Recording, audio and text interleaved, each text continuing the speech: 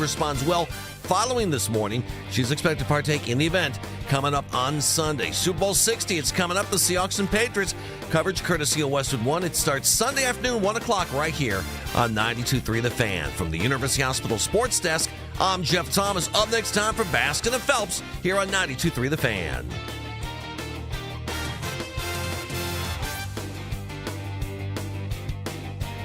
The Ken Carman Show with Anthony Lima. I always want to know in these situations, did Todd Monken want this job because it was appealing or because it was one of 32 and 31 other teams weren't calling?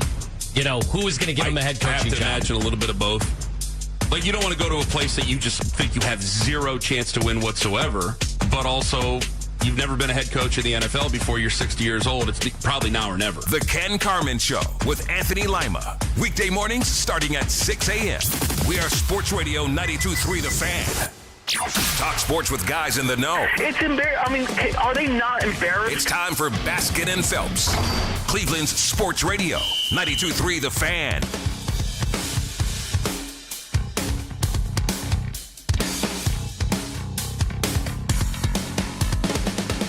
Oh, good morning, kids. How are you? Hope you're doing all right.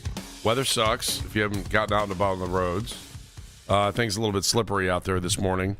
The closer you get to downtown, the worse it is. Well, and then the other problem is you're driving through downtown. Like, I'm driving down Carnegie, and half the lights are out. And so you're driving, like, this light works, that light doesn't work. And there are just so many idiots that, like, don't know the rules of the road.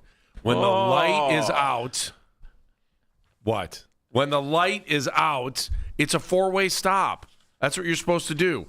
I had some knucklehead. I was on 55th in Carnegie, and I wait. Everyone around me is waiting. The person on the right gets to go, and this guy just boom, didn't think he had to stop, and it was just like I was already in the intersection. I'm like, bro, he couldn't hear me, and I'm laying on the horn. But it happened twice because up at University Circle, the same thing. Use any gestures? I didn't use any gestures. No gestures. I hit the horn. I'm like, listen, let's remind each other, okay?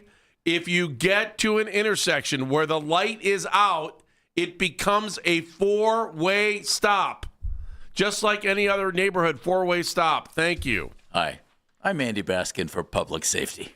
You know, when I'm not on the radio, I like to go around intersections and be a spokesman for ODOT. Yes, that's right. I'm Andy Baskin here for the four-way stop.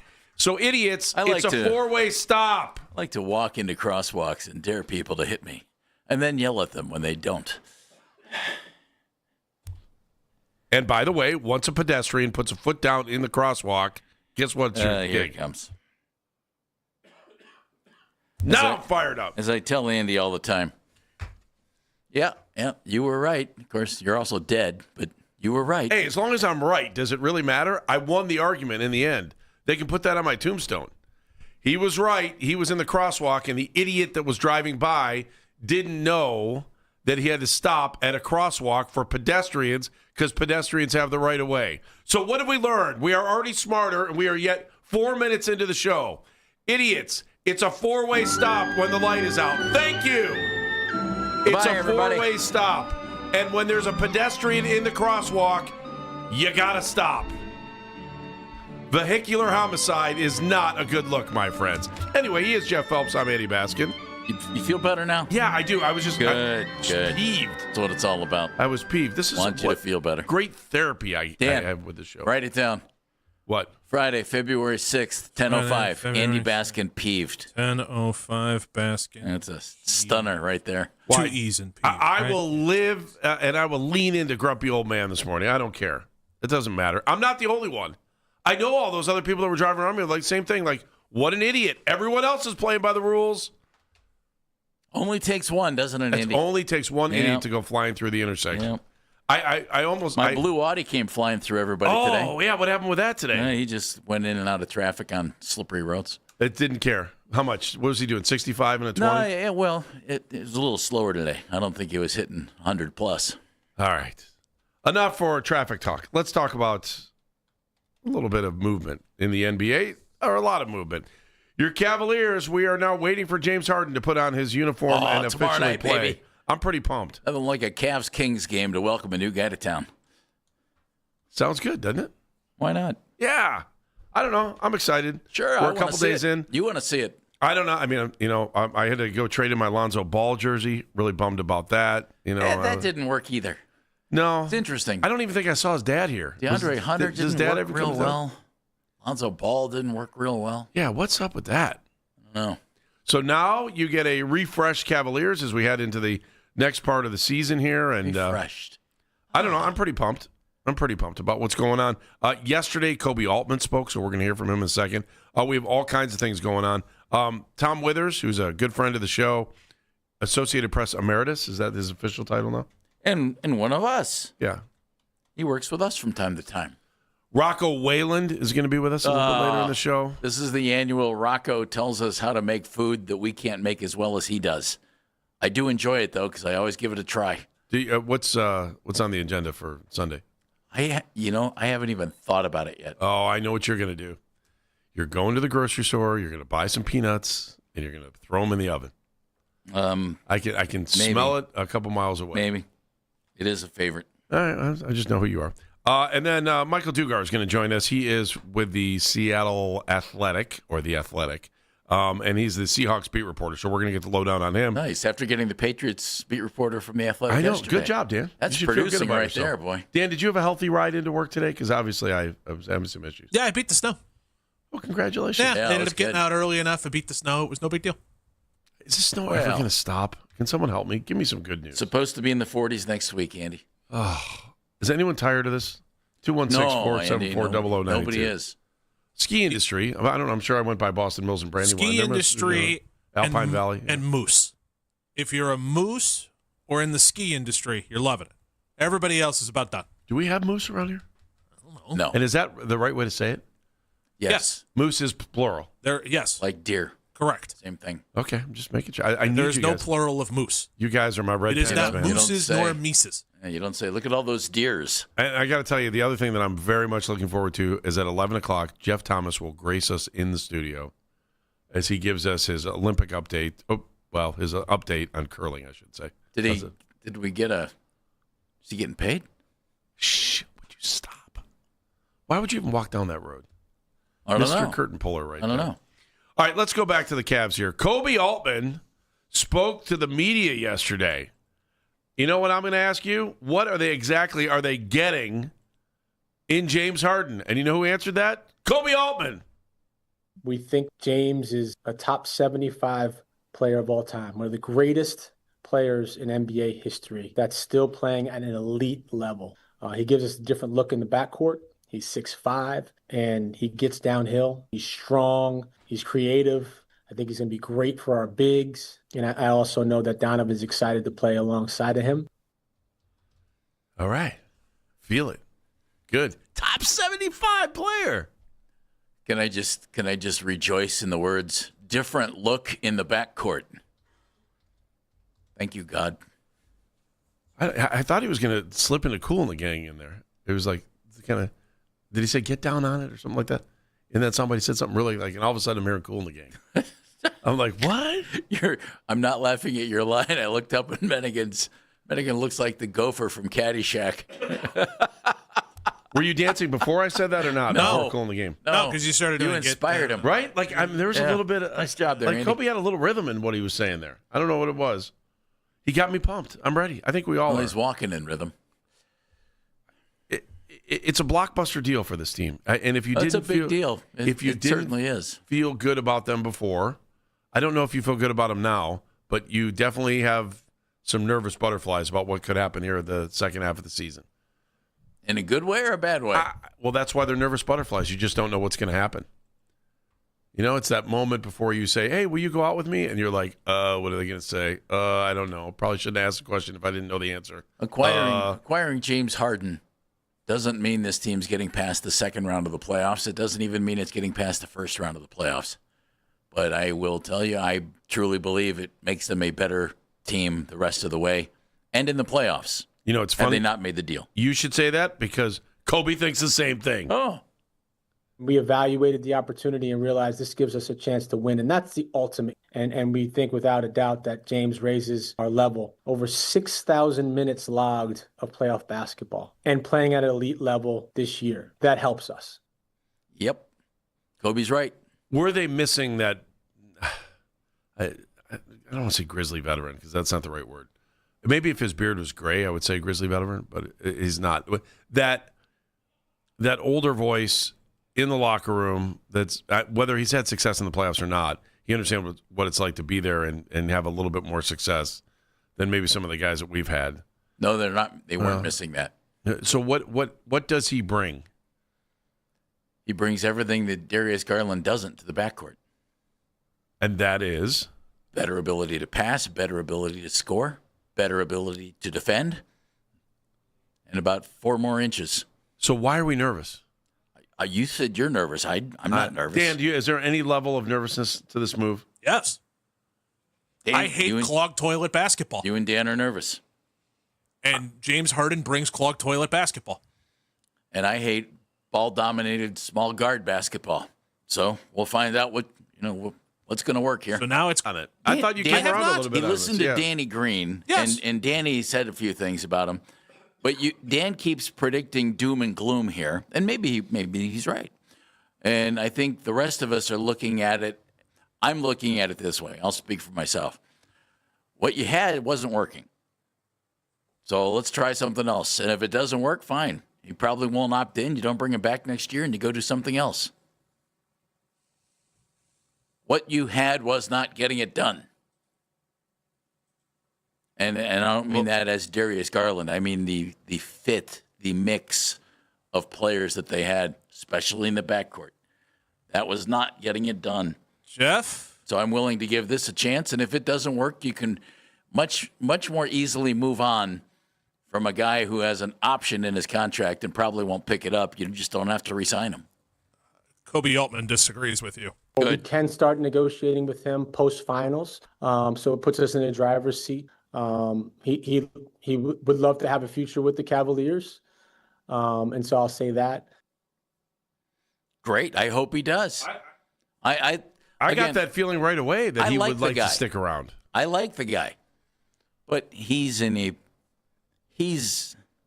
as they would say, he has hand in these negotiations because he has an option.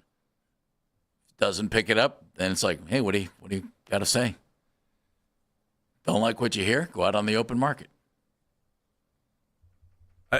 The funny part of it is like I sat here and all I could think about was the core 4 being separated. But, even if you read ESPN now, their headline is why James Harden's tenure and an era is over with the Clippers. So, the breakup is in L.A. too. It was a great era. Andy, think about this. A guy chose Cleveland over Los Angeles, his hometown. I thought free agents and guys don't want to play here. Give yourself a pat on the back. Fans? No, you. He heard your Chamber of Commerce delivery. About the weather? About the people not stopping at 4-way stops? He said, I want part of that. I'm in. His money's going to go a lot farther here. That's for sure. That's straight from the Jeff Phelps School of Finance. Heck yeah. All right, a lot of things to talk about here. So we're going to get more into the trade. I also, is he the... you have 3 guys you're going to be looking at moving towards the future. And Kobe said something about the future and one player in particular. We're going to talk about that when we come back. Tom Withers in the 11 o'clock hour, Rocco Whalen in the noon hour, and Michael Dugar, who's going to help us out and talk a little bit about the Seahawks, coming up a little bit later in the show. It's all right here. Baskin and Phelps, 92.3 The Fan. Hey, friend.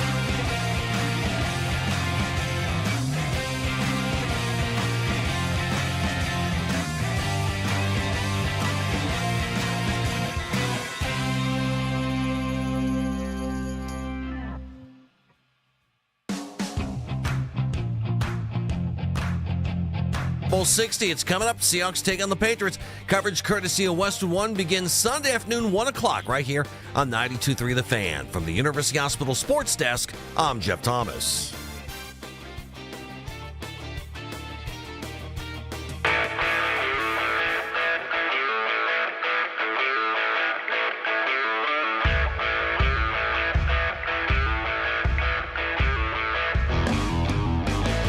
Baskin and Phelps, 92.3 The Fan, 216-474-0092. 216-474-0092. Kobe Altman spoke yesterday a little bit more about the trades and, of course, James Harden coming to the Cavaliers. We'll hear from him more on that in just a second. I do want to ask you this question, Jeff. Okay. Are the Cavaliers, a friend of mine was texting, we were going back and forth. He said, I like the team, but I got to tell you, prior to the trade, I thought the team was kind of boring. It was a little bit stagnant. Didn't really think they had anywhere to go. Now I'm truly excited. I'm engaged, and they are a better team today than they were before the trade deadline. And that there is a level of energy and excitement about the franchise because Harden is coming here that wasn't there before. Is that a fair assessment? Is that true? I think that's a little strong. Okay. But I agree. I think it's a better story right now. And I think they'll be a better basketball team myself. But I don't feel let's put it this way. My phone's not blowing up with people saying, "Oh my God, here we go." A lot of people are really people that I've talked to are excited, like super excited. Well, good. I'm not hearing that because they agreed with you on what the backcourt looked like and how it was just duplication of services. I think it's a better team. I do, and we'll see how it plays out. It might not play out that way, but I've been saying this since the trade, so I'm tired of hearing myself say it. What they were doing wasn't working, and that was real clear. And I give Kobe Altman and the organization credit for pulling the plug and going in a different direction, because I thought you were going to have to do that eventually, and now you've done it while still giving yourself a better chance to win this season. I just thought it was going to happen at the end of the year. Yeah, I thought they were going to ride it all the way through. For doing it now. I mean, I didn't think the team as it was put together was going to do anything in the playoffs. Now I'm not sure. I think they have a better chance, so I'm glad they did it. 216-474-0092. Dan, let me ask you the same question. Is there a different level? I know you don't like it. Here it comes. But is there a level of excitement to the thought of having Harden on this team and to thinking that their ceiling was raised by making this deal? I know you don't believe that, but could you understand why fans do? Oh, I think their ceiling is raised. I think this move raises their ceiling, but I also think that it leaves their floor about where it was, if not maybe lowers it, which is part of my problem that I have with it. Dan's thinking it could be big one way or the other. Is that what you're thinking? Yeah. Okay. I think the ceiling is higher because James Harden is a better player than Darius Garland. And if it all falls into place and clicks, the ceiling is higher. I just don't know if it's all going to fall into place and click. So which will make the last part of the season fun to watch. So, yeah, I agree. I will be watching. I'll be locked in for that exact reason. I want to see if this all comes together, because if it just turns into your turn, my turn basketball, it's going to be a problem. I keep hearing about how James makes big players better. Right. I want to see it. I do too. Well, I want to see it. I don't want this to turn into whoever brings the ball up the floor scores. Which is what we used to have, Dan. Just throws up a three. That's over basically and over what we used to have here. Mayor is in Brooklyn. Hey, Right? Hey, Mayor. Oh, I'm not arguing with you for a reason. Yeah. Hey, what's up, Ken? Good morning again, guys. Hey, Hello, listen, if you listen to what Kobe said, this stuff started happening at last year's draft. Jeff. The story I read was that 6 weeks ago is when they started to really kind of lean into this Harden Well, deal. but wait a minute. There were things put in place at last year's draft, and I'm going to tell you why. Okay, tell me why. Do you remember what they did with their second-round pick? Drafted Proctor. That's right. And Jeff, what did they do to Proctor? They gave him an opportunity for a while, Ken. Yeah, but they signed him to a contract. Yeah, they did, which you don't usually do with. Jeff, Oh, that's right. Right there, when I saw that, I says, wait a minute. Something's going on here. That was put into place right there. And so what you look at, when you listen to Kobe, James can pick up his option, but guess what, guys? They're not going to let him pick up his option because they owe him. They guaranteed him next year in his contract $13.8 million. And what they're going to do is they're going to say, James, here's the deal. We're going to give you X amount of money, and if you don't want that, you can go get your own deal, or we'll just cut you. That's what's going to happen. They are not paying a 37-year-old player $40 million. Ken, I agree with you, by the way. That's what's going to happen. And agree. this was all put into place last draft when I wanted the big, and that big that I wanted is helping that team get in the play-in. I just want everybody to remember that. I don't know nothing, but that's why they call me the mayor, okay? That's what happened. You can call yourself the mayor. Yeah, that's true. No, We go along with it, though. Michael Ray guy gave me that name. It's my buddy Michael. Okay, so you and Michael call yourself the mayor. Yeah, but I'm just telling you guys, this was all of a plan. When they couldn't get the big, they signed Proctor, and don't be a bit surprised if Tyrese Proctor, and he's not a bad player, but he could be your starting point guard in the future. There you go. Boy. All right, Mayor, Okay. thank you. All right, have a good weekend. All right. Thank you, Kenneth. I wonder if he's giving out tickets, or does he have his own court? Does he have mayor's court? Gosh, I hope not. That would be scary. As long as you come in and agree with him, you'd be fine, though. Kevin is in Cuyahoga Falls. Hi, Kev. Hi, Kevin. Hey, gentlemen, how are we doing today? We are hanging in. Hey, before my Cavs take, I'm going to ask you a question, Andy. Yeah. In regards to bonehead drivers, Yes. is there anything more bonehead than you run into a plow? I mean, it's big, there's lights flashing all over, and yet you run into the damn thing. How do you do that? Well, I don't know how. You've got to text and call someone while you're there, while you're not paying attention, right? That's how that stuff happens.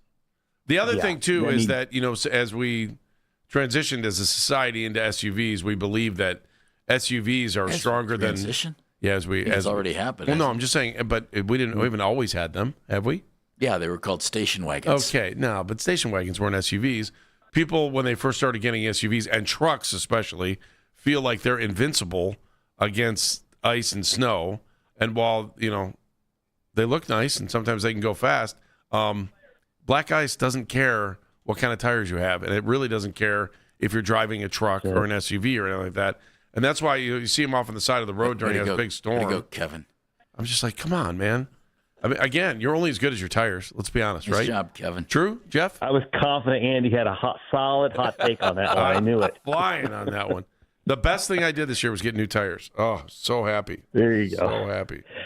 Hey, in regards to James Harden, I thought it was a great deal. Remember, guys, I called, said I knew another deal was coming. It just screamed the first deal they did that we were going to have another one. And I think Harden is an improvement. I'm excited to see him. I can tell you my two boys are also excited. I have a limited package with the Cavs. Shockingly, they reached out to me, and we're talking about extending it and getting more tickets for the season because, Harden's a name. Whether you like it, he's a name. He's exciting. I think it's excitement added to the team, and I hope it works. And the last point is, remember, James Harden, everywhere he's gone, the big on his team has gotten better. And if he can do that for Mobley, that will be such a huge win for us. I think it's playoffs all the way to the championship this year if he can do that. That's what I'm anxious to see, Kevin. What happens with Mobley and Jarrett Allen? Yeah. I mean, Jarrett's an afterthought when everybody else is on the floor, and I think that's a shame. We saw what he was capable of the other night. I've been screaming Jarrett Allen for years. I think he's an unsung talent that for whatever reason doesn't get focused on. But when they finally give him the ball and feed him, he just eats teams up. He is so hard to defend. He's a great rebounder, and he's a plus defender. And when these people call him and say they want to get rid of Jarrett Allen, I just about fell on my chair. I'm like, why would you get rid of a guy like this? He is a solid big that plays really good minutes, gives you everything he has, and produces when you give him the ball. That's all it takes. Get him the ball, and he will produce. Especially on a team that I think could use another big guy. Yep. Go Cavs. Let's see him in the finals, boys. Thanks, Kevin. Appreciate it. All right, you brought up Mobley, and yesterday Kobe Altman talked about what his role is moving forward. Evan's our future. He'll always be a mainstay for us. He gives us an incredible runway to extend far beyond this year and next year. He's just scratching the surface as a 24-year-old. And I really do think James is going to help him as well, and and J.A. But to unlock Evan, James has been remarkable track record with bigs. So we're excited about that partnership. And there you have it. That's exactly what he said about being able to play with bigs. I I just wondered what the philosophy was when you walk away from the core four. Now, what do you think? Because I do think that there are plenty of people that would have said yes to a Mobley for Giannis deal. Well, I think you still should. Before the trade deadline, I can think tell there you were a some lot of people who and, won't say yes to that. And that is? The people who run the Milwaukee Bucks. Well, there just have to be more to the package. Yeah, well, there you go. I mean, a straight-up deal, that's not going to happen. Agreed. So for him to lean in, though, and say that, Jeff, I'm just curious your thoughts on saying Mobley is the future. Yeah, that's pretty strong, isn't it? When you just broke up the core four, and then you're trying to say to yourself, really? I don't know that anybody's safe. We'll see. And he goes back to this. Is it working? Great. He's our future. Is it not working? Great. Who can we get in a trade? And if that's not the case, then Kobe's not doing his job. Let me bring up this other point about Giannis staying in Milwaukee. And, do you think that Milwaukee was just kind of dipping their toes in the water over the last couple days to kind of see who might jump in, who might throw a line in and try to I do. I kind of think they didn't mind all the talk for that to be out there. I do think that if they, although at the end they it's said kind of been out there though. It got bigger though towards the trade deadline. Well, as it would. Sure. I still think there's an opportunity that maybe something happens in the offseason. Who knows? I personally, if you weren't playing for the Cavs, I'd like to see him stay in Milwaukee and win there. To some extent. Do you think it's good for the NBA when we start? I mean, we always talk about NBA as a league where superstars jump teams all the time. Yeah, they do. Is that good for the league? Is that good for the fans? Is that good for the product? Like, I think bringing Harden here is good for the product. Because you know me, I always talk about marketability. I talk about being relevant. Like, James Harden, idiots on the road. Idiots on the road. Ohio Revised Section 4511.132. I mean, those are the things I like to talk about in life. Sure. But is it good for the game? Is it good for the league? I'm not sure that it is.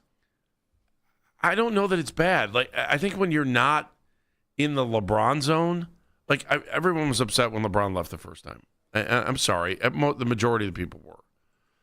And, you had a superstar that was here that, walked away for the money because he wanted to go play with other guys and go win a title. I can't, and he did it under the rules of the game. So I can't, it was really hard for me to ever get mad at him because he did what free agents are allowed to do. But by the same token, you try to, I don't know, it messes with you as a fan. You want to be a fan. You want to be able to root for a guy that played for your team. We all want this mythical athlete that's going to stay with one team for their entire career. How often does it happen? I'm slightly torn on this one because I think one of the really cool times in NBA history was when you had teams that you knew were pretty much locked in. You had the Lakers, you had Magic, Kareem, Boston, Worthy, Byron Scott, Kurt Rambis, and you had Boston. The only problem was you didn't have enough teams dancing with them. That to me was a little bit of the issue at the time. So moving guys around maybe changes some of that. It goes back to a little bit of the college, I think, thinking, Andy. I like rooting for teams more than I like rooting for players. Well, in college, you have to. You have to root for the team, for the school. In theory. Because these teams, college teams flip so fast. Yeah. Players are all over the place. But in the NBA, people root for players. Okay. When LeBron left Cleveland, did he lose a lot of fans in Cleveland? Yeah. Did he keep a lot of fans in Cleveland who were suddenly LeBron fans and not Cavs fans? Yes, he did. Sure. And so I prefer rooting for teams. So I kind of wish that they didn't move as much as they did. But the teams move the guys around too. It's not just the players in free agency. It's teams trading star players all the time. Are the Cavs now the favorite in the East? You tell me. 216-474-0092. 216-474-0092. And is this good for the game? Big trades like this. Harden coming here. But Harden's coming to Cleveland. Like, for some reason, to me, I think that's important. I think it's important for our city. I think if he can play well and elevate this team and help them get to the next level, then, man, I'm all for it. I hope this thing works. 216-474-0092. 90.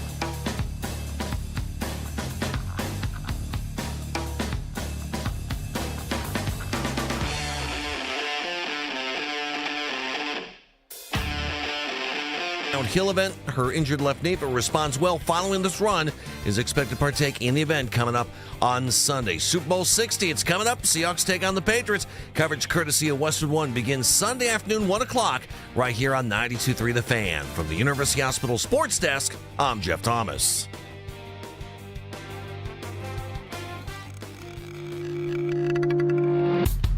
You can listen to The Fan anytime, anywhere on the free Odyssey app or by telling your smart speaker to play 92.3 The Fan. And now, all over YouTube. Yep, you can find us right there. It includes the Ken Carman Show with Anthony Lima. They're on from 6 to 10. Andy and me, 10 to 2. Afternoon Drive, Nick Wilson, Jonathan Peterlin, 2 to 7. It's each and every weekday on the 92.3 The Fan YouTube channel, and it's free. So you can go subscribe for free. Watch all the best content from your favorite shows on The Fan, live and on demand, and you can do that right now.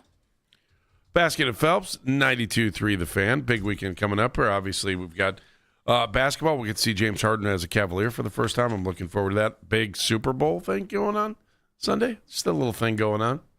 I don't feel like there's been that much hype going in this game. Do you? I don't. It's kind of weird, isn't it? I don't feel it. Like, Yeah. I'm not, I don't know. I wonder if it's because people don't find the two teams entertaining or riveting.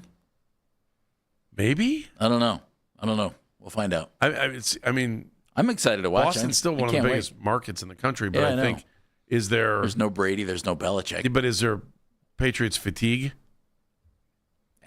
Vrabel seems to be the storyline for them more than anything else. Yeah, Drake May.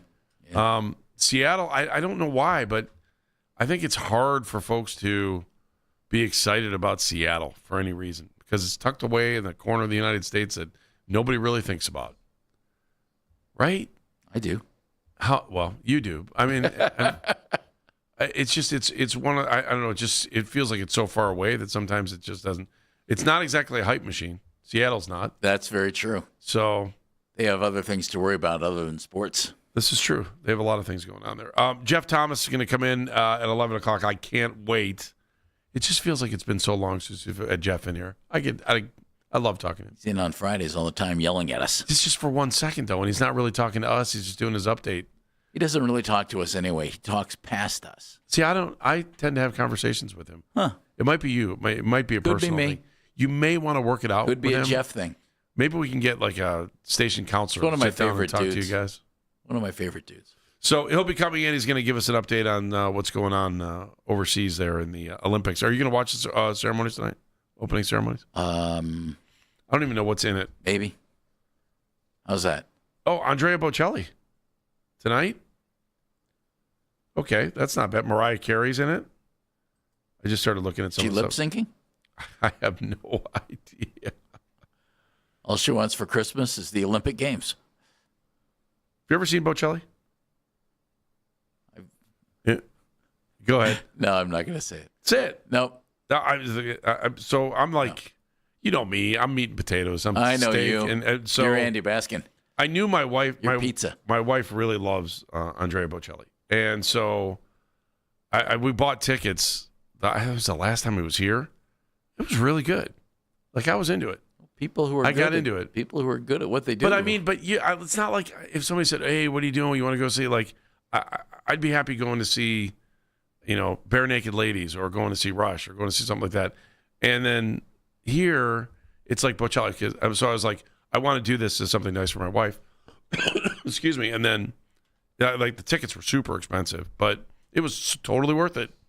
Totally worth it. Nice. So, I don't know. Even if you're like me and you would rather wear a flannel shirt and jeans and go see a good old fashioned rock concert. Sometimes it's good to open up your mind on some of this stuff. All right, so that's tonight. You got the Olympic opening ceremonies, although it's actually 2:00 this afternoon. So you'll see it again at 8. I'm sure if you want to spend your time watching the opening ceremonies. Again, I had that question for you yesterday too. It does feel weird that they actually play games before the opening ceremonies. But there's nothing after the closing ceremonies. I don't think I have to check. 216-474-0092, Baskin and Phelps. All right, so let's get back into the Cavaliers here and the trade. And, are the Cavs now the favorite in the East? I think they're going to be must-see TV for the rest of the season. And I'm not going to be upset if they don't look good over the next 14 days. It takes time. It takes time to get used to this. You got 3 guys coming into the system that weren't here before. I don't know. Everyone makes me kind of think that Harden's going to be instant success. If he is, he is. If he's not, I'm okay. I can wait a couple weeks before that happens. Jeff, I mean, we've both been around this game for a long time. And when trades happen, I think people get super pumped.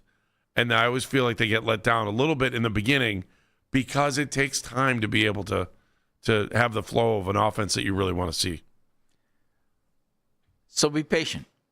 No, I expect them to take a little bit of while to figure it out. Harden plays a different style of game. And I think the guy who has to figure it out the most is James Harden. And he's coming into a team that won 60-plus games last year. Now, they haven't had postseason success, but they've got something going here. And he's the guy who's going to have to adjust. You know, you can't ask Jared Allen and Evan Mobley and Donovan Mitchell and Jalen Tyson and Sam Merrill all to adjust because this is what James does. So, though there will be a little bit of that, Harden's the guy who's going to have to figure it out. And Andy's been around long enough. He's played with enough superstar talent. I think he'll do that very, very well. And remember, he's playing for a contract. It's true. JJ is on the road. Hey, JJ. Hello, JJ. Hey, how y'all doing, man? Good. How are you doing today? Hey, Be safe. Be safe on the road, man. Yeah, I'm right now. I'm all the way in Peoria, Illinois, on my way back home. Wow. But whatever. Be safe. Hey, listen, I'm gonna say this. James Harden is he a plug and play type of player. We getting Darius Garland, but with more of a Dennis Schroeder did the other day. What did he score, like 16, 19, something like that? He scored pretty good. He stepped in and played well. Stepped in right on in there and played well.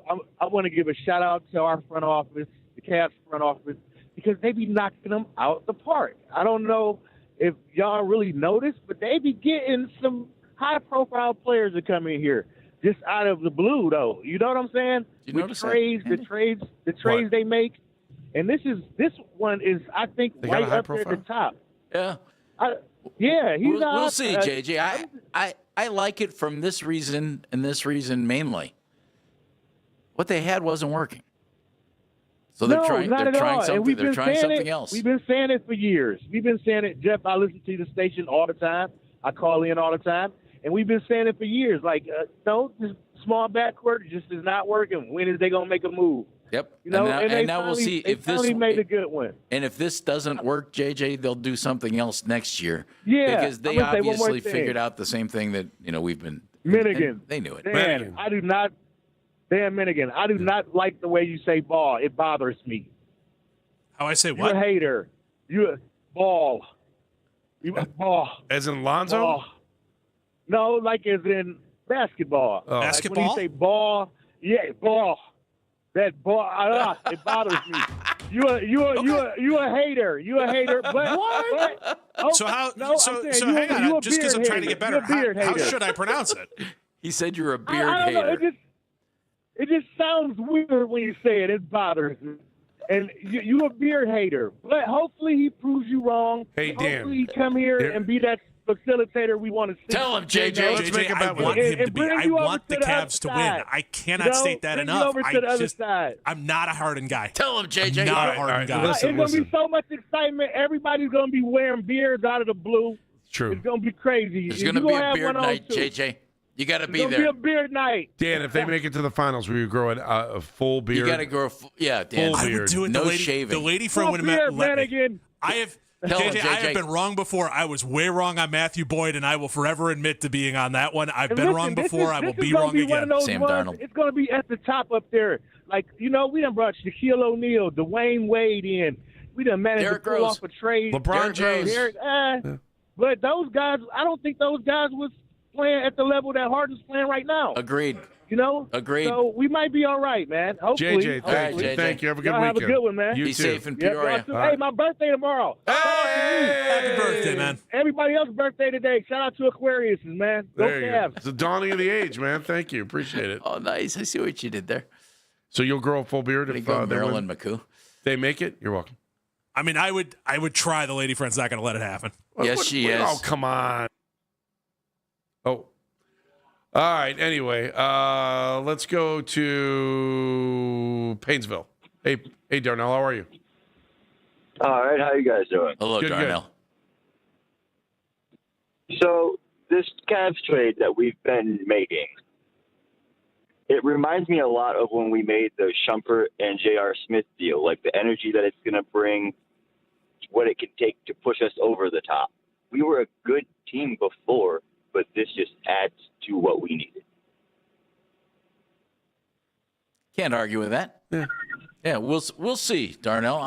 I'm very optimistic about how Harden is going to fit in comparison to how Darius fit here. Yeah, I think so that. I mean, he has more size.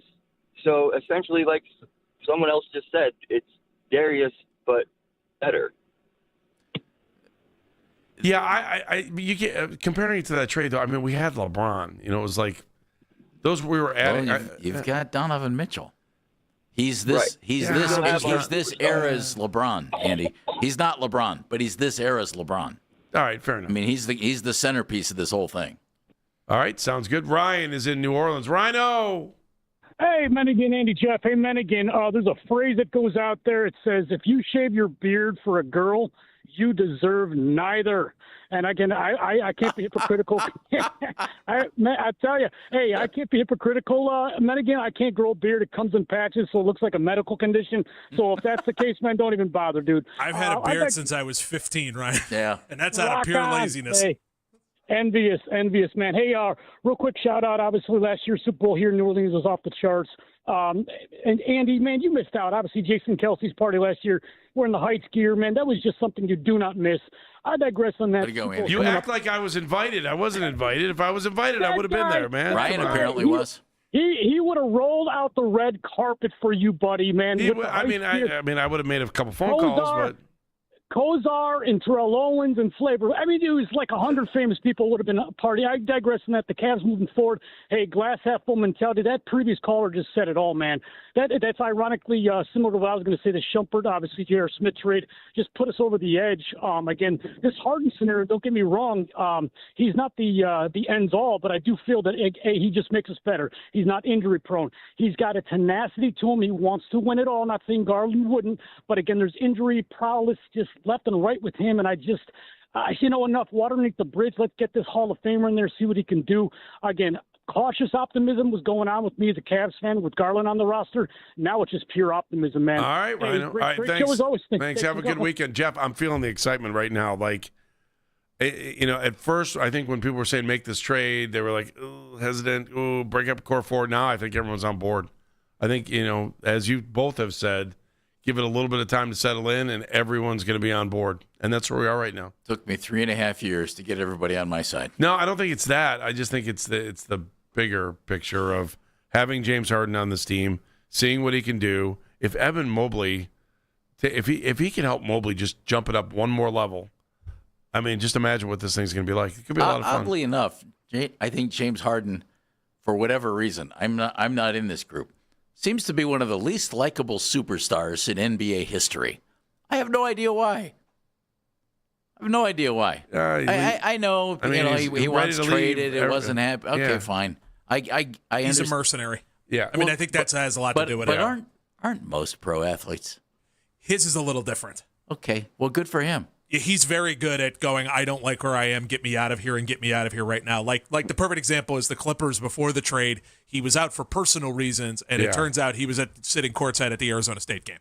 Well, he was out for personal reasons because he and the Clippers were trying to figure out where he was going to go. Right, but it's not exactly the best look when they had agreed to that. It's not exactly when you go personal reasons, and then all of a sudden, oh, look, there's the beard courtside at the Arizona State game. You're supposed to go lock yourself in your kitchen. Everyone's in the club after the game. Everyone's having fun. You're supposed to sit there and do nothing.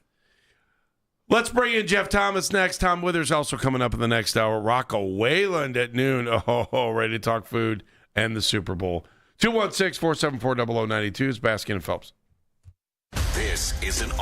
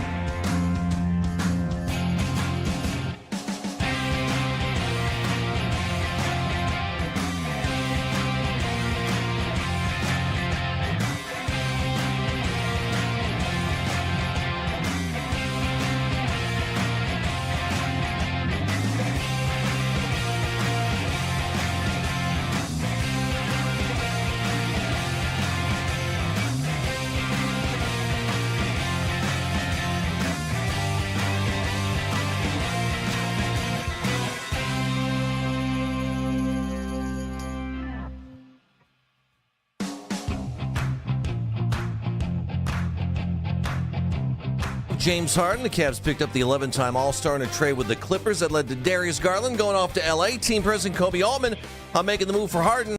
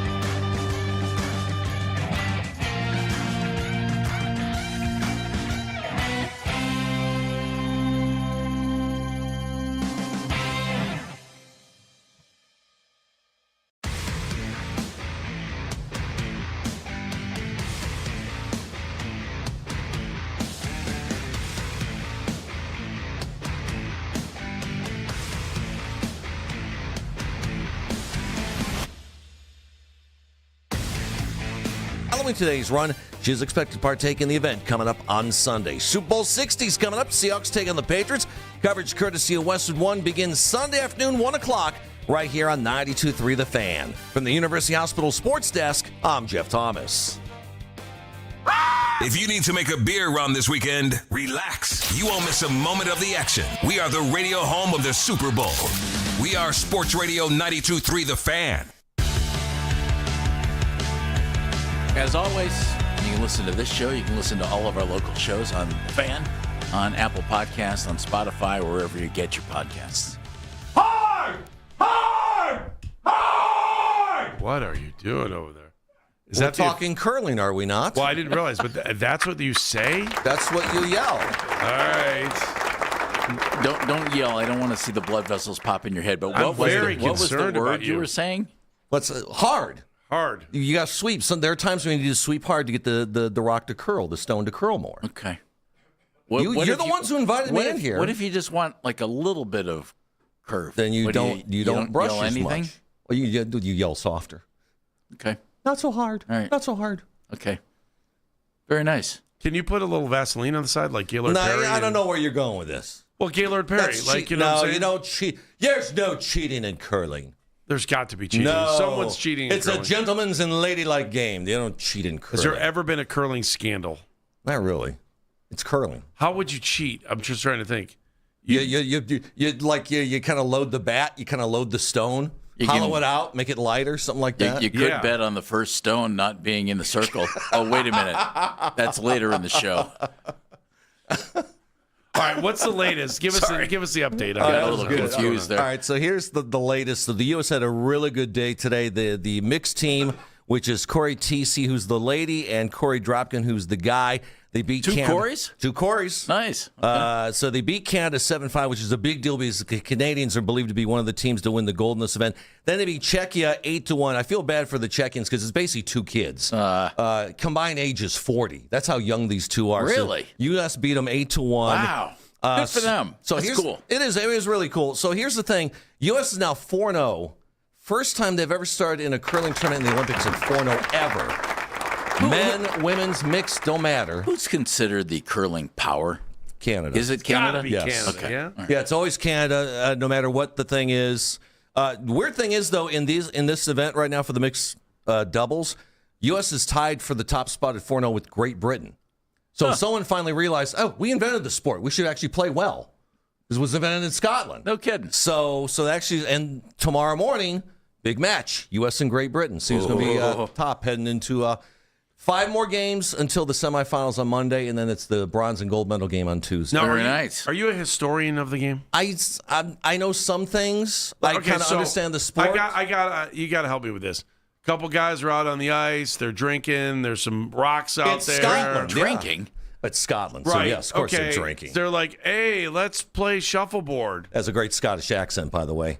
Let's play shuffleboard. Come on!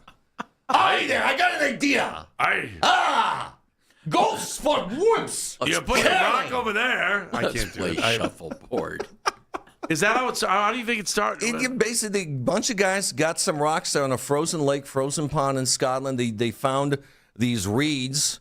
They tied them together, started using them. They called, and eventually they elevated the game to where they're actually brooms that you would brush your house with. And for years in the Olympics, they used real brooms.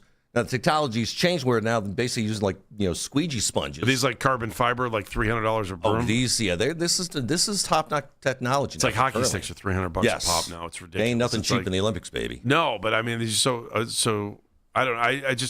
I find your fascination with curling infectious. And how long does it go on here in the Olympics? All right, so it's like this week. It's a good week, right? It runs through almost the entire games because right now it's the mixed doubles.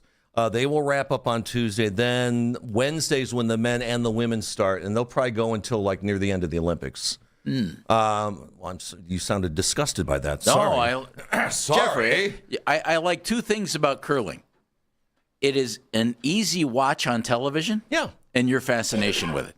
Those are the two things I love about it. Let me explain. It came out of the blue. So my wife and I are watching the 2010 games in Vancouver.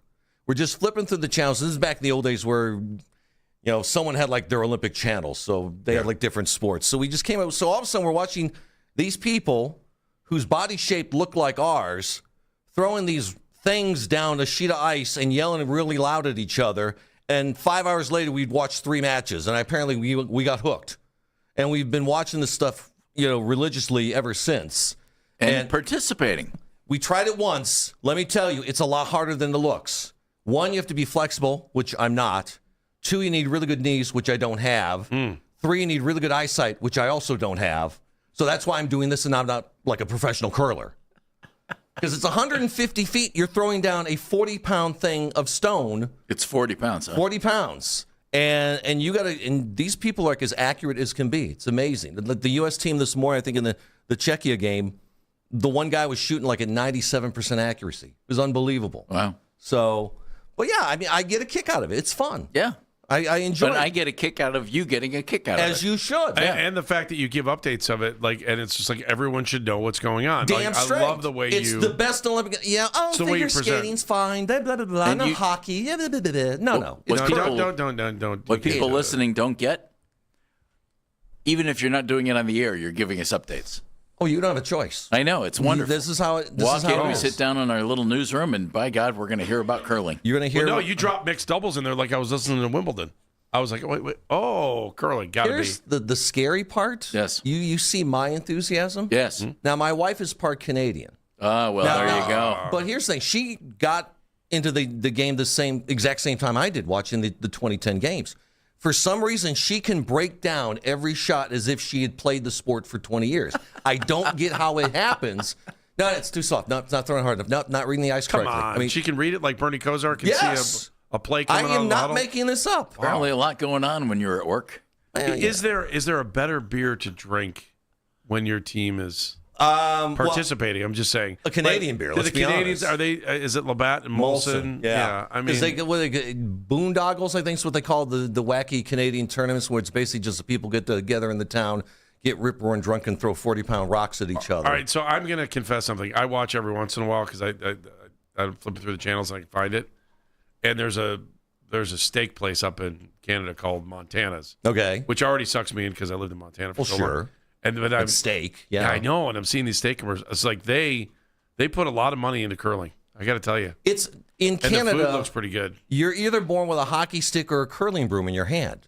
It is a religion up in Canada. Not running down your face. Well, they feed the poutine while you're holding this one or the other stick. Gotcha. I mean, they go bonkers for this sport. I mean, they will drop national TV programming to show curling tournaments in Canada. Of course, yeah. It's crazy. Prime Minister's got to stop talking, right? Right. If the Prime Minister ain't playing, no one cares what he's doing. That's a good point. All right, you guys. Hey, Jacques, let's go. So play some curling. Can you just stick around for a second? Because Dan's been updating us on this. Well, we got to stop talking. That's it? No more curling? Well, do you have more? Give us more. Well, you got me all revved up yesterday, and this is it? This is my boy. Well, I need you to help us smarter. Get smarter. Talk about idiot drivers. He'll get going. Word. Oh.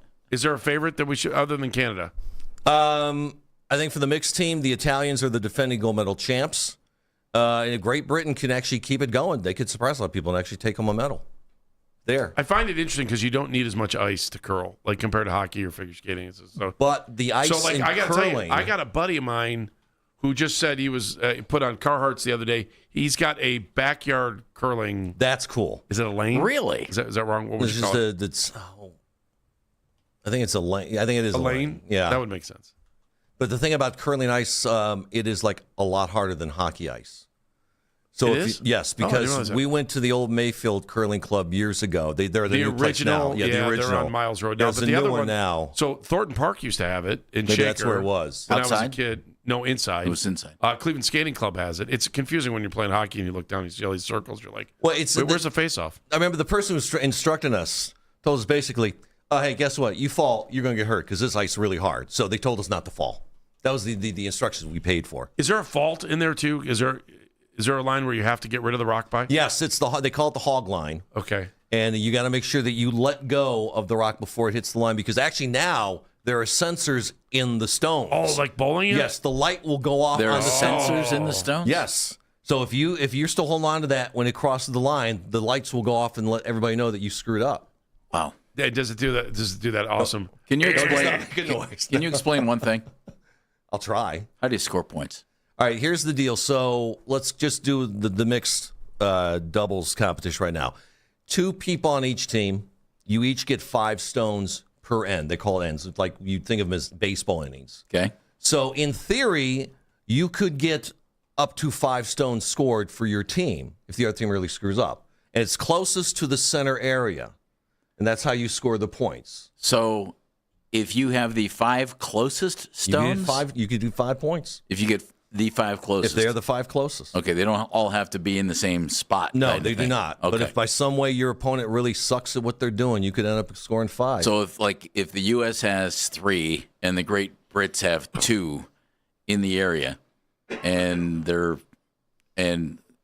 one is closer than one of the U.S. stones is closer than the other 2, then that would be just 1 point for the U.S.? Okay. Yes, exactly. See how I figured that out? Very nice. Someone's paying attention. It's the same as shuffleboard, isn't it? It's not, there's don't go there. Well, I'm not trying to be, but no. I've been taking this crap from the little boy back there with except for the fact that shuffleboard is that there's 3 different landing areas, and people are quite drunk and old. So yeah, the premise is the same though, isn't it? No, I don't think so. Oh, you go tell. All right, I haven't seen advertisement for the Villages Curling Club. Thank you. Oh, look at you getting defensive back there. Curling's a hell of a sport, man. Here's another thing. I will give you $10 to go up to someone who's an honest-to-God Scotsman. Tell him, hey, curling's like shuffleboard. When he's done kicking your ass, we'll see how you feel about it. Oh, that's right. If he wants to play me field hockey, we'll go. Oh, no. We'll go toe-to-toe. I'll play field hockey with him. And you look good in a skirt. Whatever, man. Whatever it takes. That's what, I don't understand how lacrosse goalies don't wear leg pads. That's the same premise as the other thing. I don't get that. Here's the other thing. In Olympic curling, isn't it? Don't they have the bullseye? I'm just trying. Sorry for lack of a better word. That's all right. The bullseye. It's on both sides, right? Yeah. Where you throw from and where it lands. Yeah. But on TV, it seems like they only show it the one way. It looks like it's curling. Give credit to NBC. They do a great job when it comes to putting the cameras where they need to be to watch this event. Because they got, like you mentioned when I was talking to you yesterday. Yeah, the overheads are really cool. They are fantastic. And they have it designed for every single lane and all kinds of different angles and things like that.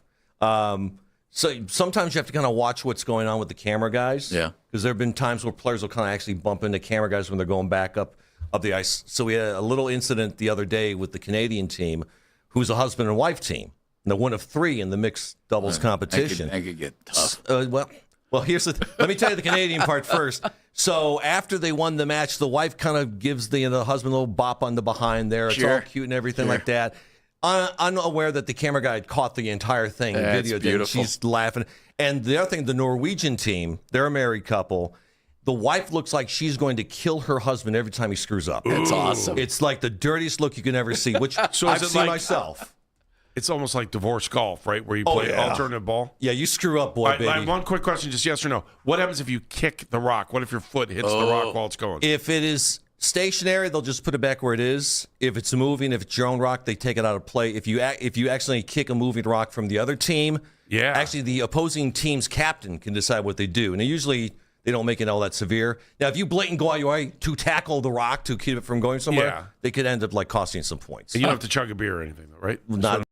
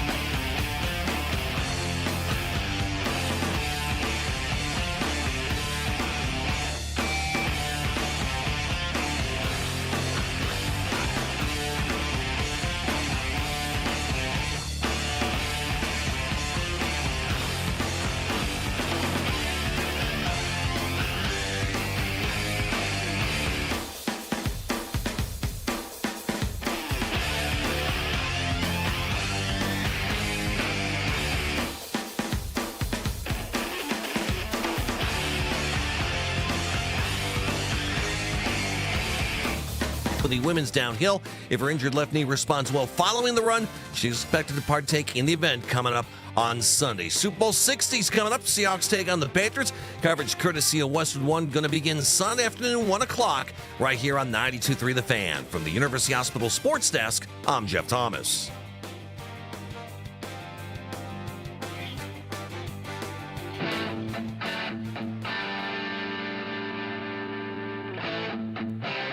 Baskin and Phelps, 92.3 The Fan. All kinds of good stuff going on. We obviously got the big trade with the Cavaliers. You got the Super Bowl coming up. You got the Olympics going on. So many things hanging. And just to talk about lately, this is a great weekend. Rocco Whalen, speaking of hanging, is going to join us at 12:40. We're going to talk to him about Super Bowl food. And then Michael Sean Dugar, the Seahawks beat reporter for The Athletic, is going to join us at 1:20. I got to tell you, I'm going to take this really quick.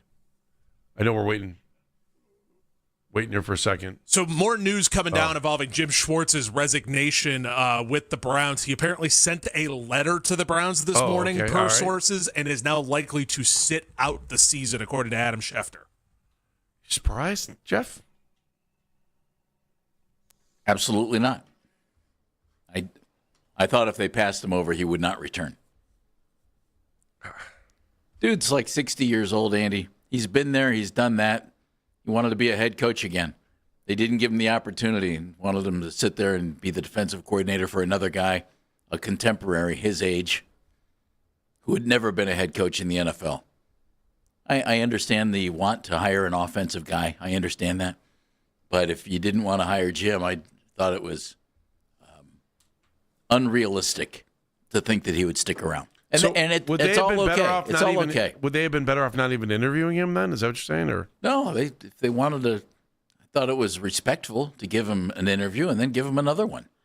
And if they decided that that's not what they wanted, that's the way it goes. It's the same thing with, as we said all during the search, Andy.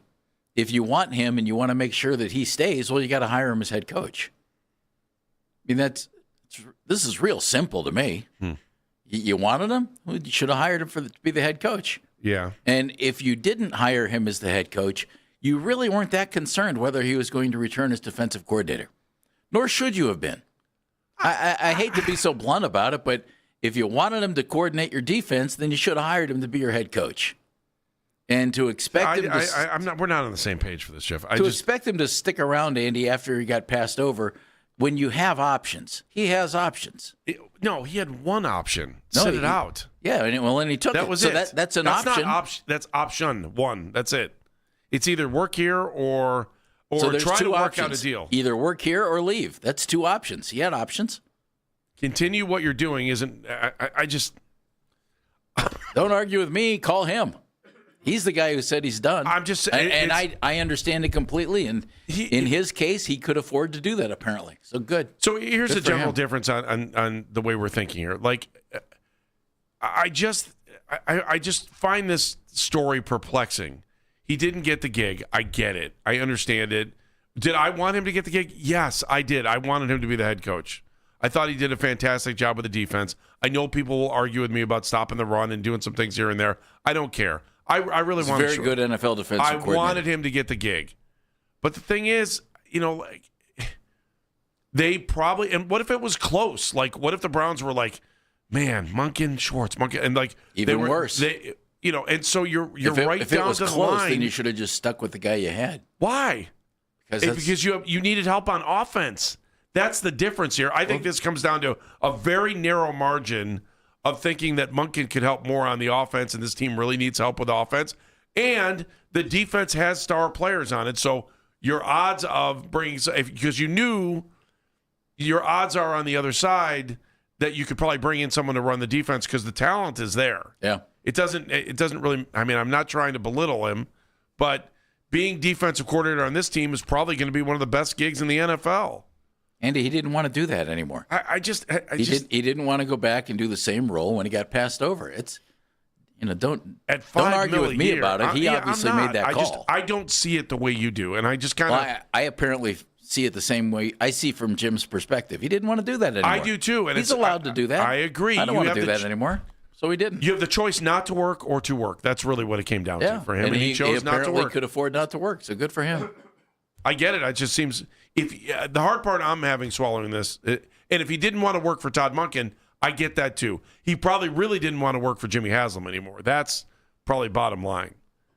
And I can understand that too. I get all that. But when you really sit down and think about it and the pros and the cons, if you love the game the way you think you love the game and you're really good at what you do as a defensive coordinator, the only thing holding you back, I think, is ego. It's all ego, and this is an ego-driven game. I don't know. I'm bummed out. I'm bummed. I'm bummed. I wanted him to be the defensive coordinator. I wanted them to be able to figure things out. You're allowed to be bummed. I don't think it's ego. I think it's want. He didn't want to do it anymore. All right, let's go to the Make It Right Call Kyle Wright hotline. We bring in Tom Withers. Hi, Tim. Tom, how are you, Tom? Tim, how are you? Sorry. Hey, Joe, Pete, how are you guys? So, Bobby, I got to ask you a question. Sorry about that, Tom. What do you think of this whole he's going to walk away for a year? I mean, I don't think the Browns were going to give him the option of just letting him go. Would you have? I wouldn't have. No way. Yeah, I think you have to at this point, Andy, because you got to get the awkwardness out of it. You got to allow Todd Monken to do his job, and you didn't need a disgruntled coordinator in the building. And whether or not Jim Schwartz was going to play along and be a good soldier or not became pretty obvious when he. You know what? To me, this underscores that they made the right decision. If this is how Jim Schwartz is going to act in this situation, I think you had to move on. Now, that's no knock on Jim, who I think is a terrific coach. And what surprises me, I think, guys, is that the Browns didn't seem to read the room correctly on this. I kind of felt like if Schwartz was going to be, paraded around as kind of the top choice, if you will, because I know the Browns didn't come out and say that. However, when Jimmy Haslam said, great coach, et cetera, during the hours after the Stefanski firing, it became pretty clear that he was, if not 1A on their list, right? So when they passed him over, I knew that Jim Schwartz, with his ego and with his, making it very public that he wanted another shot at this, for him to be bypassed was going to hurt some feelings. And clearly that's what's happened, and that's where we're at here. And Tom, that's okay. He's allowed to walk away. Of course. In his situation, I can understand it completely. If he were 32 years old and got passed over and had another 25 years of coaching ahead of him, it's a different story. I can too, and I think it hurts him probably also from the standpoint that he's done a terrific job the last couple of years. I mean, shoot. I mean, it's not all him that got Myles Garrett up on that stage last night as the unanimous Defensive Player of the Year. It's not all him that got Carson Sweatzinger up there as the Rookie of the Year defensively in the NFL. But he's got to take a little bit of credit for that. So I can see him being upset. I can see that, obviously, the years in Detroit were tough on him. He did a nice job there, took a little bit of time away. I know there were some health issues or whatever. And then he essentially resurrected his career here, Jeff. So yep. I can see why he would feel the same way as well.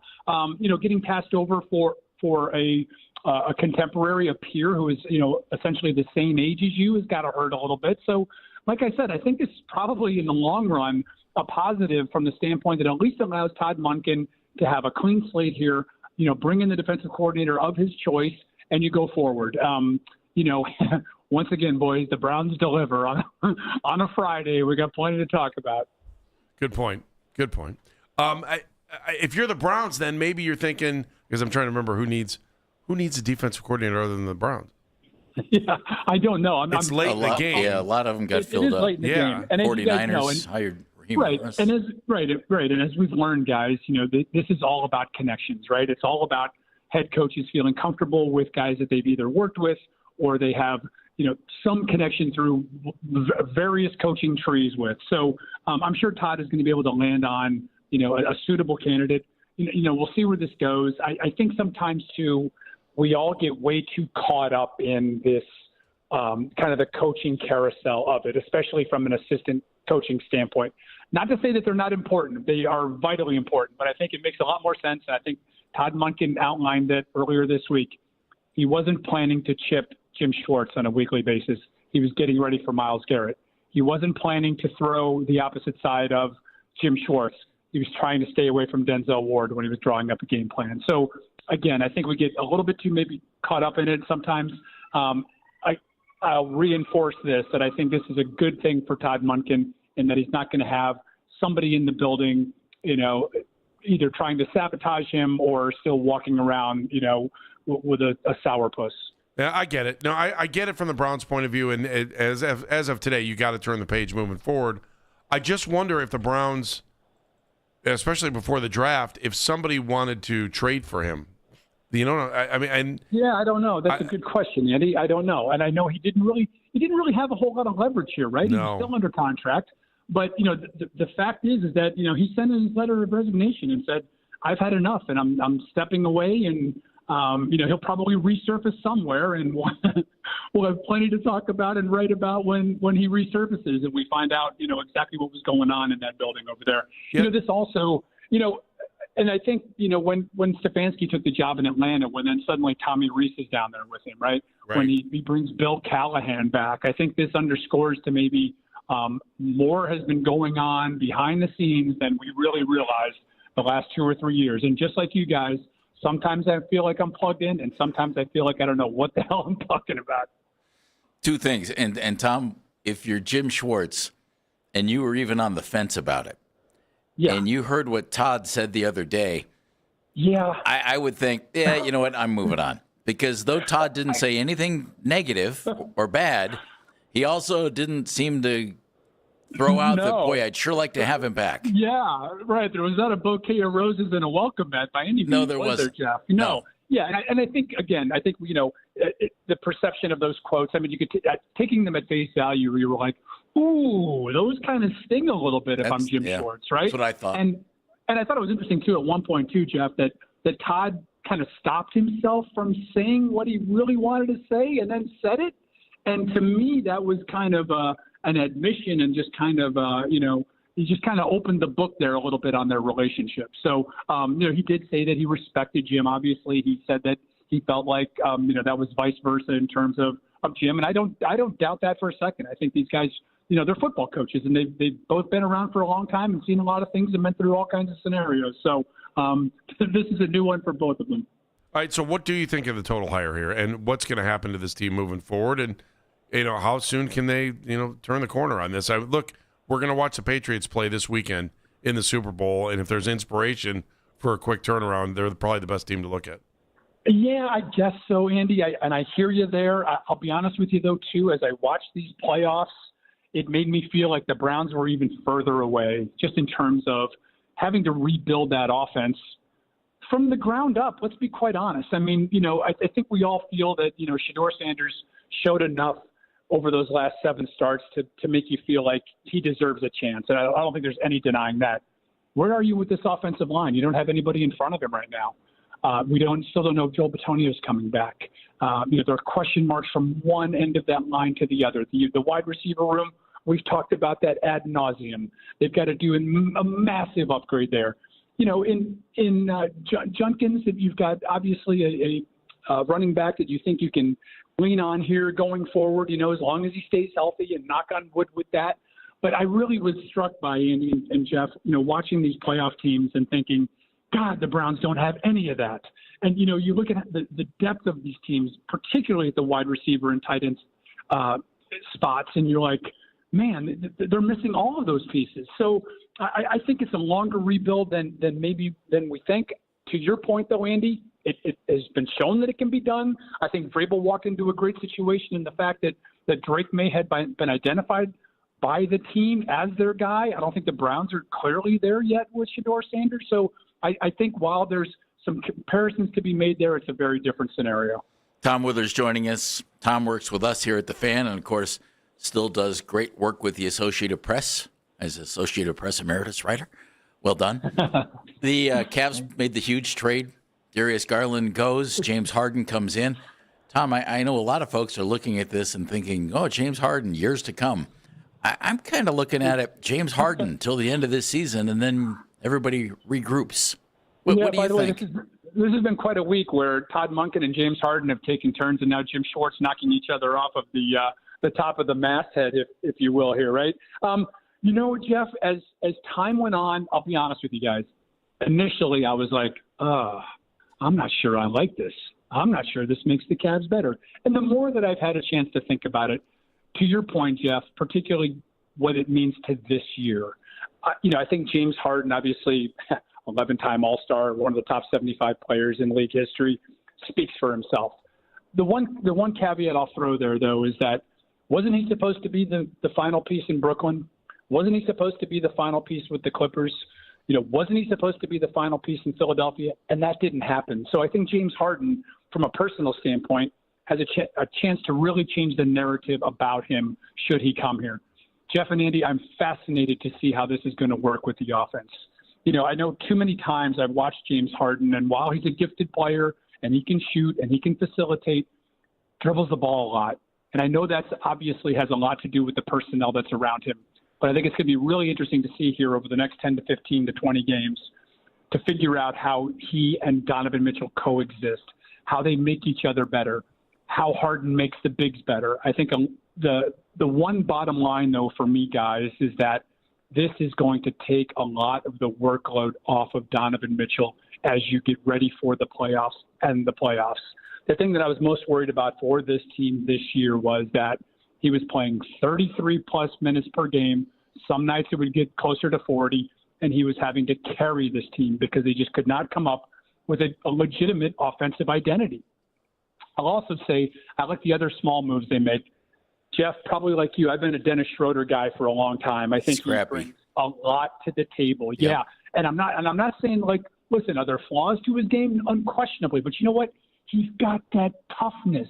He's got that grit that I think this team, that's been we've talked about this a million times too, guys. That's that thing that's been missing most about this team the last couple of years. Dennis Schroeder's going to stick his nose in there. Not to say that Jalen Tyson doesn't, not to say that, Craig Porter Jr. doesn't, not to say that Jared Allen doesn't have his moments where he shows toughness. They don't have enough of it. I think Dennis Schroeder is going to bleed that through this team. So I think that's a big thing.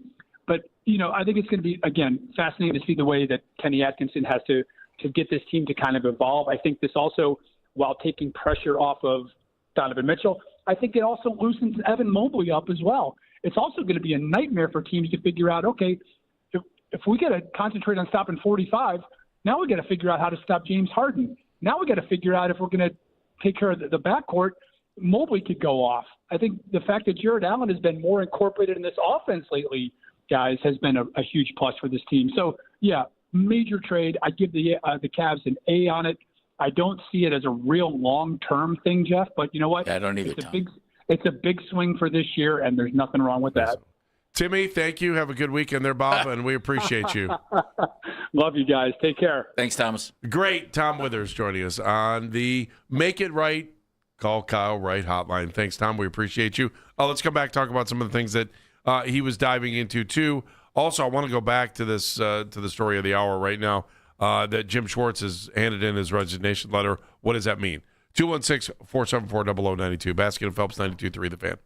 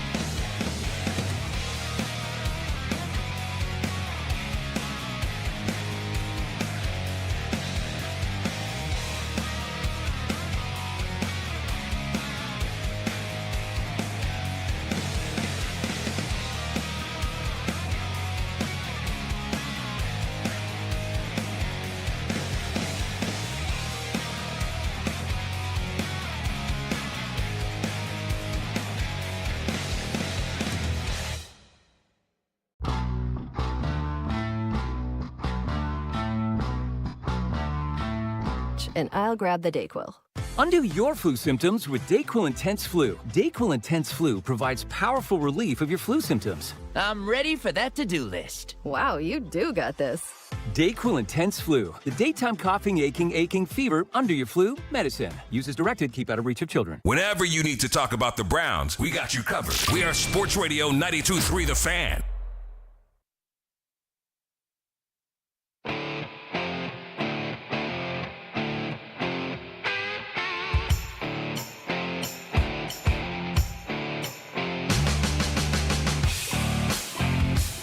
Baskin and Phelps, 92.3 The Fan.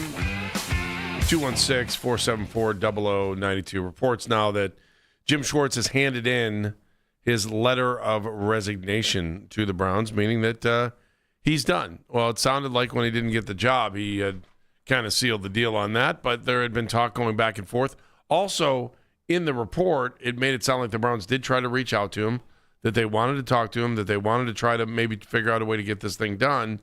And at the end, Schwartz just said, all right, I'm done. I don't want to do this anymore. Not here, at least. He's allowed to do that, right? Yeah. It's costly, but yeah. Yeah. Statement from the Cleveland Browns on it. Yesterday, Jim Schwartz submitted his letter of resignation as defensive coordinator of the Cleveland Browns. We'd like to thank Jim for his contribution to our organization over the last 3 seasons. Our search for a new defensive coordinator will begin immediately. Jason Tarver. Well, by doing coach. that, they were saying they were on hold. They were waiting to see if they could try to figure this thing out. Apparently. But as you said earlier in the week, they had to figure this thing out quicker than later. I was hoping by Monday. Yeah, I wonder if, what happens if another team offers him and it's also interesting. What, do you have one head coaching interview that we know about in Baltimore? Mm-hmm. It'd be also interesting to see if another team. He had 2. Would another team offer him an assistant head coach's position, which would be an upgrade from where he was now. And I wonder what the difference is between handing in your paperwork and saying, I'm retiring, or handing in your paperwork and saying, I'm quitting. I don't know if there's a difference or not in the paperwork on that and what it means. And, if I'm assuming that you're walking away from any compensation you would have had this year too if you straight quit. I can't imagine the Browns would owe him anything. I would think so. Yeah. I mean, in the normal world, that's the way it kind of plays I would out. also think the last thing in the world Todd Monken would want is a guy who is disgruntled on his staff. Oh, I agree with you on that. I agree. That's a bad idea. And by the way, Todd said he had reached out to him, right? In his press conference. He said that they had talked. Okay. So yeah, I think he did. Yeah. But it honestly, when Todd talked about it, it didn't sound like Todd was doing any recruiting when he had his little press conference. I think that's. I mean, I know it didn't sound. I don't know what else Todd would have said. That's the issue. But he doesn't have to. He doesn't have to kiss the guy's butt, and Jim didn't have to kiss Todd's butt. Yeah. One guy got the job, the other one didn't, and the other guy who didn't wanted to move on, and that's okay. Yeah. That's okay. Dan is in Cleveland. Hey, Dan, how are you? Hello, Dan. Hi, thanks for taking the call. Thanks for calling. Okay, the one point you guys have been dancing around it, but you have to look at just the other side of the coin based on that press conference, what Todd has said, and the people that he's bringing from Baltimore already in place.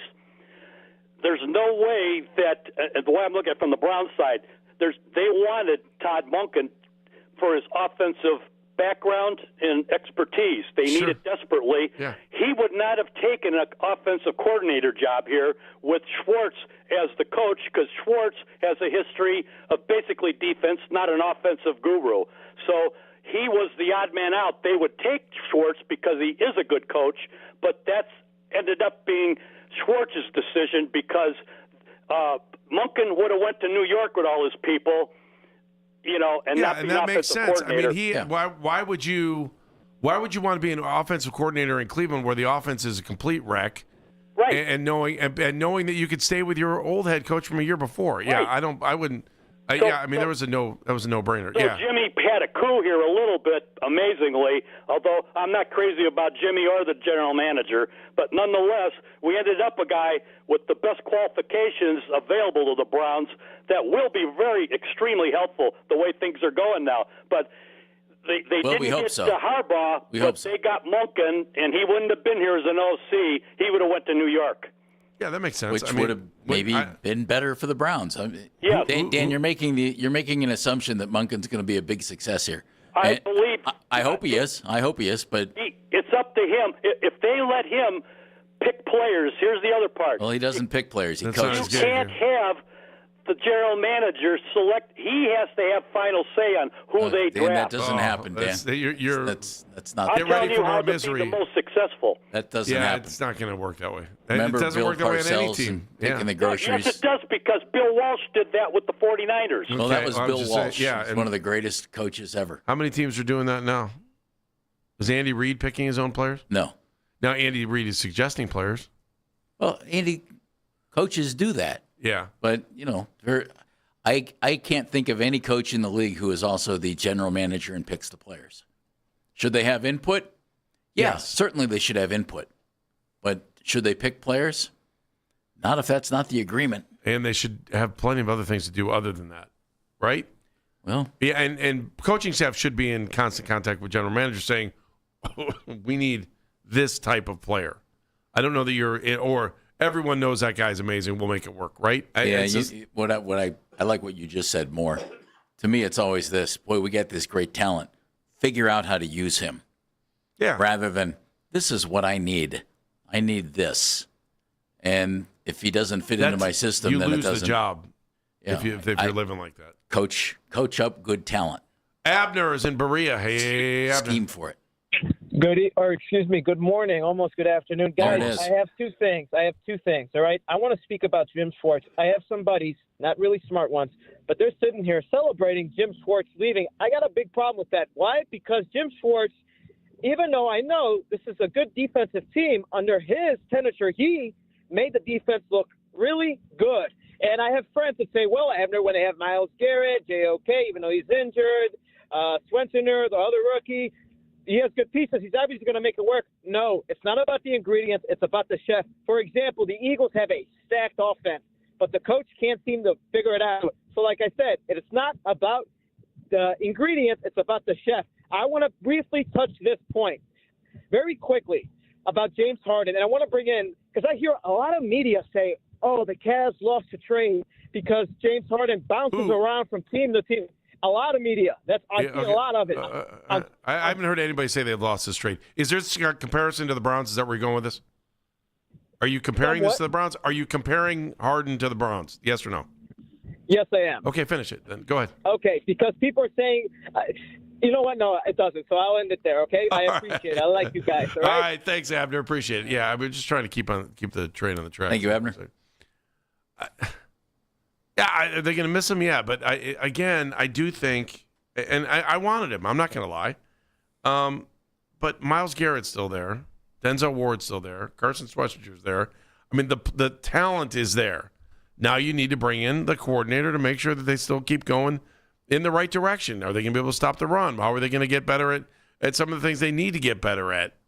You know, I as much as I loved the entire Myles Garrett story, when the season went in the tank, the only thing we cared about was him getting sacks. That was like one of the biggest reasons to watch a game. I want more than that. I want him to be able to get his sacks. I want him to be the defensive player of the year, but I want victories. I don't want to walk into week 10 going, oh, Myles is about to break the sack streak again. That's great. I want wins. That's how this thing needs to get turned around. The goals have to be bigger.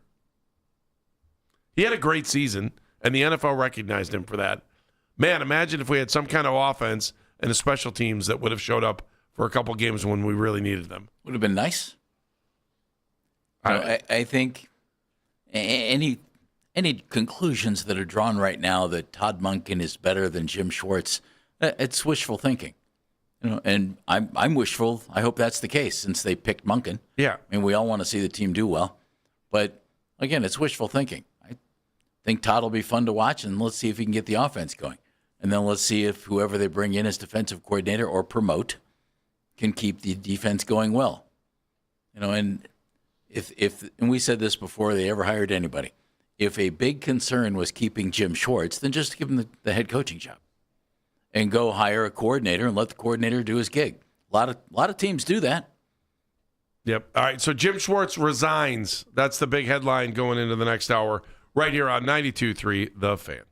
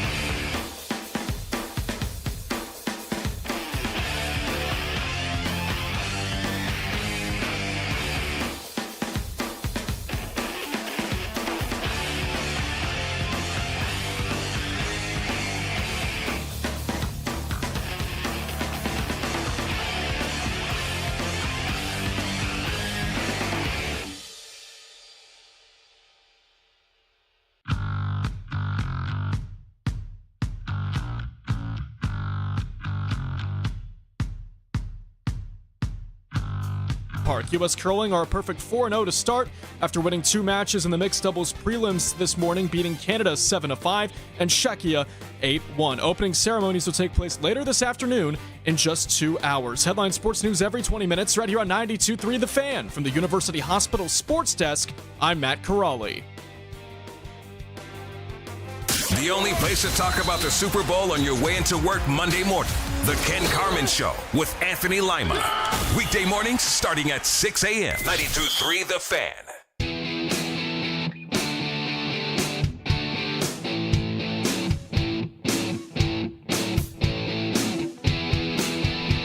Contest time. You ready to go?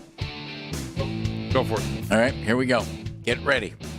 Win a pair of tickets to Post Malone presents the Big Ass Stadium Tour 2 with Jelly Roll and Carter Faith on Thursday, June 25th at Huntington Bank Field.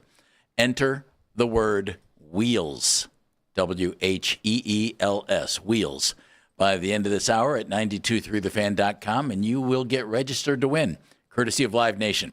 Tickets are on sale Tuesday, February 10th, 10 a.m., Ticketmaster.com, WHEELS, by the end of this hour at 923thefan.com. He is Jeff Phelps. I'm Andy Baskin, Dan Mennigan, and, of course, Matt Corrali time hanging out with us here on a Friday afternoon as we get set for a Super Bowl weekend. We'll be talking about the Super Bowl coming up here in a few moments, but obviously the bigger story of the day, anyone that was holding out hope that Jim Schwartz was going to stick around and remain as the defensive coordinator for the Browns, that page has turned as he's handed in his resignation, and it appears that he will sit out this season. And he'll wait things out and then maybe try to jump back in the game afterwards, or at somewhere along the line, if some team, I don't know if the Browns can work out a deal with another team, or if there's another way for him to get back into the league this year. I'm sure they could try to figure it out. That's what his agent's for. But as of right now, we know that Jim Schwartz is definitely not coming back to the Browns as the defensive coordinator, meaning that Todd Monken's got to go out and find a defensive coordinator or elevate someone who's already on staff. And by the way, when he spoke the other day, that didn't seem like that was too far-fetched. Elevate somebody if you've already got him. If you like what's going on, you just change in one seat. Hey, I mentioned yesterday, Jason Tarver, linebacker coach, former defensive coordinator of the Raiders, once flipped off officials twice in the same game. Those are officials, though. As long as he's not doing that to the boss, he's fine. Dog pound ready. Dog pound ready, right there. How big of a deal is this? Not as big of a deal as people are going to make it out to be. And I say that for this reason and this reason only. Okay, what is it? The Browns wanted him. They should have hired him as head coach. But why couldn't the Browns have wanted him as defensive coordinator still? What's wrong with that? You know the guy. I mean, you're the Browns. You know the guy. Wanted to be a head coach again. It's been 13 years. If you wanted to make sure he was your defensive coordinator, the only way to do that was to hire him as head coach. I mean, this is real simple to me, Andy. But it's weird because you're still under contract as the defensive coordinator, so that's your job. Apparently you're not anymore because you resigned. So if they wanted him, they should have given him the head coaching job. Yeah, apparently they didn't, and that's okay. This is all okay. I understand it's okay. I think it's just the way you're presenting it. That hits me the wrong way when you present it like that. Present it like what? Well, you're just saying if you wanted him, maybe you wanted him to be the defensive coordinator. I don't think I said if you wanted him. Yeah, I don't think I said that. You're pretty close though. I think I said if you wanted him as your defensive coordinator, hire him as your head coach. But if you wanted him as your defensive coordinator, you've already hired him. Then don't fire Kevin Stefanski. This is all real simple stuff, Andy. Yeah, real simple. You were hired to be the defensive coordinator. Under Kevin Stefanski. We decided we didn't want to give you a promotion. You're still the defensive coordinator. Nope. No, he's not because he quit. Yeah, because he quit. Yeah. Yeah. I don't know. I wanted him to be the head coach, but I just don't get your part of your argument doesn't make sense to me. And it's I don't know if it's just impersonal or what? Well, it's not something. It's something you're saying. It is impersonal. It's business. I understand that. And Jim, we love you. Meet Todd. He's in the big office. You're down the hall. You've never had that happen at a job? Yeah, I have. Yeah, and I didn't have options, so I sucked it up. No, you did have an option. You could have quit. Same option Jim Schwartz had. Not true.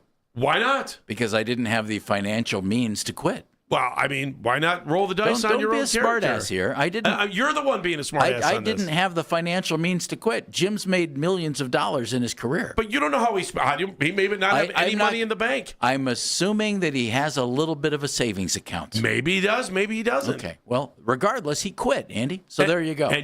But I'm just saying, I had the same options before in the past, and so did you. And you could have rolled the dice and said, I'm done. I don't want to work here anymore. I was 23 at the time. I really didn't have a whole lot of options if I wanted to try and be a sportscaster. I had to gut it out. Jim's 60. He's been there, done that. He can do whatever the hell he wants, and he is. Age is a matter of perspective, my friend. Jeff is in North Carolina. Hi, Jeff. Jeffrey? Hey, guys. Hey, I appreciate you, Mr. Baskin, Coach Phelps. I think you hit it right on the head, Coach. The original sin was firing Stefanski. Like, no sense playing revisionist history. I think, Coach, you were a long time ago wanting to, just keep them both and keep things going. And I was, thinking the same thing. You could actually make an argument that Kevin did his best coaching job ever with how many games he could have won. I think, maybe 7 or 8 games this year with that, terrible construction of an offensive unit. So I thought he did good. That's the first point. But, more importantly, we are where we are, right? They fired him. All right, let's do what the best we can. And there's no way you can hire a defensive coordinator. The question isn't, is Todd Monken better than Jim Schwartz or Jim Schwartz better than Todd Monken? The question is Todd Monken better than the offensive coordinator that Jim Schwartz would have hired? And that's why they have to go with a Monken. You had to. The defense is fine. And the last point, Jim Schwartz, man, come on, bro, grow up. Like, you're a professional. You get paid well. You're under contract. We teach people all the time not to quit when the ball don't bounce your way.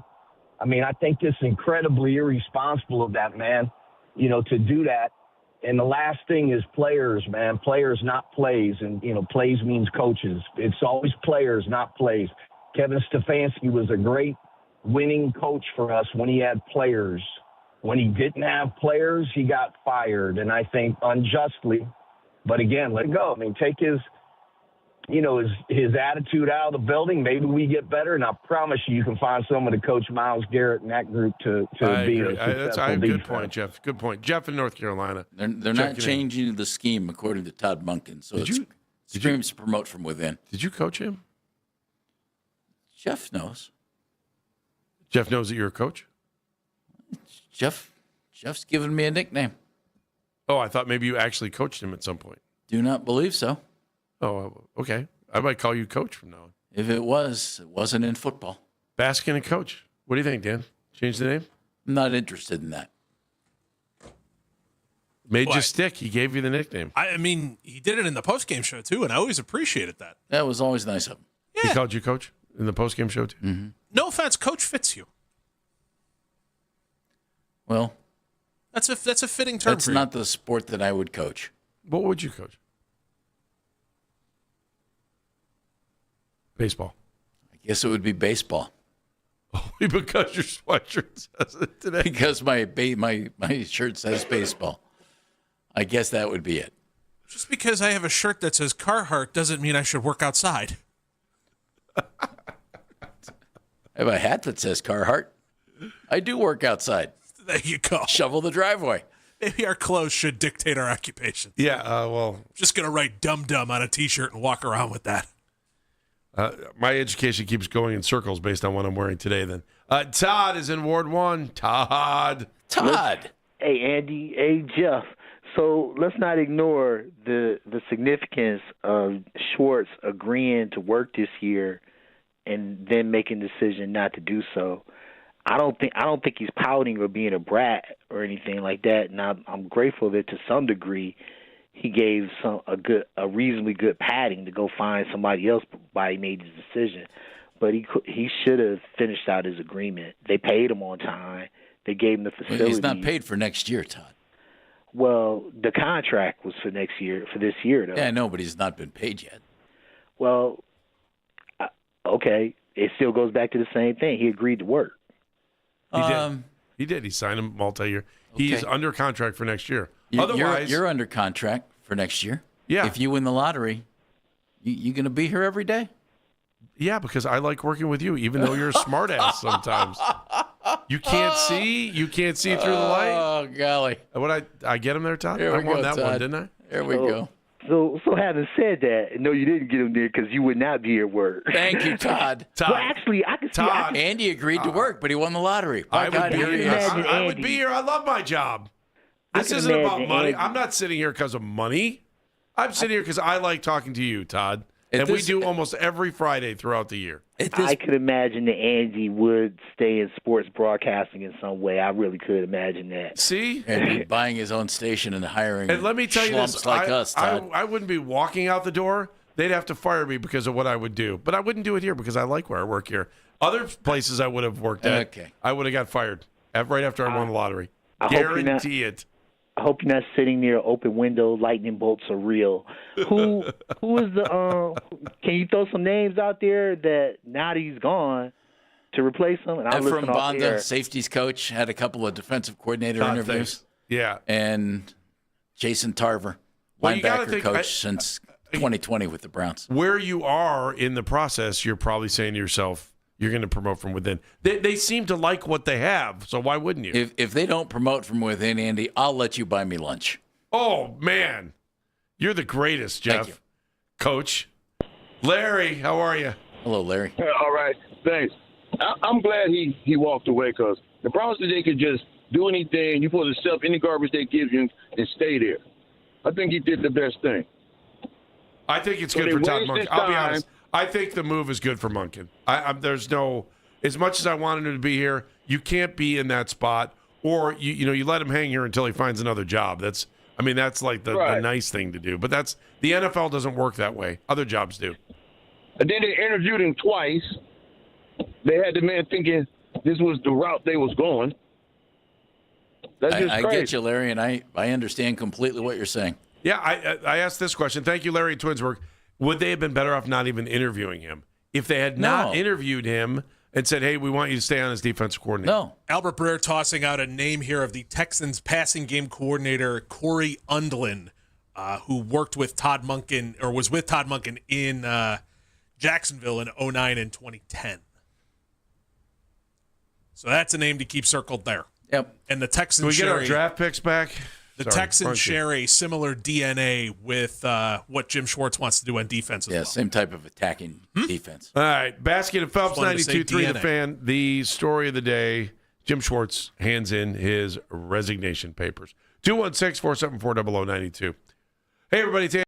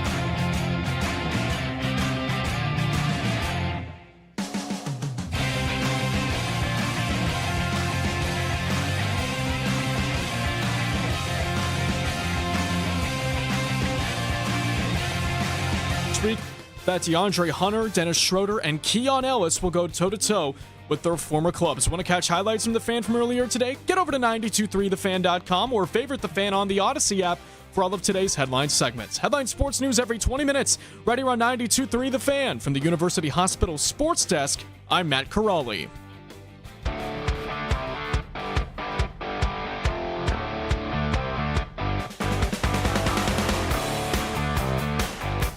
I resign DC for CB. I don't think that's what it said on the napkin, but yesterday the Browns have announced, today they announced it, and then the word got out today that Jim Schwartz has officially resigned as defensive coordinator of the Cleveland Browns. He was the runner-up in the head coaching Well, we pageant. don't know that. Do we? Oh, he was one of three. Yeah, I mean, you probably could. Yeah, no, because remember, Sheila's pulled out before. Didn't he pull out right before they made the decision? Maybe he got the word. Yeah, so who knows? I don't know. Normally when you're the runner-up, you have to sit there for a while in case the winner of the pageant can't fulfill their duties. Okay, but not in this scenario. Rocco Whalen's going to join us in about 20 minutes. We're going to talk Super Bowl food with him, but clearly the big story of the day is that Jim Schwartz is no longer with the Browns. And, again, like I've said it before, I wanted him to be the head coach, but once Monken got the job, I knew that it was going to be difficult for him to stick around, especially after we heard about the way he left the building the last time. So, but I always thought there was a chance, and Mary Kay said it numerous times, and I agreed with her when she said if they were able to figure out things with Myles Garrett, who a year ago was trashing his thought of coming back to Cleveland and playing for the Browns, and yet somehow, some way, through divine intervention and a lot of money, he ended up coming back to the Browns. So that's why I always thought there might be a chance. I really think that throughout the whole Haslam's time of owning the team, that they've learned things along the way about how they want relationships to go and what they want, here and there. And I don't know, Baker was part of that, and getting Deshaun, I think, is a part of that. And if they really wanted him to stay, it sounds like the Browns did make a little bit of an effort to try to get him to stay, even after he'd said, "I'm out of here, I'll see you." Because I think everyone can understand that initial feeling of you didn't get the job. Everyone gets it. They understand it. And there's most people, if you have passion for your job, probably have a little bit of rage going on in your head if that happens. And I just think it's human nature. I'm just being honest. I did. For one of the jobs that you didn't get? Yeah. Human nature. It's human nature. And if you're at a point in life where you can do different things or have just decided, you know what, I've done enough of this. If I don't get this, I think I'm going to move along. And that happens, man. And that's apparently what happened here. Yeah. So we're taking your reaction today. Again, Rocco Whalen coming up at 12:40. We'll talk to Michael Sean Dugar, who writes for The Athletic. He's the Seahawks beat reporter. That's coming up at the 1 o'clock hour, but I do want to hear from you. And we've had some great phone calls throughout the day here, getting opinion on this. Tom is in Las Vegas. Hello, Tom. Morning, guys. Hey. Hello, Tom. I don't know how Schwartz comes back from this. I mean, he didn't get hired by the Browns, unfortunately. Right. They needed to go offense for the head man. I get that. He did get 2 interviews and was one of probably the 2 finalists for the job. But nobody else in the NFL, well, Baltimore gave him an interview, but nobody else wanted him as a head coach either. Monken interviewed with one team. Right. It only takes one, Tom. Right, exactly. Nobody else interviewed him. So I don't know how he takes off a year and comes back next year. And, is he going to be a D coordinator? Was feeling to be soothed by the season off? Maybe. You see that all the time, though, Tom. Worked for Mike Vrabel. It's worked for Wade Phillips. It's worked for other guys. Wouldn't be surprised if you see him in front of a camera sometime during the season. He's got some passion. I would be. You'd be surprised if he does some TV work? Yeah. If he's not doing anything else, why wouldn't you put him on TV? I would. Because most networks don't hire former coordinators. Well, he is a former head coach. I mean, it's 13 years ago. But he decided to continue staying in the coaching side of it. I don't know, Jeff. There's so many shows out there right now. Yeah, I mean, I would tell think me somebody. I was thinking network stuff. I would think if Jim wanted to do something in the media, he certainly could. He's extremely bright. Yeah, extremely well spoken. Coach Schwartz, we're available. We pay extremely low. Come on in. You're with us, Jim. Tom, thank you. Raiders, by the way, need a DC, don't they? Cardinals need a DC, do they not? They'd have to. But for that to happen, he'd have to go in as assistant head coach, or the Browns would have to trade him, right? I can't see the other path on how that would. I would think he could go in as assistant head coach. Assistant head coach ahead of the defense. I would think that would get it done, yeah. You never know. Andy, you never know. Although, what if the Browns say, no, we're going to keep you to your contract? That means they got to pay him, Got me. They'd have to pay him to sit out. Andy, they don't want him back. The guy just resigned. So they don't want him back. Yeah, but, Jeff, I mean, sometimes when you walk out the door and it's not pretty, people hold grudges. I know you might not know that or not. Maybe they will. Maybe they will. If the Browns want to be petty like that, go ahead, be petty. But if somebody wants to hire Jim, I'm sure that it could be worked out between Jim's agent and the Browns. Yeah. Trell is in Cleveland. Hey, Trell. Hey, I just wanted to say, what a baby. But I think we should go get Greg Williams. He's coaching at some small state school, man. He's 67. I don't know if he want to be a head coach, but Tennessee State, we saw what he can do. That's right. We see what he can do. You know what I'm saying? What a baby. Like, I mean, come on, dude. You're supposed to be a 60-year-old football coach. You crying about a job you didn't get. Like, but that's all I got to say, man. All right, Greg but Williams you want Greg Williams to come back? Yep. Get him on the phone, Dan. Let's go. Dan, you on that? See, I'll disagree with everybody completely. Jim's not being a baby. He wanted to be the head coach. That opportunity wasn't there. He's moving along. When he wants to tap out because he's tired, he's going to go up in the stands and sell beer. See? You got Greg Williams coming in and sell beer? Oh, no. No, I know. Coach would have no time for such things. None. Would we be pumped if he came back and got the DC job? This show would be ecstatic. Except we'd never hear from him, except the press conference. Oh, we'd still hear from him. We just wouldn't hear from him on the air. That's all. Right? Right? No, he might go radio silence. I don't know. It'd be a shame. Though I would think Greg would do a great job and we would love it, I would think Todd Monken would just not want a personality like Greg's that he might have to deal with. And I would love a personality like Greg's. Well, he's a personality himself. Well, he's got things to do, especially Andy. after. But he wants part of that personality of being a head coach is being a personality. You are the face of the franchise in a lot of cases. I would think he'd probably want someone who's a little less out there as far as opinions than Greg. And you know how highly I think of Greg. Robbie is in a van. Down by the river. There it is. Hey guys, what's going on? Hey, what kind of? This is what the company gives me, so okay. I won't complain today. I've thought about buying one just to buzz around in. Yeah, they're nice. You have plenty of room. Put a little. You could camp out in those things, can't you? Put Absolutely. a little cot in the back. I could fit a mattress back here. There you Absolutely. go. There you go. We're going right to this is like the 70s. Next thing you know, you're going to tell me it's a Volkswagen Bug or Volkswagen. All right, what do you got for us, Robbie? All right, guys. I don't. What was the plan after you fired Kevin? Well, you can't tell me Todd Monken was the plan. Like He was the first guy they interviewed both times. Are you serious? Like, I mean, I understand that, because I've thought that before too, Robbie. I was like, what are these guys doing? Like, what direction do they not know? They knew they were going to fire him. You would think there was a plan. It's clearly there wasn't, because now you're getting rid of your defensive coordinator that you let sit here for another extra month. And I don't know. It just seems like dysfunction all over again. And you had a guy here that kept everything stable. And yeah, he didn't win the last 2 seasons, but look at the talent he had on offense. How was anybody going to win?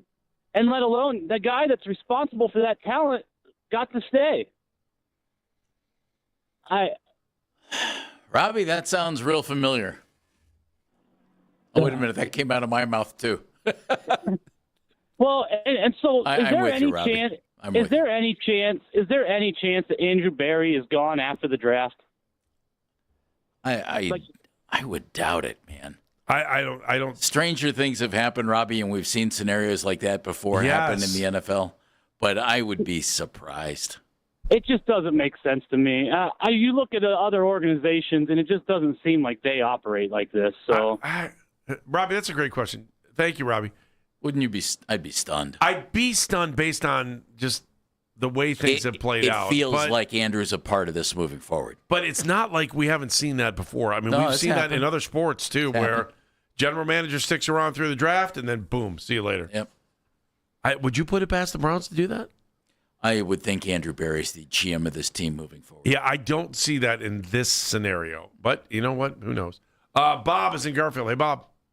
Do you guys think that they asked a question if they're interviewing Jim Schwartz? And, Jim, if you don't get the job, are you going to stay as the DC during that interview? I would think that would be the question. Bob, there's no way that didn't come up. It had to have. Exactly. So why were they so surprised? I don't know that they were surprised. I think he was surprised when it happened, based on You mean that he didn't get the job? That he didn't get the job. So somehow along the line, he probably felt like he got. The reason you would totally bolt is because you felt like you got strung along, and that it wasn't truthful. That's what I would think, especially if you're going to walk away from, what some people are saying, $5 million. So. I agree. I don't know, but you think they would have had a better plan for this? All right. Well, maybe they do. Maybe they were giving him. You could have had a better plan for all of this. Yeah. All right, Bob Garfield. Thank you. Maybe this was the plan. Maybe they wanted to give him the opportunity to stay, see if it was going to work out. Clearly, it wasn't, and maybe they had thoughts of promoting from within already. I do think they that have somebody lined up already. Yeah. I think that Todd. I thought Todd was very honest in the press conference about this situation for what he could say. Yeah, the team didn't want to talk about it because it was Monken's day. I get that too. Wasn't it? I thought it was telling, Andy. You heard Todd. We all heard what Todd Monken had to say. I thought it was telling that everybody that we talked to here, we all interpreted it the same way. It's like, well, okay, Jim's not coming back. It felt that way, Yeah. but I didn't rule it out 100%. But no, but it sure felt that like way. it was going towards he's not coming back. Right. And again, that's okay. That's okay. Just because you have a contract doesn't mean you're forced to work. Circumstances changed. Zay is in Cleveland. Zay, you there? Hey. Yeah, I'm here. I just wanted to talk about the lack of communication between the Browns and Schwartz. I don't understand how there could be great communication if this is the outcome. Explain, Zay. I'm not sure what you mean. Just the last call y'all were talking about, hey, are they having the question asked, does Schwartz want to stay as the DC if we hire somebody else as the head coach? Well, we don't know if that was asked or not, but common sense would say it probably was asked. You know what, though? Right. Common sense would say it probably was asked. Wouldn't that be a bad thing? To ask him in the interview? Yeah. It's like, hey, we're already planning for you not getting the gig. I You know would what I feel mean? like that's not the best thing that you want to ask somebody inside of an interview. Yeah, I because wouldn't think they get so. the sense they're not I don't. gonna Maybe. get the What job. if they would have asked Monken the same question? Hey, how do you feel about the organization? If for some reason it doesn't turn out that you're the head coach, but obviously we have other places that you could be working here with, and he could have been the offensive coordinator. I mean, And he said, I have a great townhome waiting for me in Jersey. Thank you. and how many times though have we heard in coaching searches, especially younger guys that are going through the search, where they end up not getting the head coach's job, but end up getting a promotion into one of the coordinator spots? That happens all the time. Right. But the key thing there, Zay, that Andy just said, I think, is younger guys who are up and coming in their career. Right. I mean, Jim's been there, done that as a defensive coordinator. He's done a terrific job in numerous stops. And I'm guessing at this point in his life, it was important for him to get the head coaching job if it were to open up. He didn't get it, and he's moving on. I get it, man. I get it completely. Zay, thank you. Last one, Scott in Akron. Scott. Hello, Scott. Hey, so I don't really think this is that big of a deal as some people are making it out to be. I don't know enough about football to be able to say that I'm 100% confident in what I'm about to say, but Jim Schwartz isn't the one lining up every Sunday. That's what Todd Monken said. Scott? So That's what Todd said. I obviously the coach means something. Like, we do need somebody who is competent enough to put these guys on the field and, coach them to the best of their abilities. But it's just like, I don't really think this is a end-all, be-all for our defense. Our defense is good because of the players. Okay. Majority. Gotcha. Scott in Akron, thank you. 216-474-0092. 216-474-0092. We'll continue to talk a little bit more about the fact that Jim Schwartz has handed in his resignation to the Browns, and so far meaning he's not going to be here anymore. When we come back, Rocco Wayland. You want to talk about an all-star coordinator of food? He is the man. You need ideas for Sunday? You need to lock it in. Rocco Wayland. And talk a little Super Bowl food with us next. Plus, Michael Sean Dugar, Seahawks beat reporter for The Athletic, going to join us in the 1 o'clock hour. Baskin and Phelps, 92.3 The Fan.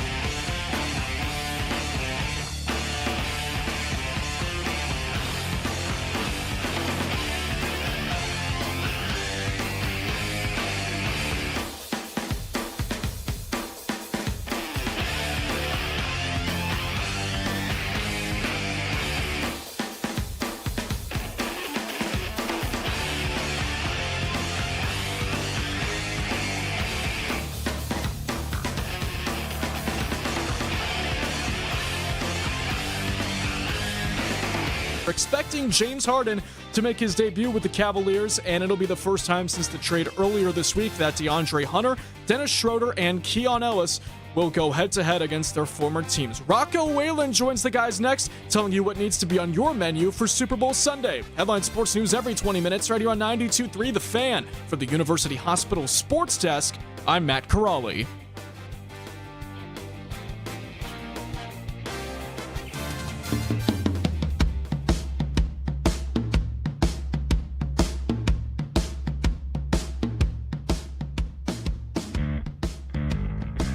Patriots, Seahawks, Super Bowl. Not a lot of hype. I'm not feeling the hype, but you know what the hype is good? When we talk about food. Yeah, Bubba. There's no question. And there's only one guy that we want to talk to about food. It's not the fact. And he is the man. He is the myth. He is the legend. He is what, man, I love his food. He's Rocco Whalen. He's on the Make It Right. Call Kyle Wright hotline. Rocco, my friend, how are you? Rocco. Hey. Afternoon, fellas. Super Bowl 60 coming upon us. Yeah, food, chefs, good sports, betting, the whole 9 yards, ready to rock and roll. I love that.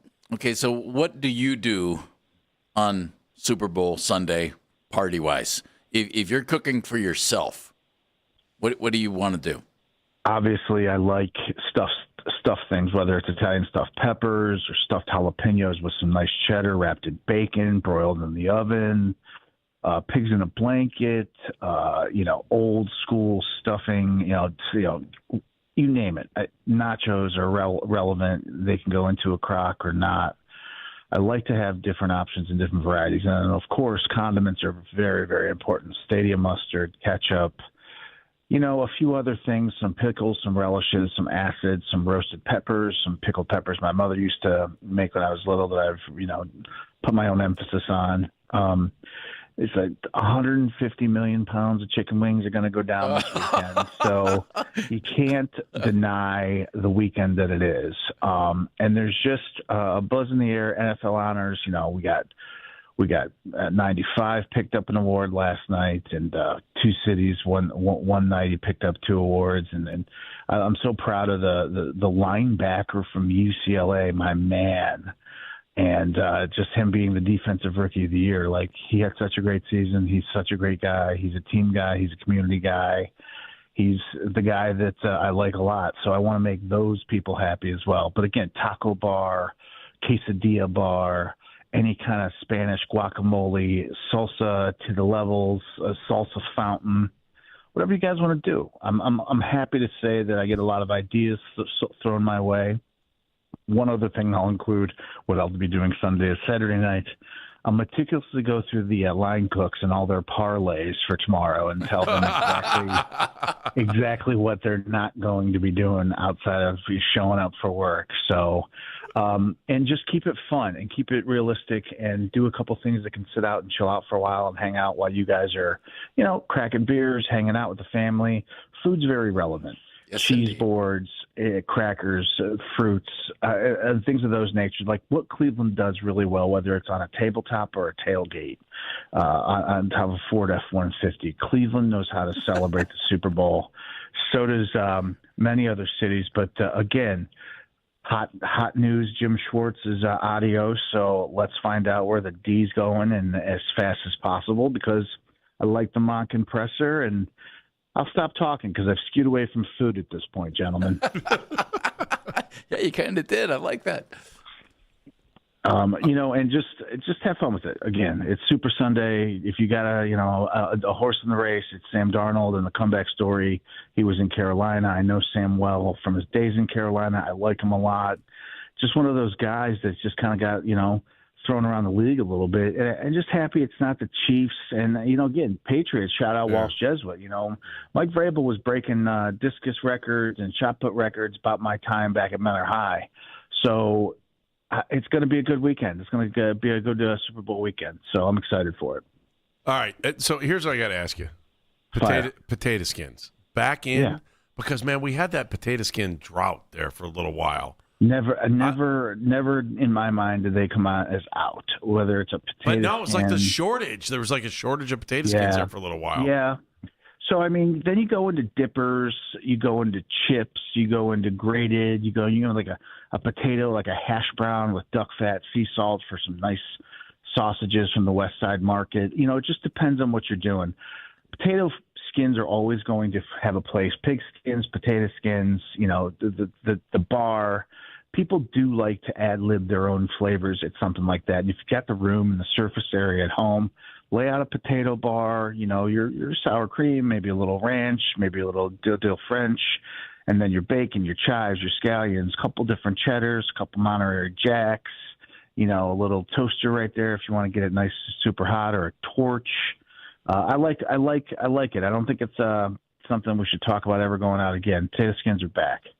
Been in business for a long time. Okay, just making sure. So I need some guidance here.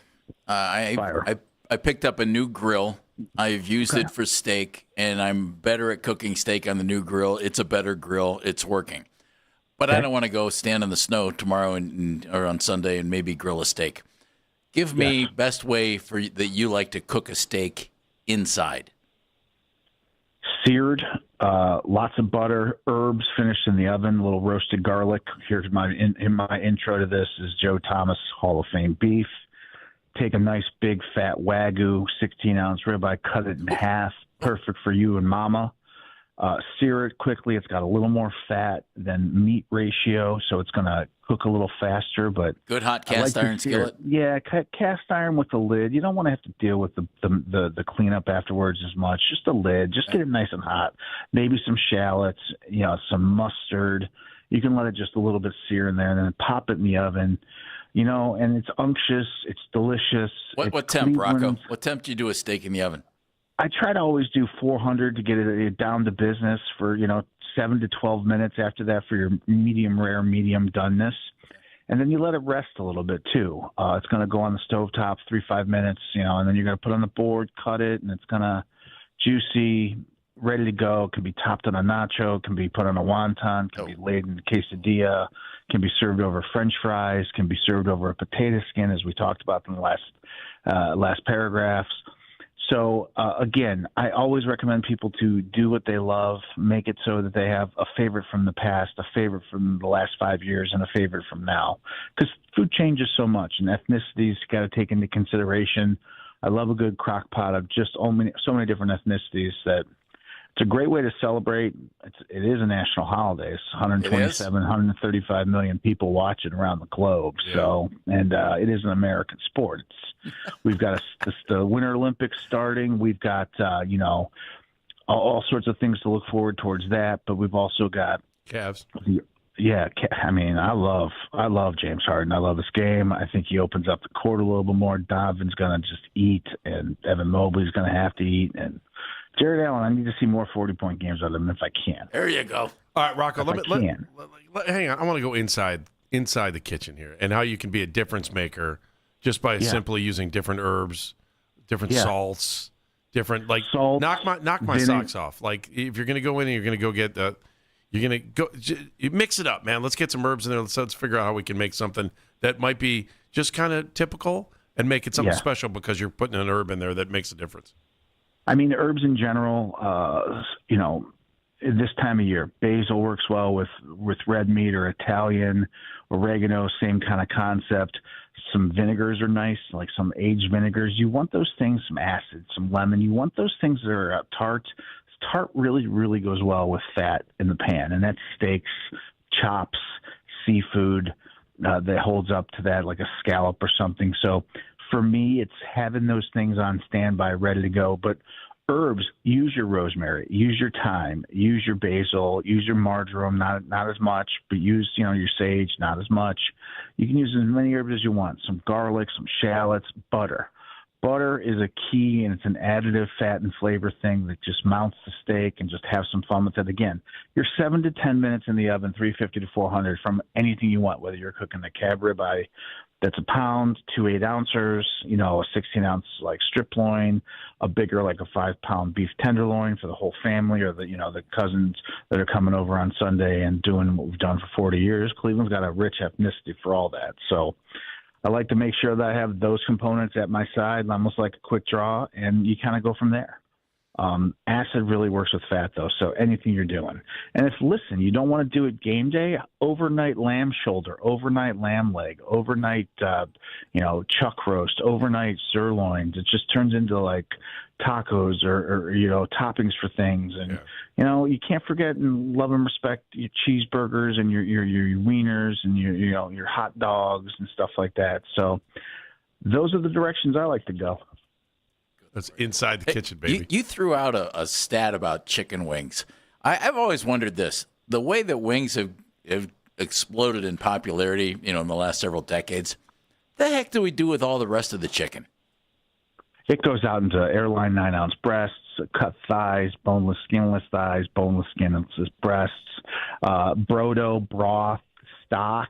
So there's a place for everything on the entirety of that game bird or that yard bird you and I are trying to feast on. So get a couple whole roasted chickens and, listen, everybody picks, believe it or not, nowadays, it's a recipe offline on Google or AI. Give me a recipe for, hey, my Ray-Ban glasses. Give me a recipe for chicken franchise.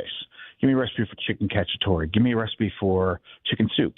So therefore you have all the other pieces and parts. Utilize them. Learn with them a little bit. It's never going to go out of style. I tell everybody that all the time. Cook as much as you can. Learn some different things. Everybody should have a 5-dish wheelhouse of everything that I talk about, like shellfish, steaks, chicken, vegetables, and some sweet things too. Because guys, all right, let me get back into this other thing. All right, pizza. Now, which way do you go when you're going pizza? Are you New York? Are you thin? Are you thick? Are you deep dish? Chicago, Detroit. Where do you go what's your go-to pizza?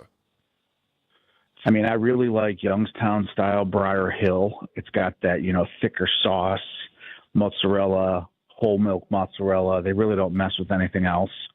They don't really kind of deal with shredded cheese there. But I also have I've got an Alpha pizza oven in my backyard. It's that thin 90-second summertime, Lex and I are. Hey, my wife bought me one. I have all kinds of trouble using that thing, man. Yeah. It's hard to get it to be perfect. You got to show me. Give me 2 4-hour shifts. I promise you'll be an ace. All right, okay. First one will be about dough and how you got to kind of transfer it in and out. And the other side will be we're gauging the temperature. That's it. And I promise you, I'll take you home. So I cook and burn. We get going in Holland over there in the summertime when the weather's obviously in Westlake. So we run a lot of pizzas through, and I've always run a lot of pizzas through, whether it was the casino or the stadiums or Fahrenheit downtown on 3rd and Public Square now.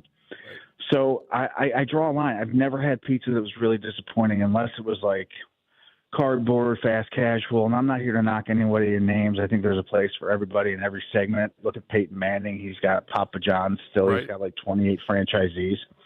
But I do like certain stylistic pizzas. And if both my parents were raised in Youngstown, shout out to them. So Briar Hill is a pretty fantastic part of Youngstown that's got 3 or 4 different competing pizza shops. They're old school, but still way better. And I think Cleveland's got a great pizza scene too as well. Il Rione, Vinny over at Sense. I think pizza is a very hot topic in Cleveland, and I love that we're talking about it because I can fill in some blanks, but also I like them both. I like deep dish. I don't like deep dish sent to my house frozen and then I got to take responsibility. I like to be at Lou Malnati's in Chicago with them doing it. Because I can't even, as a accredited chef, can't figure out the Malnati's at home. It's a difficult bake. Yeah. It's one piece and you're done. You're ready for coma. Yeah. Oh, my God. Yeah. You're not doing that at 4 o'clock and then watching 6:18 kickoff. No. Sunday. That's for sure. No, you're not. Oh, man. Again, everything is all great content. For pizza is definitely something on my game day board as well because it sits out, it's flexible, it's fun.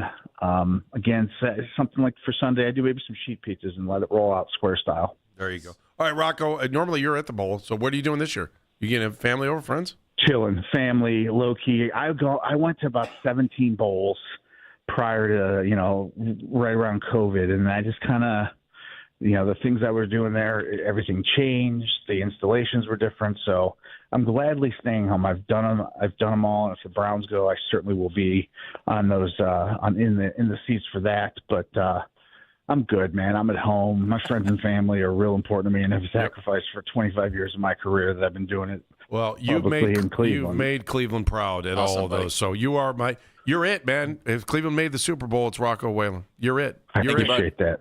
You're it. Anything else, you guys good? Let me know. We're all good. Hotline, just the Twitter at Rock1Chef, Instagram at Rock1Chef. You got any Super Bowl puzzles on Sunday morning I can help you put back together, just let me know. And that goes across your viewing and listening team because you guys got a great viewership and listenership. Rocco, you're the man. We always appreciate you. Take care. Hey, happy Bowl Sunday. Right there. Thanks, Rocco. Thank you, buddy. Rocco Whalen, man, Fahrenheit, you name it. He's been around town. He represents us. Did so many Super Bowl, being the rep for Cleveland, taste of the NFL and stuff like that. And, of course, he was on the Make It Right Call, Kyle Wright hotline. All right, let's get into the Super Bowl when we come back. We'll talk about the game itself, predictions, all kinds of fun stuff. Plus, we're going to check in with the Athletics' Michael Sean Dugar, who covers the Seahawks. Next hour, Baskin and Phelps.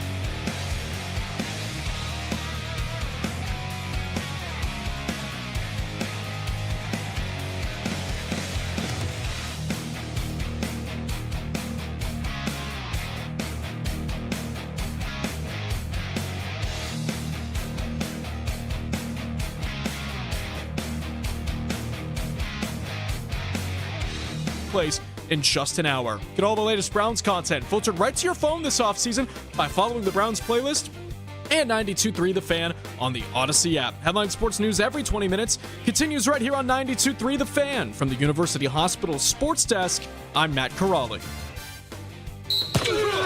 The radio home of the NFL in Cleveland. This penalty's declined. We are Sports Radio 92.3 The Fan.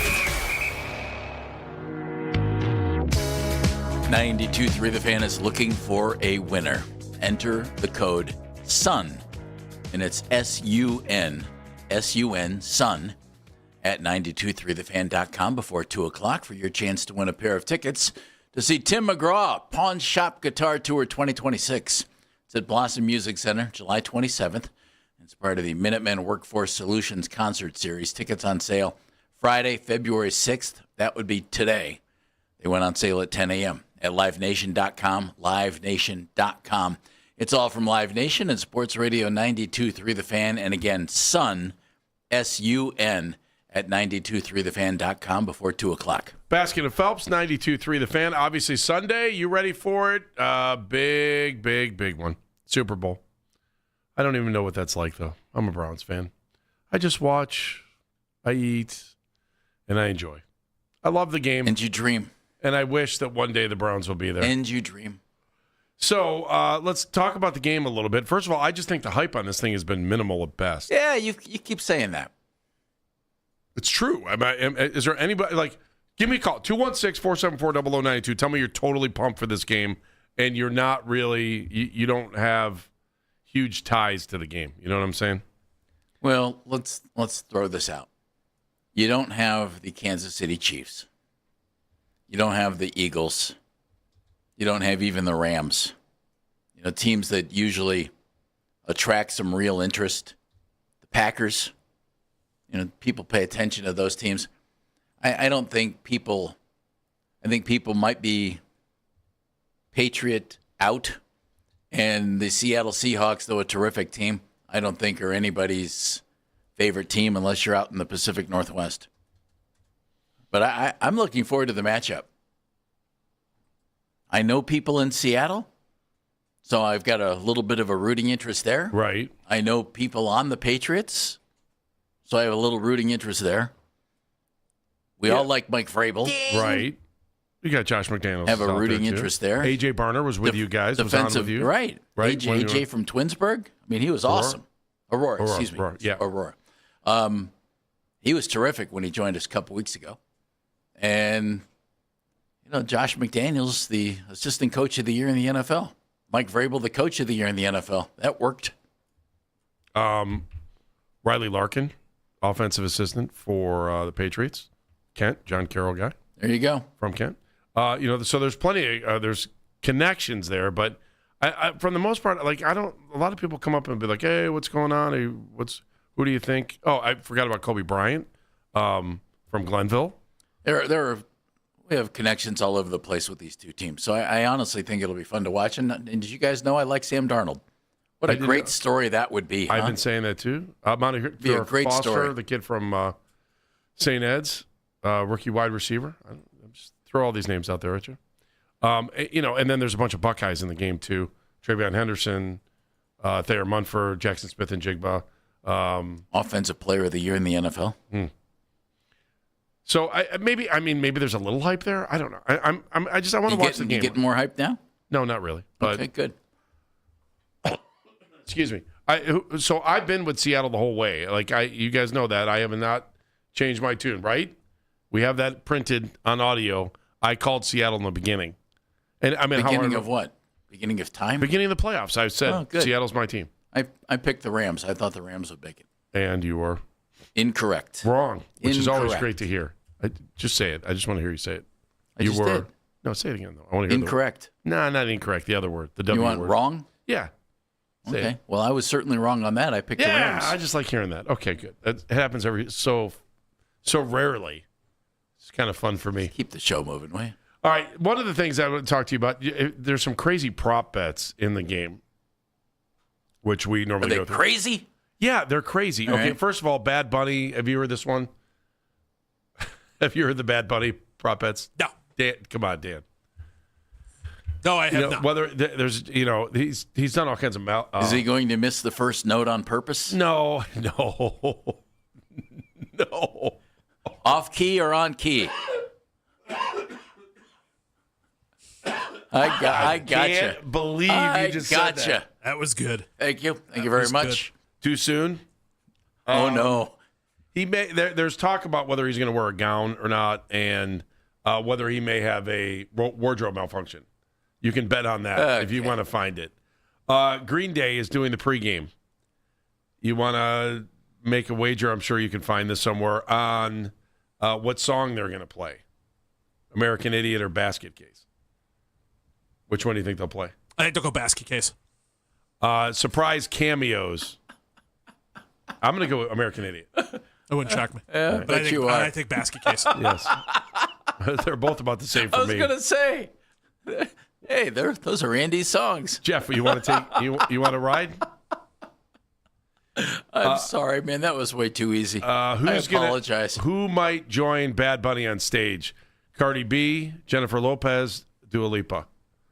And then there's talk about whether I'll go with Jennifer Lopez or Dua Lipa because they actually have names. But Cardi B could be looking at this is another one of those. Klay Thompson going to be there too?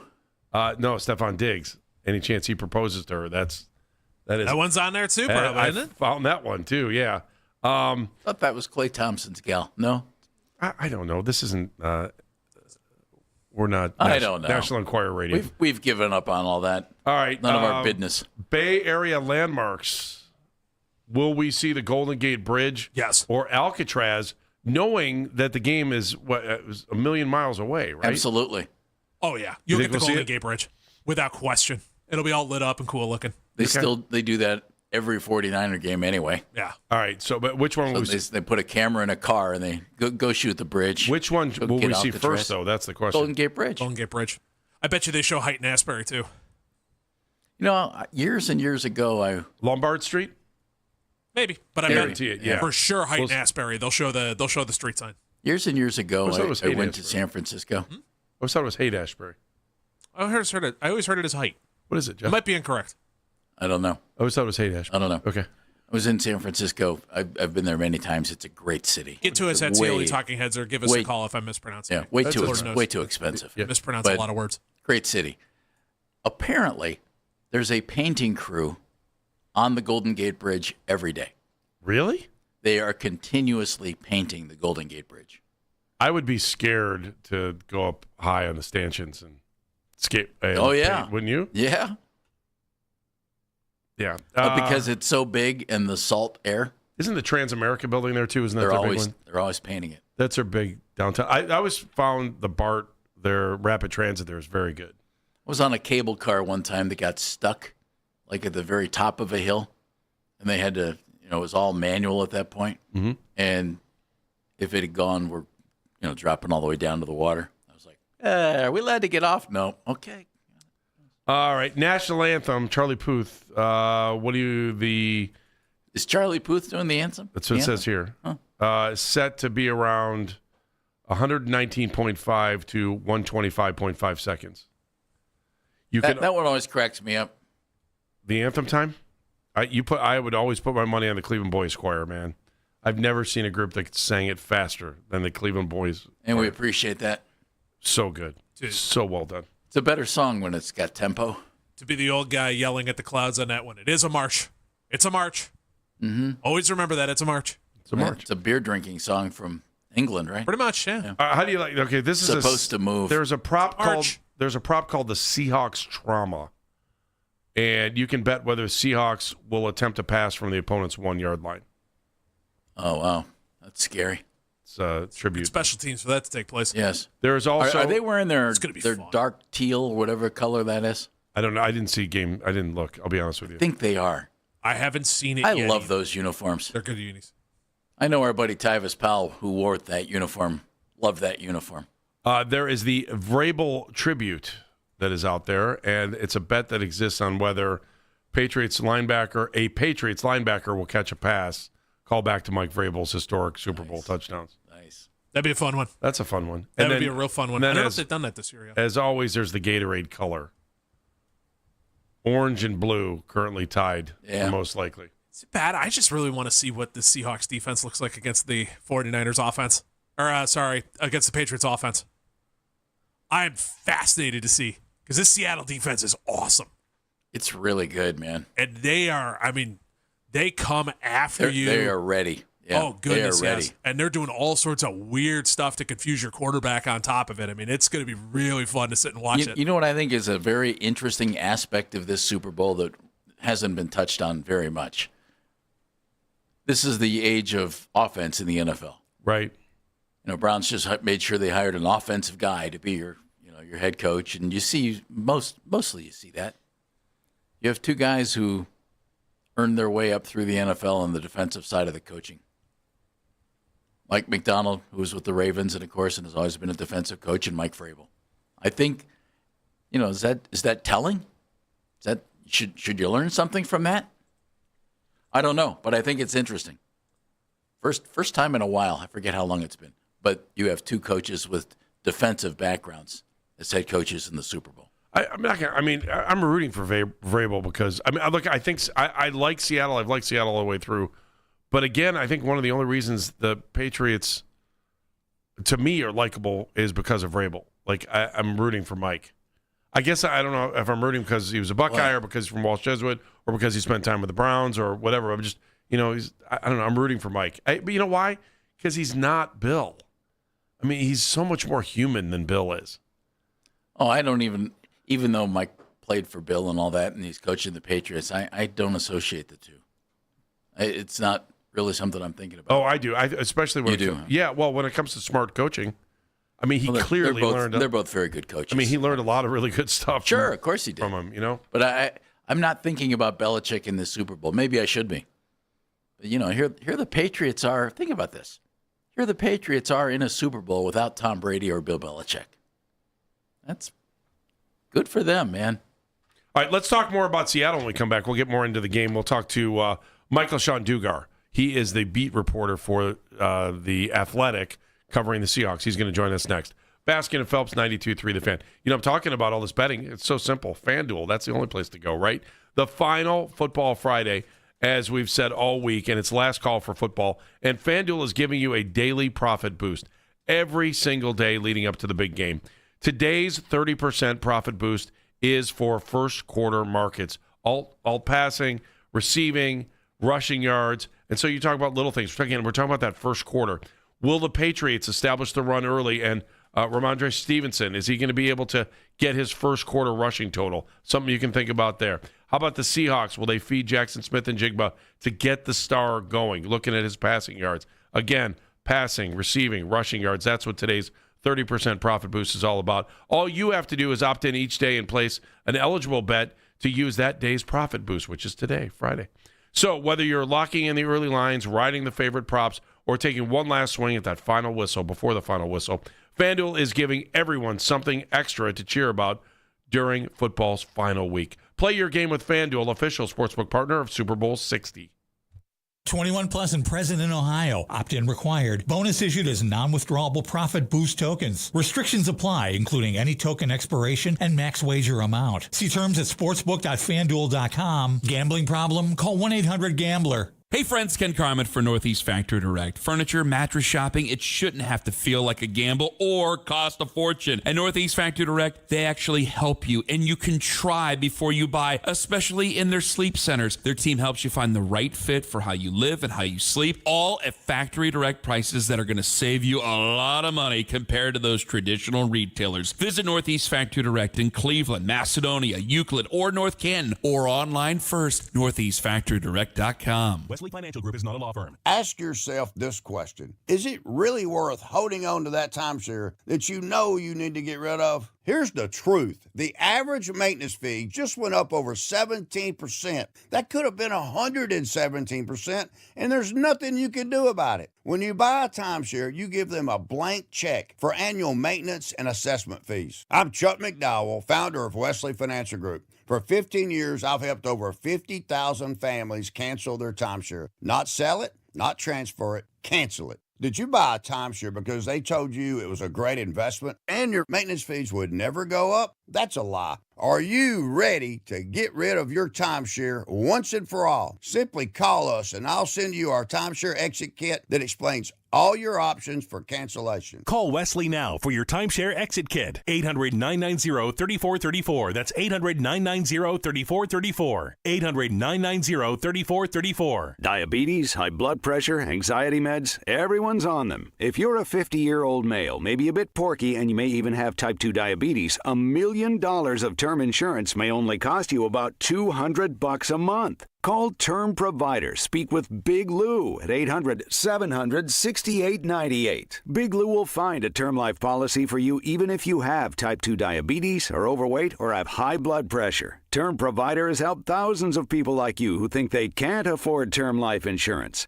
To buy $1 million of affordable term life for you, all you need to do is call Big Lou at 800-700-6898. Lou will make sure the scales are tipped in your favor. Call 800-700-6898. Big Lou will answer your call and work to fit you into a term life policy that you can afford. Remember, Big Lou's like you. He's on meds too. Call 800-700-6898 or biglou.com.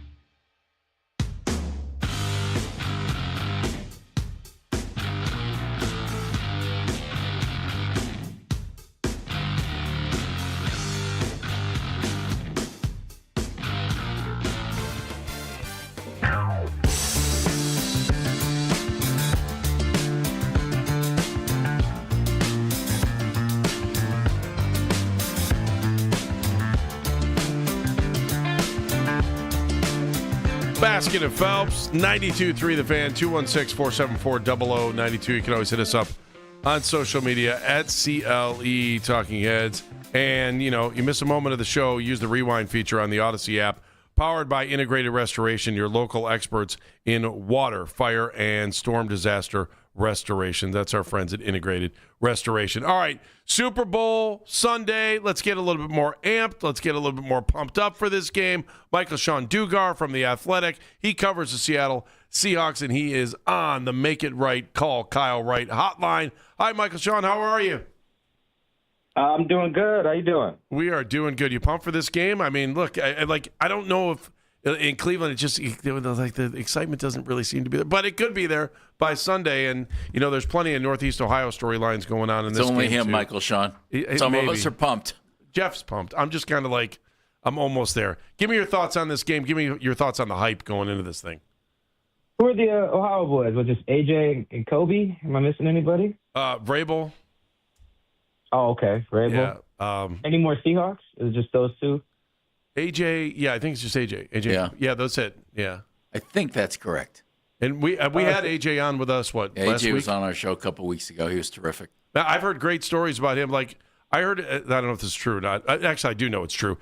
So when he moved to Seattle, he moved into a community that's a little bit older, and like the folks in his neighborhood will stop by, and if there's a newspaper article of him, they'll pin it to his door, and they bring him food all the time. What I was told was he absolutely loves living in Seattle, and he loves the community. Well, that's dope too. I mean, Kobe Bryant, their safety's from Cleveland. Is that does he move the needle out there? No, we're moving it a little. I mean, we're just trying to find reasons to get hooked. That's the thing. Some of us are already hooked, Michael Sean. But, I don't know if you know this or not, but the Browns have never been in the Super Bowl. So thanks. That's how we live our lives here. I'm excited for the game. I think it should be a good competitive game. Two well-coached teams, explosive offenses on both sides, explosive defense, I think, on the Seahawks side. Explosive meaning they can make big negative plays. I mean, we've seen it this year. And multiple guys scored defensive touchdowns. They have multiple special teams touchdowns this season, return units. They blocked field goals. They blocked punts.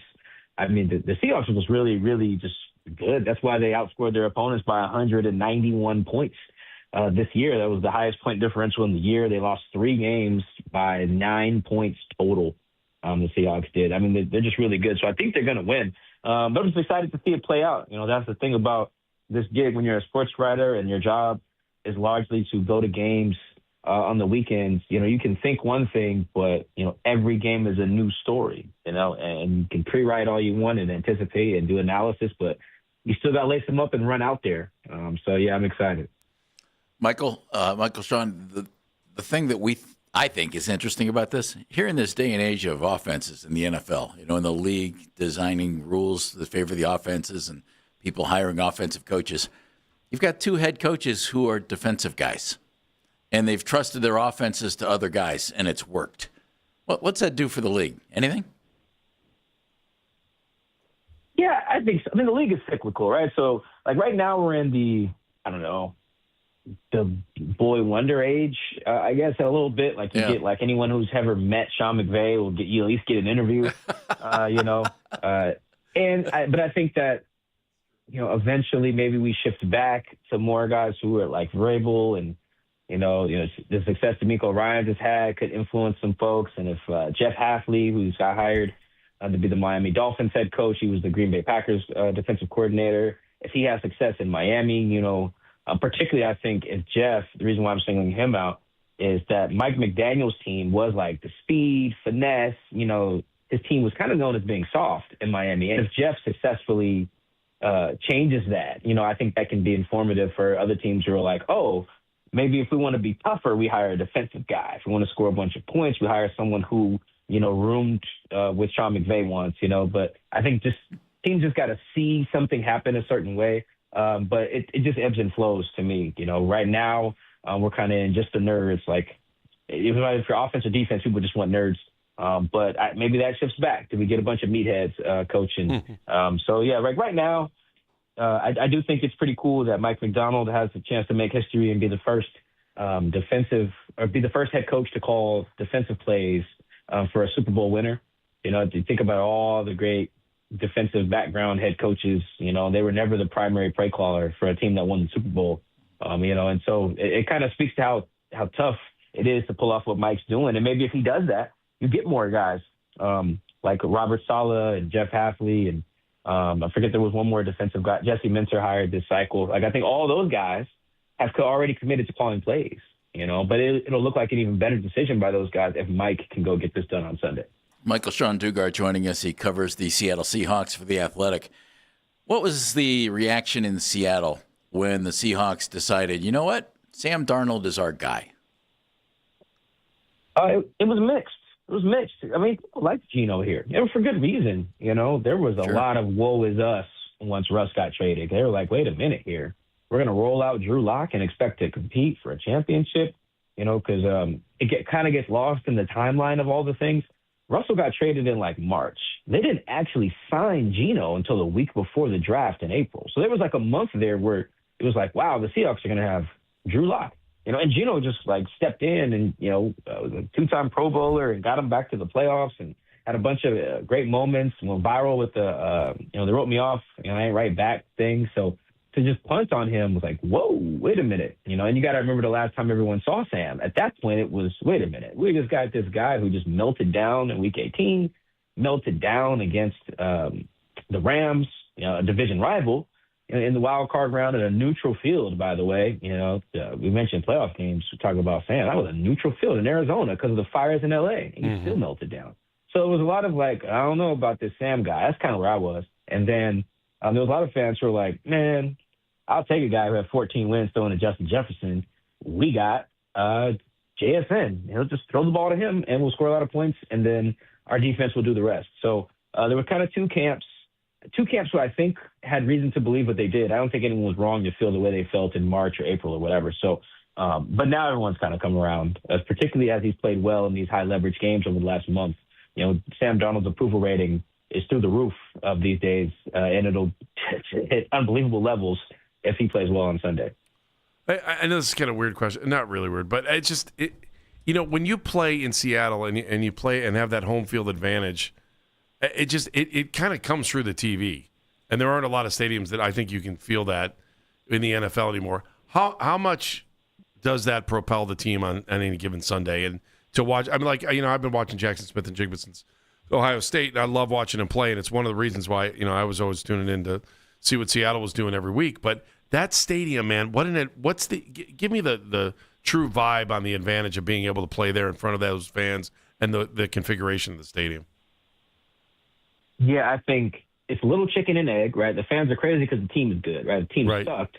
How crazy would they go? You losing games 31-3. It costs a lot to go there, park, buy some popcorn, beer. Like, I ain't staying that long if we get smoked, right? So Michael Sean's singing our tune right now. Yes. Thanks. Welcome to Cleveland. Yeah. Well, actually, I'm good friends with Daniel Oyefusi, the NFL Nation writer for the Browns. Yeah. I be telling them sometimes, like, there's nothing like Jets fans and Browns fans, because that's just real dedication. Because boy, I'd have tuned out years ago.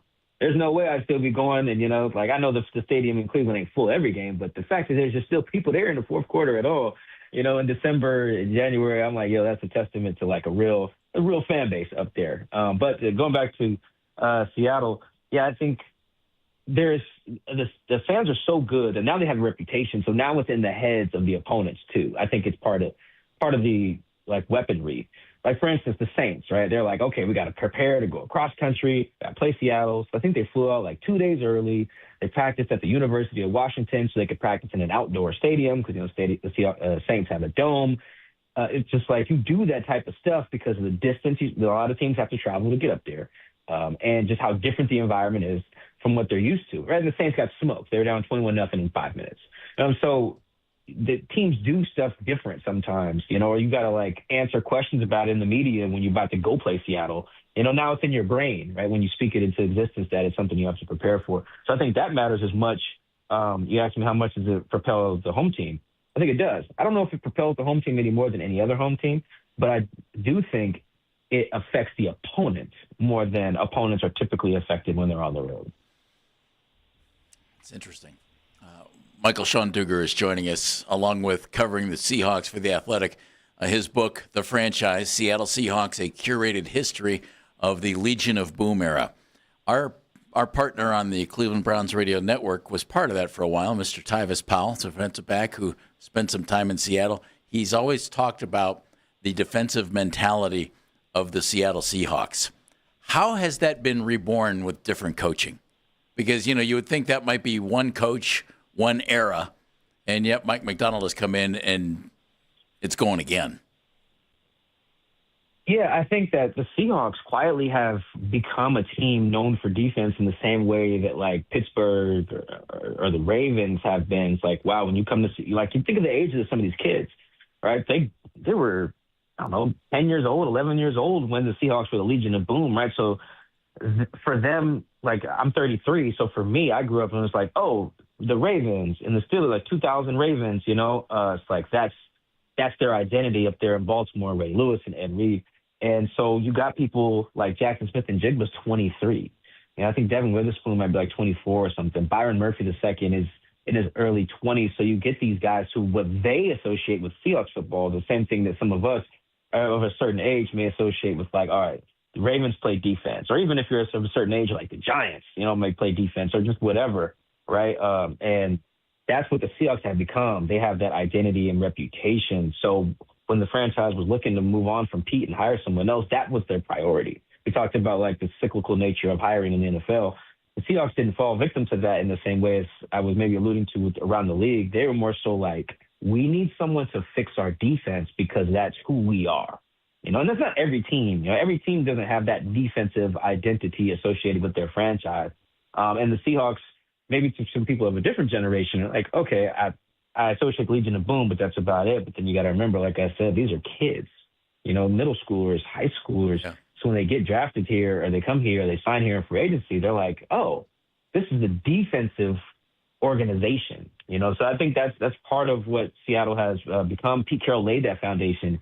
And they hired Mike McDonald in large part because they felt he could continue that. So that was like a conscious effort on their part, not necessarily to just hire someone who was a DC, but hire someone specifically with the idea like you are going to bring back the identity that we're looking for. And Mike McDonald has done that.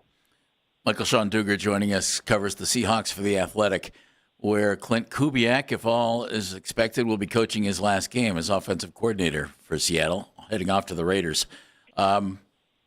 How big of a loss is that going to be for Seattle? And how vital has he been to Sam Darnold and the running game that's been terrific, and JSN at receiver? I mean, that as good as the defense is, that offense is really cooked this year. Yeah, I mean, this is the highest scoring Seahawks team in franchise history. They were third in scoring and points per game in the league. So, I mean, yeah, the offense is really good as well. They've had some lulls during the season, weeks 12 through probably like 15. Their numbers weren't super great. But losing Clint is huge.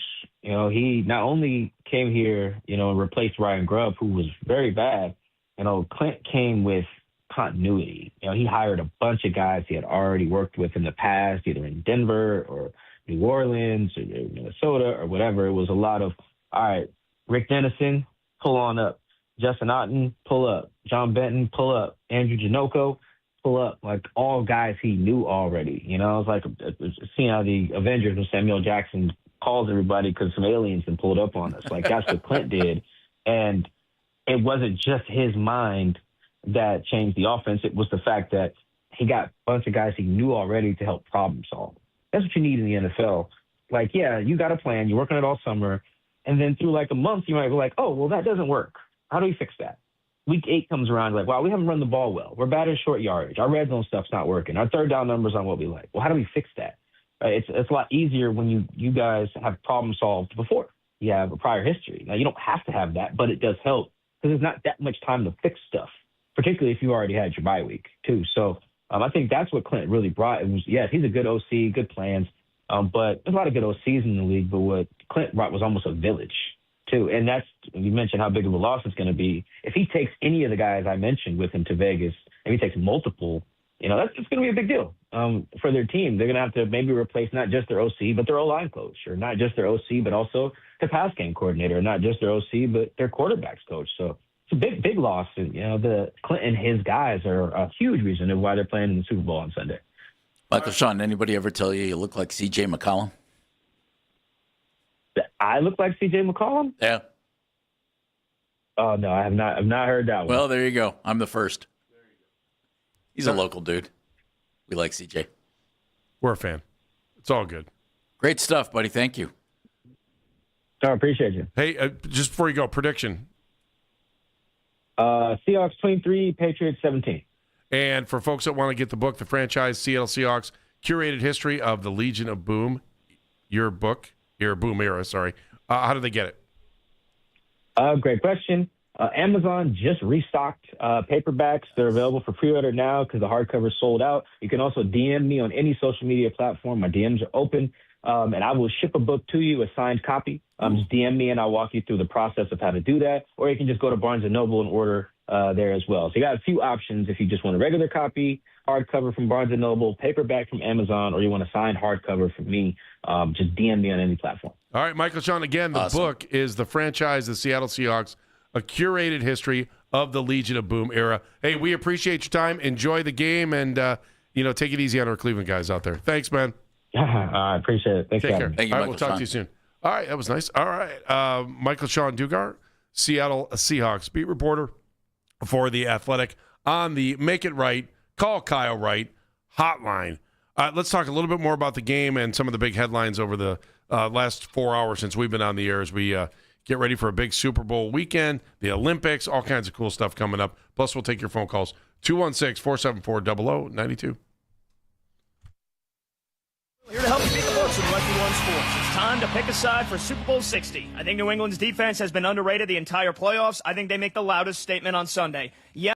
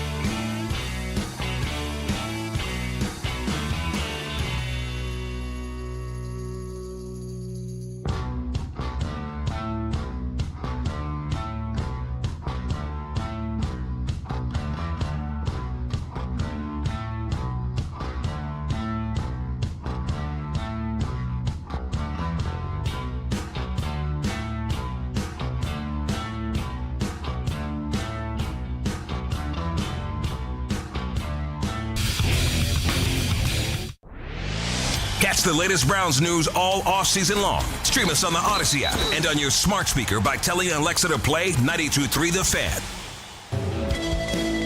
Here's another way to do all that. You can check out the Fan Off-Season Special. It's every Tuesday night, 7 to 9. Jake Volnick, Lance Reisland, Daryl Ryder recap all the latest Browns news, all the moves ahead of the big free agency season that's ahead. And, of course, the draft is coming up. You can listen right here on 92.3 The Fan. Stream us on the Odyssey app. Watch every episode live on YouTube. Again, Fan Off-Season Special each and every Tuesday night, 7 to 9, right here on 92.3 The Fan. Basket and Phelps, 92.3 The Fan, 216-474-0092. Obviously, a huge weekend of sports going on with the Super Bowl on Sunday, but also the Olympics, the Winter Olympics going on right now. They've already played some games. We've seen some curling. We've seen some women's ice hockey, but in about 15 minutes, they will start the opening ceremonies. That'll be tape delayed here in the States. I mean, you can watch it live on one of the 15 channels they've got it on, but it's always interesting. Are you a fan of watching opening and closing ceremonies? Sure. I watch. I was thinking it's not a diehard tune-in event, but it's more of an arts thing, isn't it? I mean, when you think about it, it's more celebrating the city, celebrating the arts, celebrating, the opportunity to host the Olympics and lose lots of money and have venues go dormant years later. Get used afterwards. Yeah. Kind of interesting. Hello, Athens. Hey, good night, Athens. Dan, will you be participating in watching any of the opening ceremony? Yep, I'll be locked in. Are you going to watch it live or are you going to wait? Still trying to decide. I might watch some of it live just because it'll have less commercials. And I don't have to sit there and deal with people talking over it quite as much. Because I just kind of want to watch it instead of having people tell me what I'm watching. Yeah, I like where we're at with the Olympics now. I remember when we came on the air, I can't stand the tape delay stuff. I can't stand the whole, you got to sit around, don't tell me the score, don't tell me the score. That stuff drives me nuts. I do have a pretty funny... Well, they are in different part of the world. Yeah, I know, but I don't want to... If it's on, I'll watch it. I don't care what time. If it's on at 3 in the morning, I'll watch it. Okay. Wouldn't you, Dan? If it was a game you wanted to see, I'd wake up at 3 in the morning and watch it. I think I'm just so spoiled with where I am now where you can either record stuff or just grab it on demand. Like, it's so nice how you could just grab everything on demand. And so I don't know if I would wake up at 3. I think I would just go on lockdown. Just completely turn the phone off, leave it alone, all that stuff. When I wake up, turn it on and go. You want to hear a really funny Olympic story? When I was I know it's a Montana story. So back in the day, obviously I think it was what was the Tanya Harding, Nancy Kerrigan? Was that Lillehammer? No, that was already in Columbus by then. Where were they when that whole thing went down? I can't remember. Was that Olympics or was that United States Championship? No, it was the Olympics. Was it? I don't remember. The Olympics were on tape delay, and and it was worse because you're in Montana. You're in the Mountain Time Zone, so you're still 2 hours farther away. And it was the night that Nancy Kerrigan won silver. And it was on tape delay, and there were people that were like avoiding television, avoiding all this stuff, and trying to stay away to find out what happened, even though if you wanted to find out, I'm sure if you did a little research, you would have been able to find it. But it wasn't as easy as now. I mean, we didn't have our phones. We didn't have, really computers weren't, not everyone had, a laptop or, even a hard computer sitting on your desk. So the folks that were in Montana were waiting to find out, and they were just locked in for this whole thing. Well, you'll appreciate this, Jeff. So we did a newscast at 5:30. And after the newscast, you would tape promos for the whole night. Okay. And we knew at that point that Nancy Kerrigan had won a silver. So they had not announced her scores, and the guy was working with Dave. Good old Dave. Dave taped his promo after the 5 o'clock news saying, Nancy Kerrigan wins silver. We'll have highlights coming up next on the news. Well, that promo aired before the presentation on TV that she had won silver. And people were mad. They came down to the TV station. Came down to the station? They came down to the station with signs, and they had signs that said, Dave ruined my Olympic moment. And they were banging on the doors because they were so mad that this little tease that had run 10 seconds before the actual announcement on NBC at that time, I think it was NBC at the time, but before they made the announcement. And it's like I always laugh because whenever I think about this, it's always like, Dave ruined my Olympic moment. And I'll never forget that. That's why I can't stand the tape delay stuff. Thanks for being engaged. We're all good. Great story. Thanks. Yeah, you guys appreciate that. Good. The attack was at the U.S. Figure Skating Championships, by the way. That was, but what she won silver. It wasn't about the attack.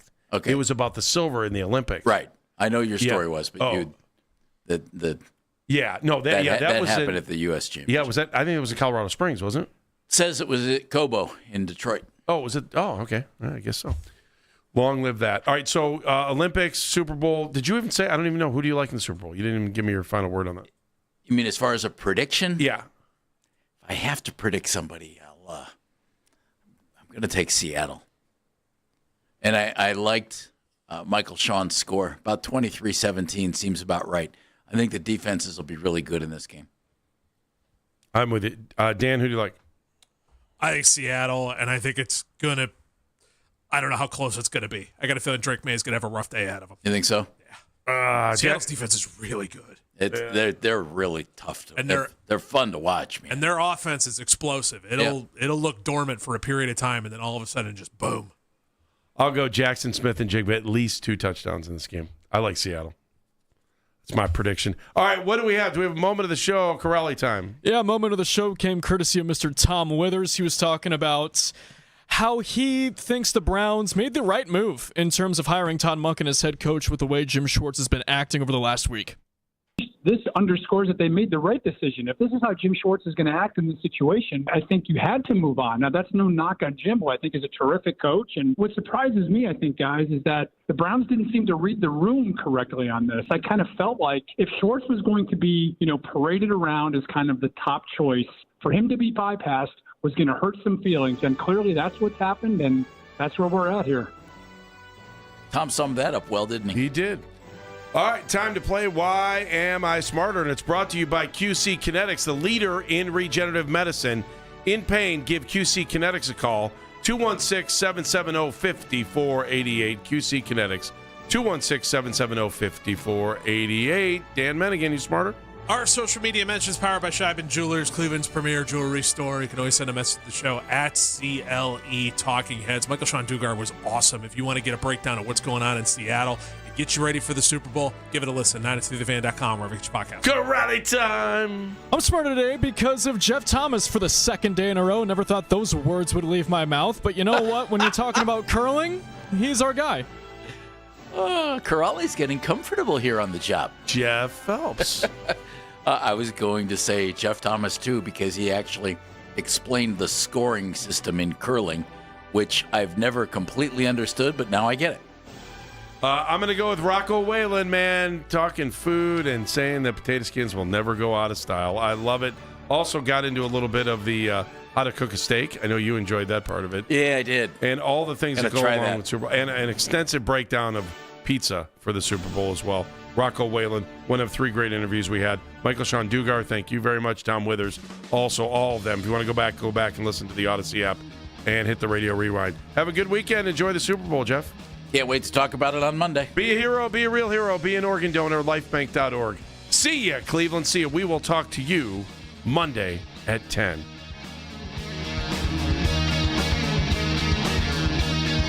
And that's the show. This is an Odyssey Sports Minute.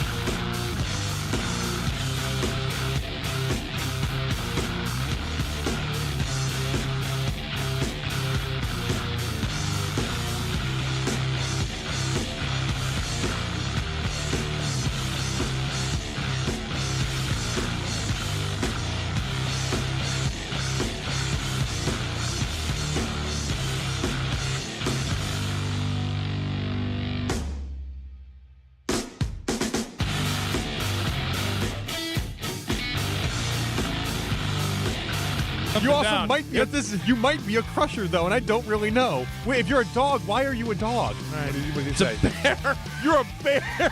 You thought a bear was a dog? What did you think it was? You didn't correct me. You didn't say, "Oh, that's obviously not a dog. That's a bear." You didn't say that. I'm not saying like, well, Where let me were talk you? to Mr. Horse over here. It's the Afternoon Drive with Nick Wilson and Jonathan Peterlin on Cleveland's Sports Radio 92.3 The Fan. The show is back, and so are my headphones. We are Afternoon Drive. It is a football Friday. It's an F-off Friday. That open courtesy of Up and Adams and NFL Honors. And Mac Robinson, the supreme leader on the board. Yes, we've got Jake Byrne, man in the 92.3 The Fan YouTube channel today. And, of course, producing for us. If you are watching us on YouTube, like those videos. We like to be liked and subscribed to 92.3 The Fan on YouTube as well. It's you just click the button. It's just, we're pretty easy, honestly. Now, we have Cam Manna, a.k.a. Cam Clarkson, on the 2020s today. Hi, JP. Hello, how are you today? I really just want to argue Bad Bunny versus Kelly Clarkson, but that's not how we're starting the show. That's not how we're starting the show. Cannot be how we start this. A football Friday, the last one of the 2025 season. Football galore. I missed the time that Bad Bunny won American Idol, I'll tell you that much. Well, maybe I missed that. That was a moment in America history. Are people from Puerto Rico allowed to win American Idol? I believe they are. Yes, they are. Why would they not be allowed? There's a lot of that conversation going around. That would be a ridiculous conversation. So I guess we should start by saying kudos to Myles Garrett for winning his second Defensive Player of the Year award. And when you get the screen graphic that the Browns put up yesterday after it happened, you really get to see how few of football players actually attain this award and how much more impressive that is when you put his name up against their guys like Reggie White and other great football players. J.J. Watt would be another one, not T.J. Watt. And, of course, Carson Sweatzinger gets congratulations for winning the Rookie of the Year as well. Yeah, no, it was a great night. I don't know how much of John Hamm you ended up watching, but it's not as if he, broke the internet or anything like that, so I think you were safe. I did not. Yeah, I didn't think you would. Yeah, No. yeah. I thought about it. I really thought about it. I don't think you thought about it once. We were icing the foot. We had the heating pad on because apparently I'm 97 years old, and we're right there. And I saw it. It was I'm on the screen there on the TV. You went right by it, and I was like, "Hey, that's there." What'd you choose instead? Bad Bunny? No. The Benedict Cumberbatch movie, Henry Sugar. Was it good? Yeah, it's fine. Yeah. Wes Anderson. That's about what the NFL Honors was.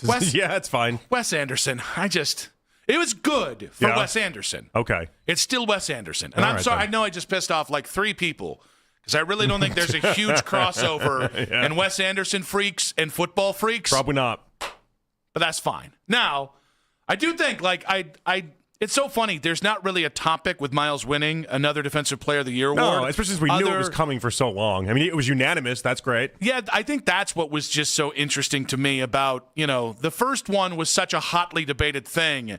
And then on a 5-win team, this one, there just was no debate. I mean, think about it. We can't get 50 people in society today to agree on anything, but we got 50 people to agree that Myles Garrett was the best defensive player and they didn't want to face anything else. But we can get 25 to agree on one thing and 25 to agree on the exact opposite. Well, and then there's always Sam Munson. Yeah, there is. That just pops in there with his old Justin Herbert love. Well, he's Irish. See which what I'm is talking great. about? That well, this is another vote of confidence for you have to be from America to talk American sports. That's going to be a hot topic this weekend. Now, I'm sure. The hot topic today: Jim Schwartz resigns from the Cleveland Browns, and I think it's interesting about what does this all mean. I'll just start here. I do think when it comes to Jim Schwartz resigning, that doesn't mean this is over. Him resigning is part one. Him trying to take another job would be part two. Okay. So I want your shock factor because you were the holdout. You were the one that thought that he was going to be able to come back and stay, and they were going to be able to resolve this one. Were you surprised today that when you got the text and the notification, however you received it? No, and it's funny. I think my thing was I was just open-minded. Like the swath of people were like, it's not happening. I was like, we'll see. The one thing the Browns did right is they gave this time to play out. Yeah. It didn't change Jim Schwartz's opinion, and But at least you took time to allow the thing to breathe. The surprising part for myself is that you did have this much time, and then it did end in this result. And so, like, I was still in the camp of I didn't see how it was going to happen. But once you started getting reports that, like, he met with them in the building on Monday, well, okay, there's your avenue. Like, if they really wanted to keep him, the fact that he came back into the building on Monday, and then obviously they've just kind of let this whole thing fester, like, clearly they had a shot. And I don't know, is that Todd Monken just not putting on the full court press? Is that what he needed to see? Did Monken himself not want this back and forth weirdness between the two of them? Is there part of the Browns that secretly were like, all right, once you showcased that you were going to do this, we're not as interested as we once thought we were.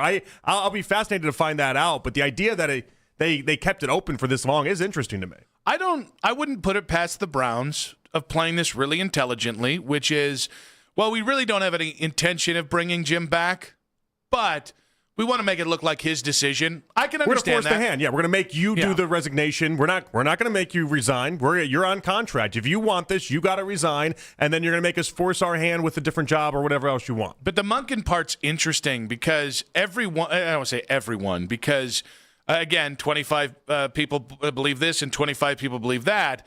It was interesting, a little bit of credit that Monken is getting in this of like, I respect Monken for this. And I was like, oh, no, that's interesting. I would have respected Monken if he brought him back. I would have respected Monken if he didn't. I don't think Monken had much of a say in any of it. I think Monken's just happy to have the job right now, and he's not going to be able to wield much power, for being honest. Ironically, it's part of the deal with the Browns and head coaches. The best thing he did was like the PR presentation of this, meaning there are people that go back to his comments on from his press conference, and they were like, he just put it out there. He gave it a take it or leave it moment. I signed up for Myles Garrett. I didn't sign up for Jim Schwartz. Like that, when you say those type of comments, that is very much a I'll take it or leave it type sentiment. Yeah. Now maybe they knew, because remember in that whole entire day, the whole Monken press conference day, all the rhetoric was around the idea that between Haslam and Monken, when they were asked, they both repeatedly did say, the day's not about that right now. We're not going to make that about that. And so they wanted to make sure that Monken got his due, Monken got his credit. We didn't make it to the end of the week, and now all of a sudden we have our answer. So we do have some names coming out. Corey Undlin, who was a defensive backs coach for the Browns in the aughts under Romeo Crennel. He also was a defensive backs coach under Jim Schwartz in Philadelphia from 15 to 19. That's a name out there. Yeah, Albert put that one out there, and a lot of people have jumped on that. Yeah, and I think it's interesting that it's multiple times we've kind of heard it now, even though it's some of the multiple times have been from Albert. This is one of the weird things of, I think they're doing the right thing where they say, and this is where they say versus what they might actually do, they say they're keeping the wide nine system. And so Undlin, who has experience in it, hypothetically would be able to do that. Jason Tarver, Ephraim Banda, who've coached in this system, could hypothetically do it. But the truth is, we don't really know what kind of blow this is going to be for the Browns, just because I think too many people go, well, play calling's overrated because it can't really be quantified, or it can't be easily quantified for just average folks like you and me. And how much does a defensive coordinator really matter? I think it lessens the blow that they're going to keep it in the wide nine, allegedly. But guys, Jim Schwartz and the way he called the defense is one of the few guys in the NFL that's bottled up Kyle Shanahan. That's not just about the wide nine. That's about the brain behind the system. I think that's what is unquantifiable, going from him to Dino Vasso or Corey Undlin or any of the names that have been thrown out there. No, definitely. I mean, there's an obvious drop-off that's going to happen here. If you're going to give it to especially somebody that has maybe been a defensive coordinator once before, we find out who this ends up being. Obviously, we can do more with this, but there's going to be a drop-off from Schwartz. That's not a hot take. By the way, I already heard this on Twitter. What? Toby saying, the Royal Tenenbaums is a masterpiece, dumbass. That's on social media, at Nick Wilson says, at Jay Peterlin. You said you would get a couple people that were upset. You knew that. Social media reactions on X, powered by Scheiben Jewelers, Cleveland's premier jewelry store. It's overrated. There, somebody needs to say it, all right? Oh, it's a masterpiece. You like it. Yeah, that doesn't make it a masterpiece. I like what's that movie, Enemy of the State with Will Smith. Yeah. Not a masterpiece. Just a good movie. I don't know why I'm throwing bombs today. I'm actually in a great mood. This is the best I've felt. And the Jim Schwartz stuff is incredibly interesting to me because everybody, honestly, I feel like everybody's just relieved it's over. Yeah, we wanted an answer. Now, how much of this plays into what happened with Philadelphia yesterday and Fangio coming back, and how much of this played into, people are still like, oh, he might end up with the Raiders. That's still a possibility. And it's like, but then at the same time, we're getting reports from people suggesting that, well, he wanted to go and be on a beach. Mm-hmm. He's old. He wanted to do something that wasn't football, and he wanted to hang out on a beach. Yeah, I'll tell you this. If he would like to be a defensive coordinator in 2026, I would like the Browns to play hardball on this. Well, I mean, I would think the Browns. So, like, it's funny because so many people are bringing up the idea that it's like, oh, well, you let Callahan go and you did him that justice, and why can't you do the same thing for Jim Schwartz? It's like, well, Jim Schwartz has extreme value that you might be able to extract from a team. Like, if the Raiders want him, make the Raiders pay for him. Absolutely. Hey, why do you have to be the good guy in every scenario? I do not think it was a coincidence that the Brown statement said Jim Schwartz resigned or sent his resignation to the Cleveland Browns. It didn't say the Cleveland Browns accept his resignation. And I think that's a pretty interesting idea here, just the idea of if not only should they should play hardball. Jim threw a temper tantrum. And I got to say, guys, he had the right to. I understand his upset. Yeah. And I think Jim, I could not think more of the football coach and human being that is Jim Schwartz. No other team on the planet was giving this guy a head coaching interview. And the one that did, he then turned around and snapped on, and which was fine. That was fine to be upset in the moment. But 2 weeks later, a week later, whatever it is, he hasn't calmed down. Okay. All right, then, if that's how you want to play it, you want to, in the words of the reports, Jim can make this dirty, right? Well, that's what he said. He's going to show where the bodies are buried. That was the big report. So can the Cleveland Browns. So, I wish Jim Schwartz was back. If there was still a chance to keep him, I'd love to keep him. But, okay, now the Browns can kind of play hardball themselves, and I think they have every right to. And if Jim wants to play even harder ball and then just go home for a year, cool. Enjoy getting hired as a 60-year-old next year. No, I think it's so interesting to me because there's just a part of this, and we talked about this previously within this discussion, like the idea that at 60 years old, some people just don't want to do this. They don't want to do work in general. You know what I mean? Like, and at 60, he's earned that right. He's made a boatload of money. I don't know. Maybe he doesn't think the Browns are actually going anywhere, so he's not playing for a Super Bowl this upcoming season, and so he just wants to go and step away, or he wants to find a different team. But if he wants to find a different team, then they're going to have to pay for his services. I think what's interesting about how this has gone on, where it started, and where. Because the truth is, something we'll get into is where the Browns could have avoided this and where Jim could have avoided this. And because I think that, it's easy just to blame one side of this or bash one side of this. I think specific to what you said, if I'm Myles Garrett, I'm a little disappointed in Jim Schwartz. Because that's a win for the Browns, by the way. That's a big win for the Browns. If that's the end result, is like, oh yeah, they were really, and this is why they want to phrase it, is they were really trying desperately to keep Jim Schwartz. Is because then if that's the mentality that Myles has, that Denzel Ward has, then at the end of this, it's like, oh, I guess he really wasn't in it for us. The man he had bigger aspirations, and that was it. Then that's a win for the Browns in many ways. 216-474-0092. At Nick Wilson says, at Jay Peterlin on social media, what kind of blow is this for the Browns losing Jim Schwartz, who resigned as defensive coordinator today? We got quick hits coming up at 2:40. Chris Fedor, who is going to be on his way to Sacramento for James Harden's Cavaliers debut at 3:20 today. Well, he'll be with us at 3:20. He will have already arrived by the time we get there at 3:20. We got Tomer Azarly, or Azarly, which is the way you're going to say it. I'm going to say it 12 different ways today. Clippers and NBA writer for Clutch Points coming up at 4 to talk James Harden. We've got the one half of the Super Bowl picture here. Christopher Price of the Boston Globe coming up at 6 p.m. today. The playoff eliminator at 6:20. I've already been eliminated, basically, so that's not great. But 216-474-0092. We do have to talk the Super Bowl, which does have some buzz, but not enough for many people. James Harden, LeBron's future, and, of course, we got to get into this Jim Schwartz stuff. What kind of blow is this for the Browns losing Jim Schwartz? And there's more than enough blame to go around. Let's remember that when talking about this in 5 minutes on 92.3 The Fan.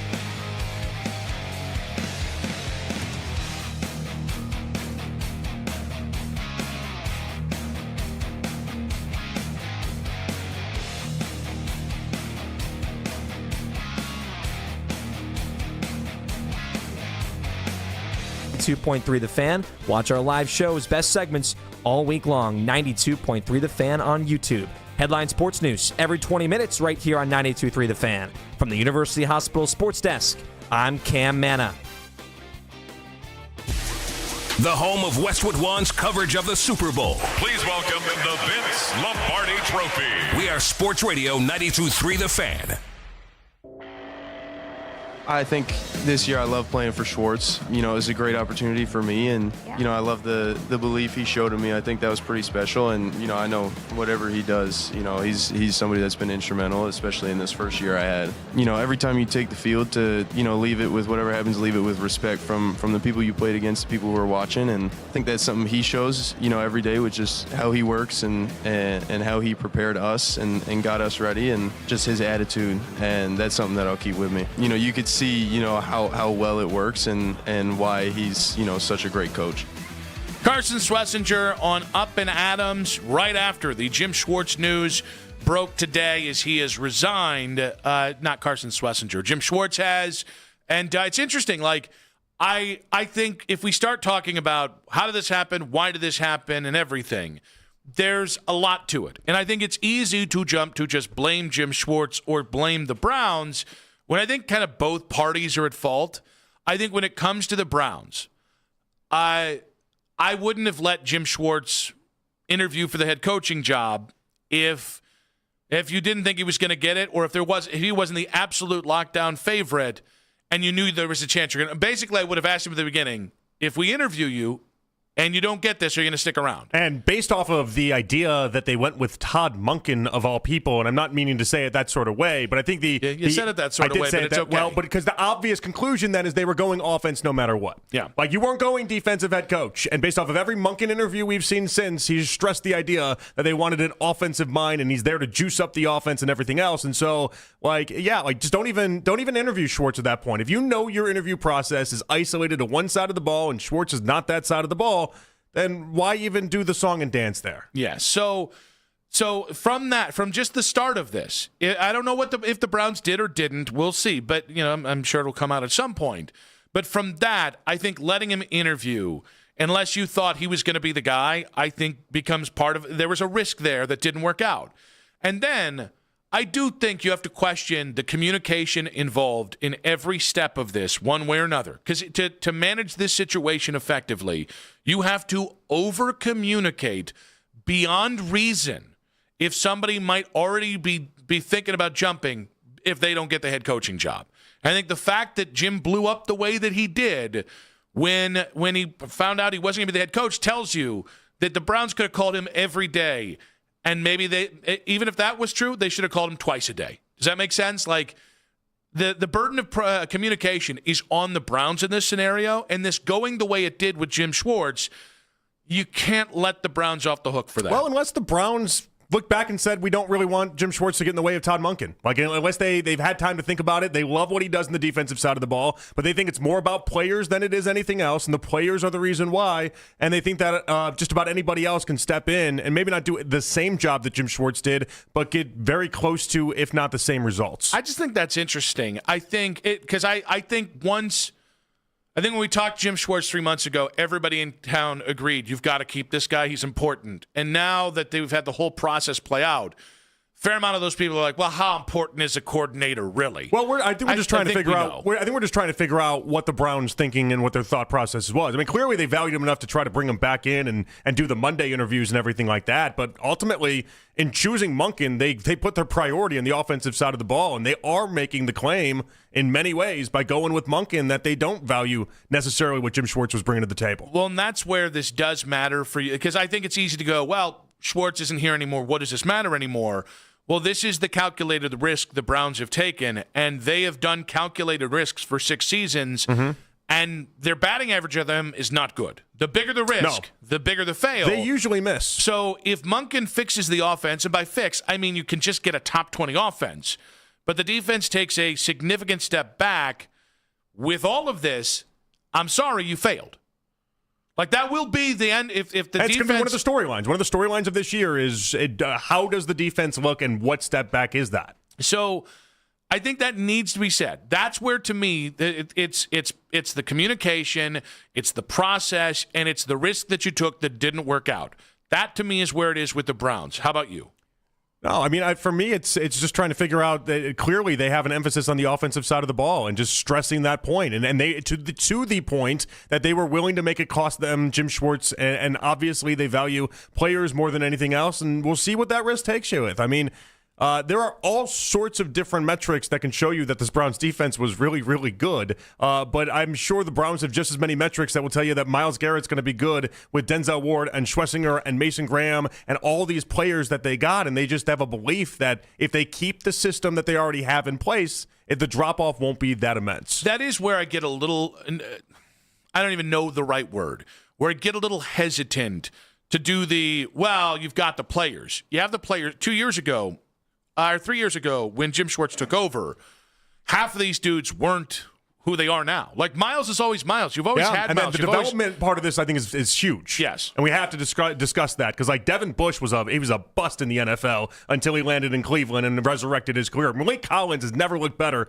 than what he did this last year. And this is things we weren't seeing on the offensive side of the ball. Alex Wright, Isaiah McGuire. You mentioned Devin Bush. Honestly, guys, Jerome Baker, at the end of his career, had a really nice year for this year. Diabate, Ronnie Hickman. Like, it's easy just to say, well, how much does this matter? You've got Myles, you've got Denzel. It, to me, is all the other parts. And I think that's because not only, okay, you might have the guys now. Well, next year, a couple of those guys are going to leave, or maybe a couple of those guys retire. So it's about going forward. You need to continue the excellence on defense, not just in 2026, but 27, 28, and 29 and beyond. And that does start with player development. Yeah, there's a real danger of this as far as the defense is concerned. You take a pretty big step back. Like, that does exist. And even if you take a step forward with the offense, you might end up in a very similar result. Now, to get to the Schwartz part, Jim Schwartz is making a massive mistake. I mean, an almost hilarious mistake, and it's not about anything other than ego. And I understand that Jim Schwartz wanted to be a head coach again in the NFL, and I understand that he's disappointed. There was not another team in the NFL willing to interview him to be a head coach in the NFL. And the one team that did, he turned around and got pissy because they didn't make him the head coach. And I think Jim has been in the NFL too long to think that he is entitled to a head coaching job in the NFL, and any outside chance from here that he had to be a head coach again was built on being the defensive coordinator of the Cleveland Browns going into year 4. If the Browns struck gold next year and somehow they're a 10-win team in the playoffs and that defense is it, do I think Jim's a bona fide head coaching candidate? Probably not. But is that a better path than either taking a year off, just out and out retiring, or going to the Vegas Raiders this year as they go to trade Max Crosby? Yeah, I probably think the Browns are your best shot to become a head coach again. Okay, yeah. So what he does next is whether or not I can agree with you on the idea that he was hilariously wrong here. Because if he wanted to retire and step away, then he didn't make a wrong decision. He made the right decision because he recognized he was never going to be a head coach in the NFL again. And ultimately, if that was his main goal, guess what? It wasn't happening for him. And so go retire. Go to the beach. Go do something else. That's not a bad decision. You're 60 years old. You've made millions upon millions.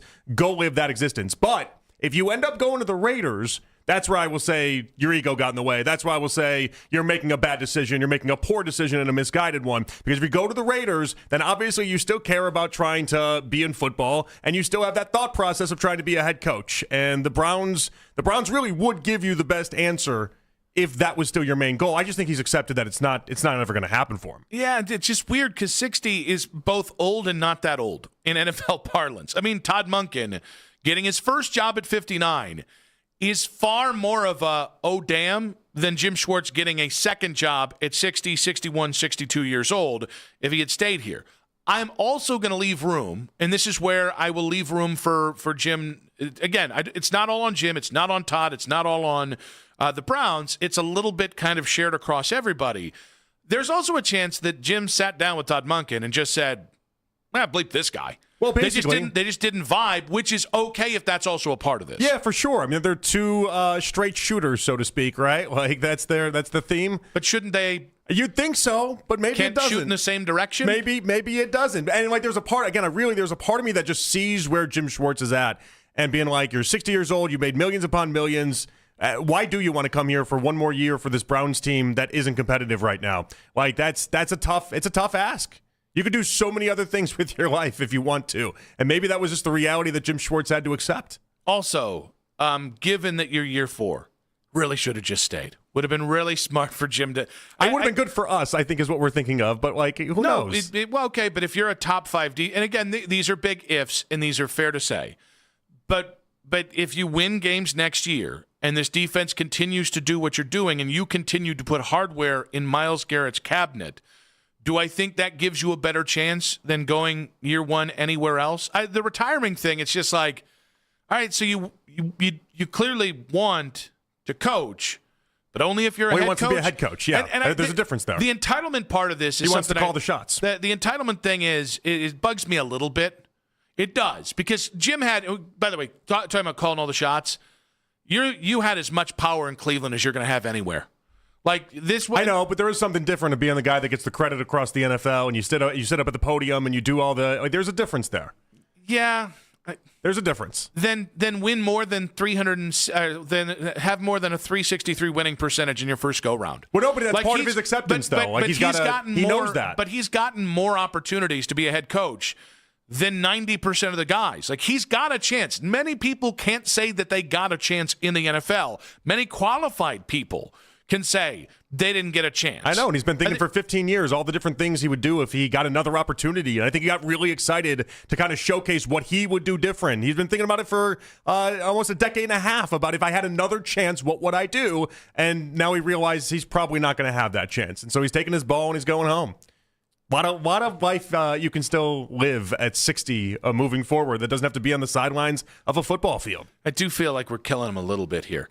You've got a lot of life left, Jim. You're 60 and worth how many millions of dollars? I don't know. It sounds pretty sweet. How much money has he made? Do we know his net worth? You're making him like to be Bezos or something like that. Well, we don't know if he's got good investments or anything on the side like that. But he's been in football for 30 years. I would imagine with the head coaching stuff thrown in between, it'd shock me if he was worth less than $30 million. It would shock me if he was worth $30 million, unless he's got like. I was going to go Bernie Madoff. That would not be the guy you want on your side. It's tough because coaching stuff, they don't publicly put out the coaching salaries like that. So we're not going to be able to answer on this.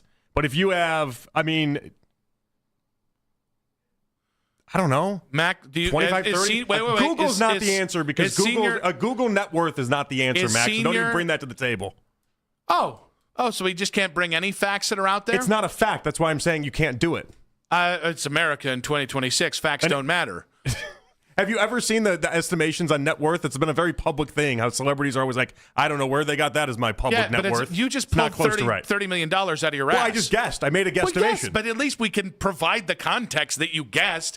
Hey, what's Google guessing, Mac? Google's guessing $5 million. Oh. There's no way he only made $5 million. No, it's not. What you made is not worth. You're the money guy. I can't. I'm not trying to one-up you because you're smarter at money than I am. Maybe he's been miserable with investments and needs it. I don't know. If he's been smart with his investments and everything like that, I promise you he's worth a good chunk of change. Way more than $5 million. You kidding me? As a head coach of the Lions for 5 years, I know it's the Lions, but think like Stefanski had a $20 million extension from the Browns. Yeah, but don't confuse making money with actual net worth. Oh, by the way, yeah, but again, compound interest. We can do this all day. Like he's made enough money. But coaching money has done a gigantic jump in the last decade. No question about that. Since he got fired, pretty much. No question about that. But at what point in the previous 20 years plus has he made fewer than $1 million in any given year? 3 years. Come on, like he's been this. You know that answer.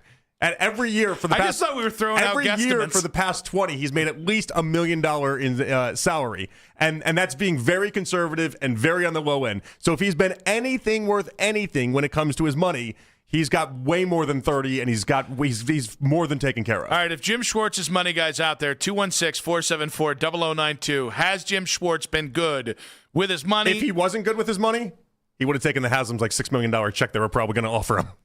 Hey.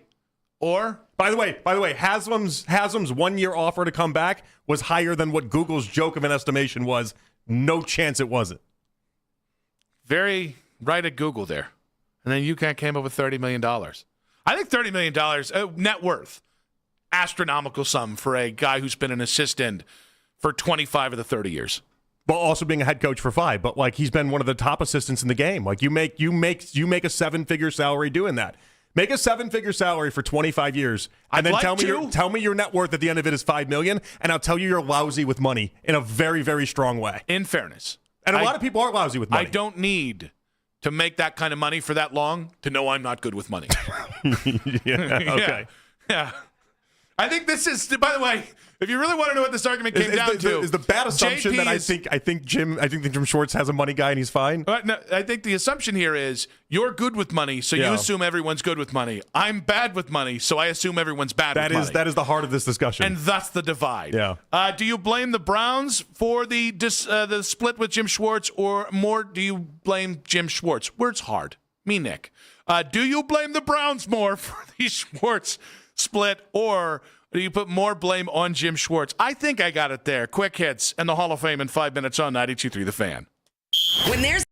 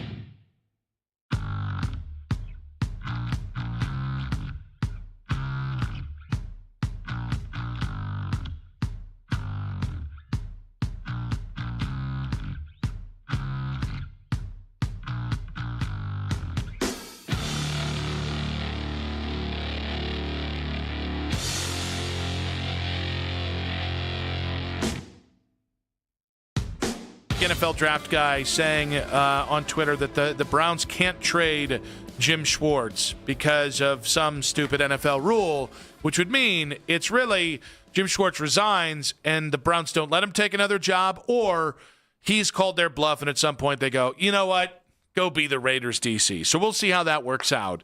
By the way, second round pick. I don't care what the NFL rules say. Second round pick and we'll talk. All right. But that person has not seen the contract yet either, because there's always little stipulations and things that they can put in, and it's just how willing you think the Browns would be to go ahead and make sure that Jim Schwartz could do it again. We got Chris Fedor coming up in just about 40 minutes here. We'll talk about James Harden's Cavs debut coming up tomorrow in Sacramento. But if you missed a moment in our show, use the Rewind feature on the free Odyssey app powered by Integrated Restoration, your local experts in water, fire, and storm disaster restoration. More on Myles Garrett winning his awards, and, of course, Carson Sweatzinger. Got some calls from you guys, but let's go ahead and get into Quick Hits. From the latest news and rumors around the sports world Angel. to the sound bites you need to hear. Hurry. It's Quick Hits. All right, NFL honors last night. Luke Kuechly, Adam Vinatieri, Roger Craig, Drew Brees, and Larry Fitzgerald were all announced as members of the 2026 Pro Football Hall of Fame class last night. Any outrage at any of these five guys getting in? No. What's interesting, though, is that, again, I'm sure you got a lot of Luke Kuechly stories and everything like that, but there's certain players that you're just like, oh, yeah, he should be a Hall of Famer, but not certain players that you think it just... I'm having a hard way of saying I was surprised Luke Kuechly's there, even though I know how awesome he is. Yeah, it's always tough with linebackers. I will tell you, watching Luke Kuechly, the dumbest thing the Panthers ever did, and thank you, Dave Tepper, was switch from the 4-3 to the 3-4, and not have the defensive line to protect Luke Kuechly. Luke, the first year or two I was there, was just a holy crap level linebacker. To me, it's Vinatieri, and it's not. I can be anti-specialist. Not Dave Zastadil, but kickers, punters, okay, whatever. If you don't take significant hits all the time, I do judge you a little bit more as a football player. But Reggie Wayne, Torrey Holt, Steve Smith, Clay Matthews Jr., I can get into Terrell Suggs, who is going to be on the ballot again next year, Willie Anderson. There are so many guys. We have such a bottleneck of truly great football players who are not in the Pro Football Hall of Fame. So it's not that Adam Vinatieri doesn't belong. It's that he doesn't belong in over any of the names I've said. Yeah.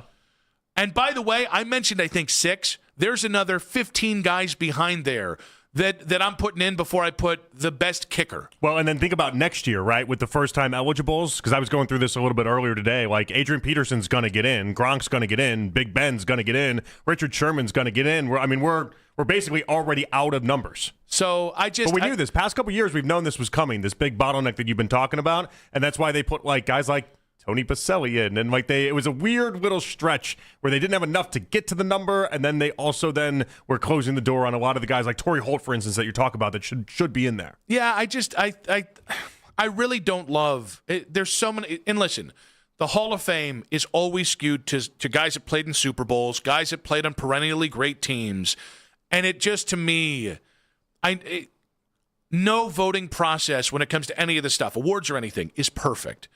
There's too many guys who risk their life and limb, who risk CTE, spinal injuries, neck injuries, that belong in that Hall of Fame that don't go because they got drafted by the Phoenix Cardinals, or because they played in an era where they played for a Browns team that went to a AFC title game or two, but never went to the Super Bowl, never won a Super Bowl. Mm-hmm. And it at some point it does get a little upsetting because, again, the sacrifice that Adam Vinatieri made physically is not the same one that any of the guys that I mentioned made. I want that Vinatieri highlight package. How do they put that together? And listen, there's a 42-yarder. He made. Here's a 47-yarder. Well, that's the other thing. Oh, get that 57-yarder though. Get that one in there. There's snow in the background. He made it in an era where it was never easier to be a kicker in the NFL. I know, because right around the time they retired, they made everything a little harder for kickers. No, it's going to be easy. They're just going to do one of him making a field goal and the rest of him just celebrating with Tom Brady adjacently there. And it'll be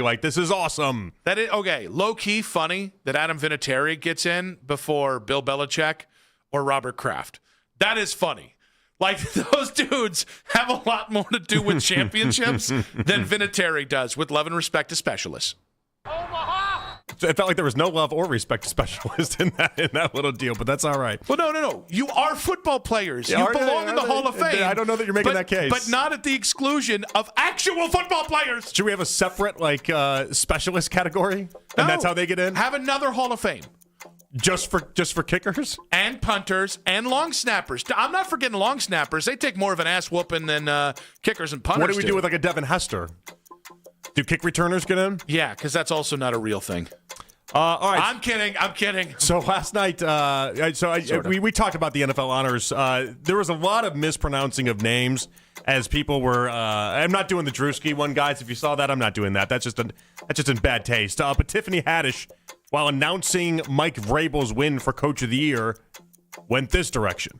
2025 AP Coach of the Year is Mike Vrabel. Mike Vrabel is busy preparing for the Super Bowl. Thank you for that, Tiffany. They couldn't have done her a favor at all.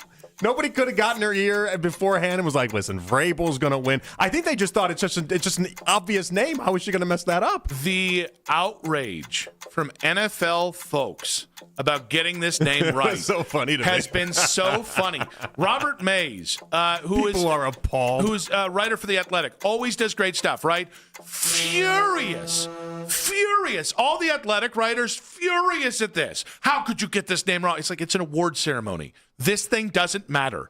Like, this is like... He wasn't even there. You realize... Obviously. You realize every year we're at, like, the Oscars or something and somebody's name gets butchered?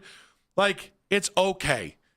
Mike's going to survive. You think Mike Vrabel gave a rat's ass that she didn't say his name right? Well, okay, here's a problem for the Super Bowl, though. When we had Ross on earlier this week, Ross said that Mike Vrabel was, the second most popular person? It was Robert Kraft and then Mike Vrabel as far as people that are notable in your household for the Super Bowl. Mm-hmm. That's not great if number 2 on that list, Tiffany Haddish, has no idea. Tigers player Javier Baez wanted to play for Puerto Rico in the World Baseball Classic. It will not happen after testing positive for marijuana during the 2023 World Baseball Classic, which feels like you could have told Javier before today. But I will ask you, and I will ask anyone listening, is pot a performance enhancer for baseball specifically? Why did they wait 3 years? That is very confusing. Are they high? They might be. Like, that's the only thing I can think of is they got really high and they're like, oh, Javi, you can't play. Sorry, we were also high. This is so stupid. Like, I do understand that there are certain things that make you better as a baseball player, certain narcotics, certain drugs, whatever. Certainly steroids is another part of this. Pot has never made anyone better at anything other than eating. I'm just going to tell you. Javi seems like a holy roller. Maybe video games. I don't know. Even that would be debatable. But like in a sport based on hand-eye coordination and like perception. Yeah. Honestly, no wonder he hit like 216 2 years ago. Made the All-Star team last year. Maybe it's because he quit. Without ganja. Maybe it's because he quit. Maybe he's a 275 player. You're right. I'm kind of excited for the WBC, and I think that might be lame of me. No, I'm okay with it because it's grown into something cool. They got a lot of really good players. The America team's got Skubal and Skeens, and all the great players in the game are like deciding to play in this. And it's grown into something. This is why like the NBA play-in tournament, when we have the things in real time of like, doesn't matter, do you care? It's like, well, it's not really for us, the younger generation. This thing, 25 years ago was the first one, 20 years ago was the first one. Well, we're the generation they targeted, and it took 20 years, but they got us. Well, and we had that iconic moment between Ohtani and Trout, and obviously that was very big for the WBC, but it's just only grown, and it's just made it huge. And I'm not watching every game or anything like that. There's going to be a lot of games I wouldn't watch if it was in my backyard, but am I going to watch America? Am I going to watch Japan? Yeah, I'm going to watch those teams. I think we need a pot pro baseball league. We just have a bunch of potheads play baseball and see, are they really good at it? Does it help them? Does it hurt them? How much do you think it takes off? Which part? The weed or the No, like off your ability. Off your ability to play the sport. How much I don't dabble in that world. I have no idea what that does to my senses, and so like I don't have a great frame of references. Yes, if you have anybody that knows, what do you think that guess would be? I got a family member that works at one of those dispensaries. We've talked, and they said, "What's baseball?" Yeah. And where am I? And yeah. And do you have a chocolate chip cookie? I don't know why in my head I turned that One into of like three. Ashton Kutcher with the "Dude, where's my car" moment, but yeah. Yeah. Dude, no. Oh yeah. No, it was a good impression. I was going to like build the bit, and then I was like, no, that's a good enough place to stop. All right. You did a good job. You had one. All right, first take. They had Deion Sanders, okay? And Deion basically was out here saying he's got no desire now to coach in the NFL. Not whatsoever. What transpired with my son last year, ain't no way in the world. No, I don't have a... Thank you, Lord. When I stop like that don't mean I'm lost for words. That means God said, hold on. You can't say that. What do we think happened with his son last year? I like that Deion's so turned off by the NFL, but the reality is that the NFL is just turned off by him. Yeah. Was it that what happened to Shedeur last year, or was Deion winning 3 games at Colorado? Yeah, I think that was the big moment for him. I really don't know what the long-term plan was ever for Deion. I don't know if Deion was always going to be like, I'm going to go to the NFL, and Shedeur is going to be my meal ticket, and because he's great, it's all going to work. It does make you wonder. No, it's a stupid question, because if Shedeur was awesome last year, Stefanski would probably still have his job. But you can't live in a world where Shedeur was awesome and then Stefanski also gets fired. So the job was never going to be open for Deion to even take anyway. Yeah, from that perspective. I think Deion made a brilliant move to go to Colorado when he did, and I'm not counting him out, by the way. No, they're going to reload this year. I think they turned over like 70% of the roster again. There's no use for Deion right now where I think he's in a little bit of trouble at Colorado. Like the thing that Deion does with the bull junk and the big talking and you know the lights and all that, that's awesome when you're winning enough. When you're a 3-win team, that puts a bullseye on you. And so I think Deion's, if we had been doing this, if Deion had just won another 9 games, maybe he has a different answer. Deion's a very smart dude. Deion probably looked at us and said, I get nothing from saying I want to coach in the NFL 1 year. Yeah. Because as of right now, another 3-win season, and Deion is hitting the unemployment line. So I think it was very, very, very smart by Deion, even if he turned it into, I saw what happened with my son last year. Which, okay, all right. Deion, you're not helping him by furthering the things that people say on the internet. No matter what Shedeur or you believe, just tap that one down, buddy. Your son, a lot of people don't like him. You're not helping him being liked in the NFL. Let's make it a little easier on the young man. Because he deserves it. Shedeur deserves an honest chance in the NFL. He does. And he's not going to get that. Well, I think he's going to get that with Todd Monken. Yeah, he'll get that with Monken. But in terms of the Tim Hasselbecks of the world, every time people further whatever internet discourse is out there that is a Sanders member, every time it is going to make Shedeur's chances of turning Tim's absolute no into a yes. And that's a for instance, because it's 90% of those dudes that just don't like Shedeur's camp. It's just making it harder for the kid. Oh, no. I was like, we're late. Let's go to break. I know. I was being obnoxious. I was like, I thought you were going to stop a minute ago. Let's get to break. You are pushy today on a Football Friday. Dave Zastadil. You paused. On Shedeur Sanders in 5 minutes on 92.3 The Fan.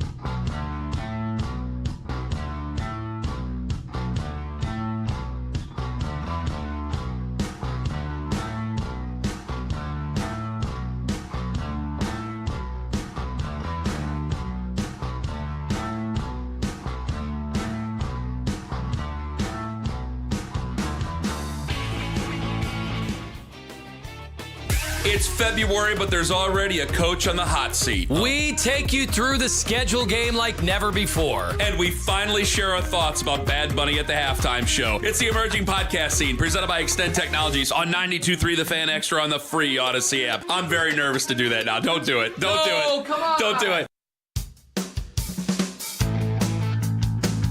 It's the 3 o'clock hour. I'm not wavering. I might be wavering. On Afternoon Drive. And the fan is looking for a winner. Enter the code GREEN, GREEN, at 923thefan.com before 4 o'clock for your chance to win a pair of tickets to the Cleveland Golf Show. February 13th to the 15th at the IX Center. Unbeatable deals on golf equipment and accessories. Get tickets and info at clevelandgolfshow.com. It's all from the Cleveland Golf Show and Sports Radio 92.3 The Fan. This Football Friday, this F-Off Friday rolls on here. Chris Fedor continuing the F trend here in about 20 minutes. Hey, JP. Yes. Should we talk about it? I don't know. Should we talk about it? We should tease it and then not talk about it. Should we talk about it? We should tease it, not talk And about then it. we should make a promo of it. Fedor will talk with us about James Harden, his Cavaliers debut tomorrow in Sacramento. And are we all just waiting on LeBron James? Are we all just, LeBron, come home? Are we showcasing ourselves for LeBron? Should be noted, a lot of people tagging and tweeting at the Williamses with Jim Schwartz resigning as defensive coordinator. Oh, that is funny because I did think about them earlier today. So, well, it's funny for two reasons. One, way back on January 29th, Blake Williams, Greg Williams' son, had tweeted people saying, hey, you know, this was the wide nine, this defensive system is actually Greg Williams, and Jim Schwartz learned it from Greg Williams. Because if it's one thing I've learned about Greg Williams, he likes, everything rolls up to Greg Williams. Yeah. Fantastic storyteller. Now, you don't know if you believe 80% of it, but he's fantastic at telling it. And here's the thing. I'll take Greg Williams back. Oh, Greg Williams is never coming back. No, he's not. But that's why I wanted even more. We've had enough conversations with Greg Williams. No, he's never coming back. You know. He'd never work for the Haslams again. You know, I suggested a body man for Jimmy Haslam to protect Jimmy from his own like random bursts of bad decisions. So the creator of Bountygate is going to be our guy? But they set each other off, right? So, okay, Greg, you can either be the defensive coordinator, or we can have you just kind of hang out with Jimmy and make sure he doesn't go full Jimmy at any point here this year. Man, I remember we had I was in with Baskin during it was the National Card Collectors show a couple years ago, and Greg Williams was there, and we got to speaking extensively, and the things he said about the Haslams will make sure that he never comes back to the Browns. Yeah, here's the thing. That's before there was an offer on the table. He was so fun and so awesome in so many ways. Did I ever tell you the time that I was on a flight with him going to St. Louis, and he took off his Super Bowl ring, and all of a sudden, I don't know, it was maybe he was he's way up there in first class, I'm way in the back, right? And there's this lady in front of me, and it's like the middle of the flight, and she goes, "You want a picture with the ring?" She got the ring all the way back in row 37. He'd been handing out his ring for people to take photos of during the flight. You know why? Because he's a good guy. No, because he stood between them and the door. Was that it? Yeah. That wasn't leaving. That Super Bowl ring, he knew. He's like, I got the angle on him. Middle of the air. It's not like anyone's really running away with it, but it was that this woman turns around, she goes,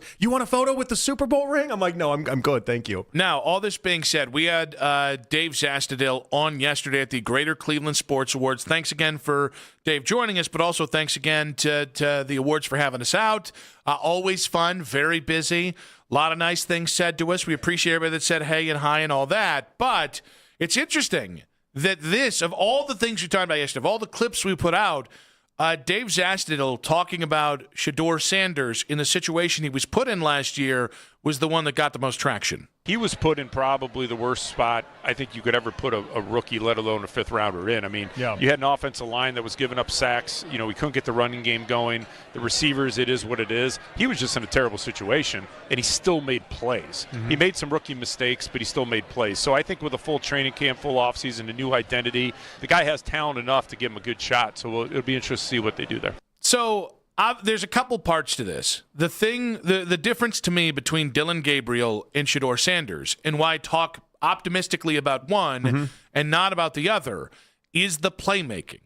Like when both guys were put into as bad of a situation as you could, as late third rounders and mid fifth rounders, as bad from a talent perspective, from the fact that coach clearly needed to win and maybe was in a situation to be the fall guy. There's not a way you could have set up either guy to fail harder than what the Browns did to both of those quarterbacks last year, and yet one of them made plays, one of them moved around, and you saw the at least something, and the other guy kind of was a bit of a check down Charlie and looked like a guy who cowered in the moment to, I can only throw to the line of scrimmage, which is not what that guy did in college. Yeah, no question about it. And I like the distinction because I'm having an interesting time trying to figure out, there's enough people like Zastudil, and I think I'm very close to his line of thinking, by the way, of like, man, he sure didn't have a chance in many aspects of it. But what is the difference between someone that makes that suggestion versus someone that's just like, well, I'm done with Shedeur and it doesn't matter anyway, and they put him into that same group that we're talking about with Dylan? So what do you mean, what is the difference? Like, I'm trying to figure out how so many of us, and I think you're in this group, I think I'm in this group, where we're like, well, you had no offensive line, you had no wide receivers,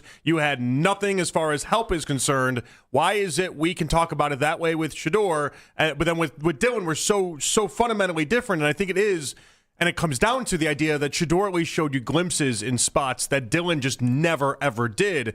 But then you get to the other side of it, the people that are just dismissive of all of it. Why can't they see how bad of a situation Shedeur was in? Well, because they don't want to. There's a segment of people who just, unless Shedeur looked like Josh Allen, it's nothing that even then there was going to be a way to discredit him because, and again, that goes to the online nature and the discourse of having Shedeur. That's not Shedeur's fault, but it goes back to what we talked about with Deion. Like anything that adds to that crap show, I'm not engaging in. I might respond to somebody on YouTube now. I might respond to somebody on social media if I think that they're in a spot where they're not one extreme or the other. But like, so much of the analysis of Shedeur is based on, did you like Shedeur, and are you a part of the cult of personality, or are you the part of the people that absolutely hate the cult of personality? So what's funny is in discussing this, I think it's interesting because not only did we have Zastudil, but obviously like Emmitt Smith went crazy on Kane Adams talking about it and all this, and like there's been enough people in the past couple of days that have thrown out their support for Shedeur. I almost wonder, we talk about like where's the benefit of being Shedeur? All you ever get is all this conversation. All you ever get is this talk. I think one of the low-key benefits that someone like Shedeur actually does get is when he's thrown into an awful situation with a bad offensive line, bad wide receivers, everything we've talked about, people pay enough attention to see the situations around him stink instead of, if it's anybody else, we're like, well, all right, just throw him out like he's days-old Chinese food. So here's what I'm going to give Dave. It's an interesting little subplot. I'll actually split this. I'll split this with you, though, because with Dave to me sounded like a guy that watched Shedeur with an open mind and came away somewhat intrigued. Not definitive in any other way. That tells me he approached it with an open mind. Well, Dave helps because Dave lives in the area. He worked for the Browns radio network. He watches all these Browns games. Like he's a very committed watcher of Browns football, whereas someone like Emmitt Smith, for instance, isn't, but maybe he turned into, at least dissecting it. Or maybe he's friends with Deion Sanders. Could be as simple as that, but you're going to get the benefit of the doubt publicly in that scenario. And that I actually think it's a positive we don't talk about enough that goes in Shedeur's favor, where I think everyone thinks the public side of it is all just negative and he always just gets hurt in all these equations. I think there's enough people that watched and saw how bad our offensive line is that never would have looked into the metrics of our offensive line if not for Shedeur being there. I think somebody that is not open-minded to Shedeur, and to me, I don't know how to say this in a way that isn't going to come off in a bad way. Emmitt Smith, because he is friends with Deion and his bias and having a relationship with Shedeur, to me, you're biased. I love that you have this support for him, but I'm not putting it on public record in my mind. The same way with like Tim Hasselbeck, I've not heard that guy say one nice thing about Shedeur. I've heard him comment on the cult of Shedeur, or the cult of personality with Shedeur, since before the kid was drafted. He has lost credibility for me. And it's not just that. Like, there are people in this town who the second I hear they say Shedeur, I'm out. Because I know, like, you're not talking about the football player that I watched last year. You're talking about your relationship to the discussion on him online. Somebody upsets you because they called you racist because you said something about Shedeur. And guys, it's happened to if you've made a comment on Shedeur, Someone has said something really acidic and awful to you. The aunties. The difference they is, got after you this past couple days. Well, but it's everybody. And you're pro Shador, and they got after you the last couple days. But like with the aunties, I just don't take it personally. And even well, if I, even if it is what it is. Well, but that's what I think frustrates me and kills me. That's what was so refreshing about what Dave said, is it's like Dave just had a straightforward approach to what he thinks without giving into this crap around it. And it's like the amount of people who are just reacting to one side of the argument and that they can't see past that to have a real opinion on what Shador is. I look at Shador the same way I look at J.J. McCarthy. And I'm not saying literally, because one was the, I think, 12th pick and the other was the 155th pick. But what I look at it is I see dudes who are two things. Gamers, and so there's a lot there that I don't love because there's some bad football there, but they play their ass off and they do have heart. And I'll tell you, if you can make plays and you got heart, I'll give you a chance 9 times out of 10. You know what? Bleep that. 10 times out of 10. Yeah, I was trying to quantify heart in my head here. I was trying to figure out how much that's worth. I think it's pretty obvious when Shador plays. Right? Yeah, I mean, I see it with Shador. I'm trying to figure out for other quarterbacks, like if there's a if that does anything for me. Like what I like about gamer. You say it's gamer heart. I know it's all these nebulous terms that are just kind of like it's like he's got like as if to be. I'm not going to pick on this, but it's like the funny thing is like as if somebody is playing the game with zero intensity and a laissez-faire nature. And I guess there are quarterbacks that you can see like that. Like Dylan in many ways was not a gamer. Like it's one of those things, you know it when you see it, but it's very hard to quantify. Not tall enough to be a gamer. James Harden. Is that the difference? How does he change expectations for this Cavaliers team? Chris Fedor tells us in 5 minutes on 92.3 The Fan.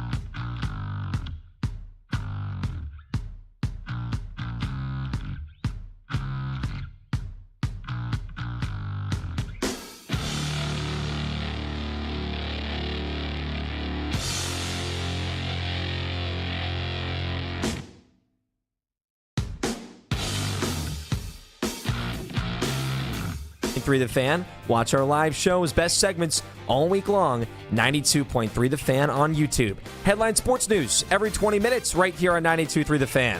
From the University Hospital Sports Desk, I'm Cam Manna. This is the only place to trust for Cavs talk anytime you want. Cleveland's Sports Radio, 92.3 The Fan.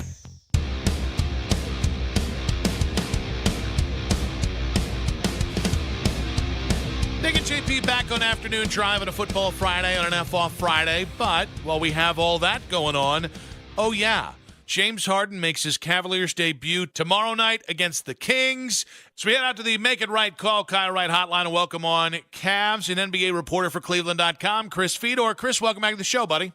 What's going on, guys? Living the dream here. Apparently some news with the Cavaliers this week. Obviously yesterday, 2 nights ago, Donovan, after the trade for James Harden, said, we know with this move comes new expectations. I guess I'll ask you, what do you think those expectations are for this year? I think it's finals or bust. And I do think, there are no excuses, right? I think that's the difference for this. I think they made an honest assessment of their roster going into the trade deadline, and they said it's not about injuries, it's not about moving lineups, it's not about all the different chaos that we've dealt with at the beginning of the season. We're not good enough. We need to get better, and we need to find guys that can help us get out of the Eastern Conference and to the NBA Finals. I think everybody has an understanding across the NBA that Oklahoma City exists. And because Oklahoma City exists, it's hard to label yourself like championship or bust. Those are unrealistic expectations, I do believe. But given the landscape of the Eastern Conference, given the payroll of the Cavs, given the fact that they did just pull off this trade for James Harden, in their assessment, they removed 3 of their worst performing players. I do think it's get to the finals. And if they don't get to the finals, then they're going to reevaluate this even further and maybe make some more drastic changes. And with the more drastic changes, I mean, you got to think about it. If they make it to the finals, you're still probably in play this offseason for, I don't know, maybe Giannis, but definitely LeBron. But then if you don't, you're still probably playing in the same game, right? In what way? So if you don't make it, if let's say you flame out in the, the Eastern Conference Finals, or let's say even in the second round, isn't the plan this offseason? The way I look at this, Chris, it's almost like a 2-year plan. And I guess I don't look at it as if this year is a bust year. I look at it as as long as you look competitive enough, that all of a sudden going into the offseason, you'll make the adjustments from there, and then you go for the following in year 2. Yeah, I think it depends. I think it depends how they play in the playoffs, and I think it depends what happens in the playoffs. I think it depends how competitive they are in the playoffs. I think it depends what teams they lose to in the playoffs. Because what's going on here is that Donovan Mitchell has one more final year of control under contract. And they're going into a summer where they have discussions with Donovan about the potential for an extension. And they understand that there is a ticking clock that comes with that. They understand that their future is Donovan Mitchell. Their chance of winning a championship is Donovan Mitchell being here in Cleveland. So they owe it to themselves and they owe it to him to show him that this is where he needs to be, that this is his best chance to win a championship, that they're willing to do whatever it takes, as risky as these moves are, to put him and this team in the best position to win a championship. And if they're coming off a second-round exit, Donovan Mitchell is not going to agree to an extension. It's just not going to happen. And then there's going to be even more pressure on the organization to make the kinds of moves that give them one more shot next year to chase that championship. And then maybe at the end of that season, Donovan won't dart his eyes toward Los Angeles or Miami or New York or somewhere else. And he'll look at Cleveland and say, okay, this still remains my best chance to compete for a championship. Chris Fedor on the Make It Right Call Kyle Wright hotline, breaking down the Cavs ahead of James Harden's debut in Sacramento tomorrow night for the Cleveland Cavaliers. So, in all of this, you're talking about next year with Donovan one way or another. What chance would you give to Donovan not being here next year if things really went south this year? I don't think so. I just don't think that that's the level that they will pull because I think he would be under contract. And They know that when Donovan Mitchell is here on this roster and he's under contract, that they're going to have a shot. How much of a shot? I think that's determined by the other pieces of the supporting cast. But I think before they pull that lever, I think it's, okay, what else can we do to reconfigure this roster? Okay, what pieces could we theoretically try to tempt Milwaukee with in a Giannis big package? What kinds of moves would we have to make around this roster to make some room for somebody like LeBron? I think there are so many other things that they would try to do first before they say, all right, we're going to trade Donovan before his contract runs out, and so that we get something for him. I think they're committed, and I think they also understand because, Darius Garland didn't take the steps that the Cavs were hoping for him to take as a player and as a member of this core four to be like something more to their future. And Evan Mobley, to this point, has not taken that next leap that they were hoping for. Last year, he was second-team All-NBA. Last year, he was a first-time All-Star. And this year, he's kind of plateaued. So I don't think that there is this feeling inside the organization of like, okay, we have this protective safety net for when Donovan Mitchell moves on. I think at one point, they were saying to themselves, as much as we love Donovan, if he moves on, we still have this other runway, right? We still have a team that could theoretically be built around Evan Mobley and Darius Garland, and that would give us a chance. I don't think they look at it that way anymore. So I think they would ride Donovan until this is over, giving themselves what they believe is their best chance and maybe their only chance, and then they would just revisit everything after that. Chris, it's funny, in talking about it this past couple of days, like you find more and more things to get excited about in talking about James Harden. I mean, obviously everyone gets worried about the postseason. I get that, but the amount of scoring he can do is obviously evident. What he's done for big men throughout his career, Joel Embiid won MVP with him. Clint Capella was 17-13 with him. Like, there's so many fun things. One of the best passers in the NBA in general. Like, when you see the acquisition of Harden and you see them tomorrow night, what are some of the things you're going to be keyed in on in trying to get the first glimpse of what he does with this Cavs team? I think you bring it up there, Jonathan and Nick. The bottom line is he has an ability to make his teammates better. That has been his career. He has been somebody who has elevated every single offense that he has been a part of. That has been his career. And I think when you look at this particular trade, just Darius Garland for James Harden in the second-round pick that the Cavs had to give up, James does everything at a higher level than Darius does. The only thing that he isn't is he's not as fast as Darius, and he's not as young as Darius. But he's a better passer.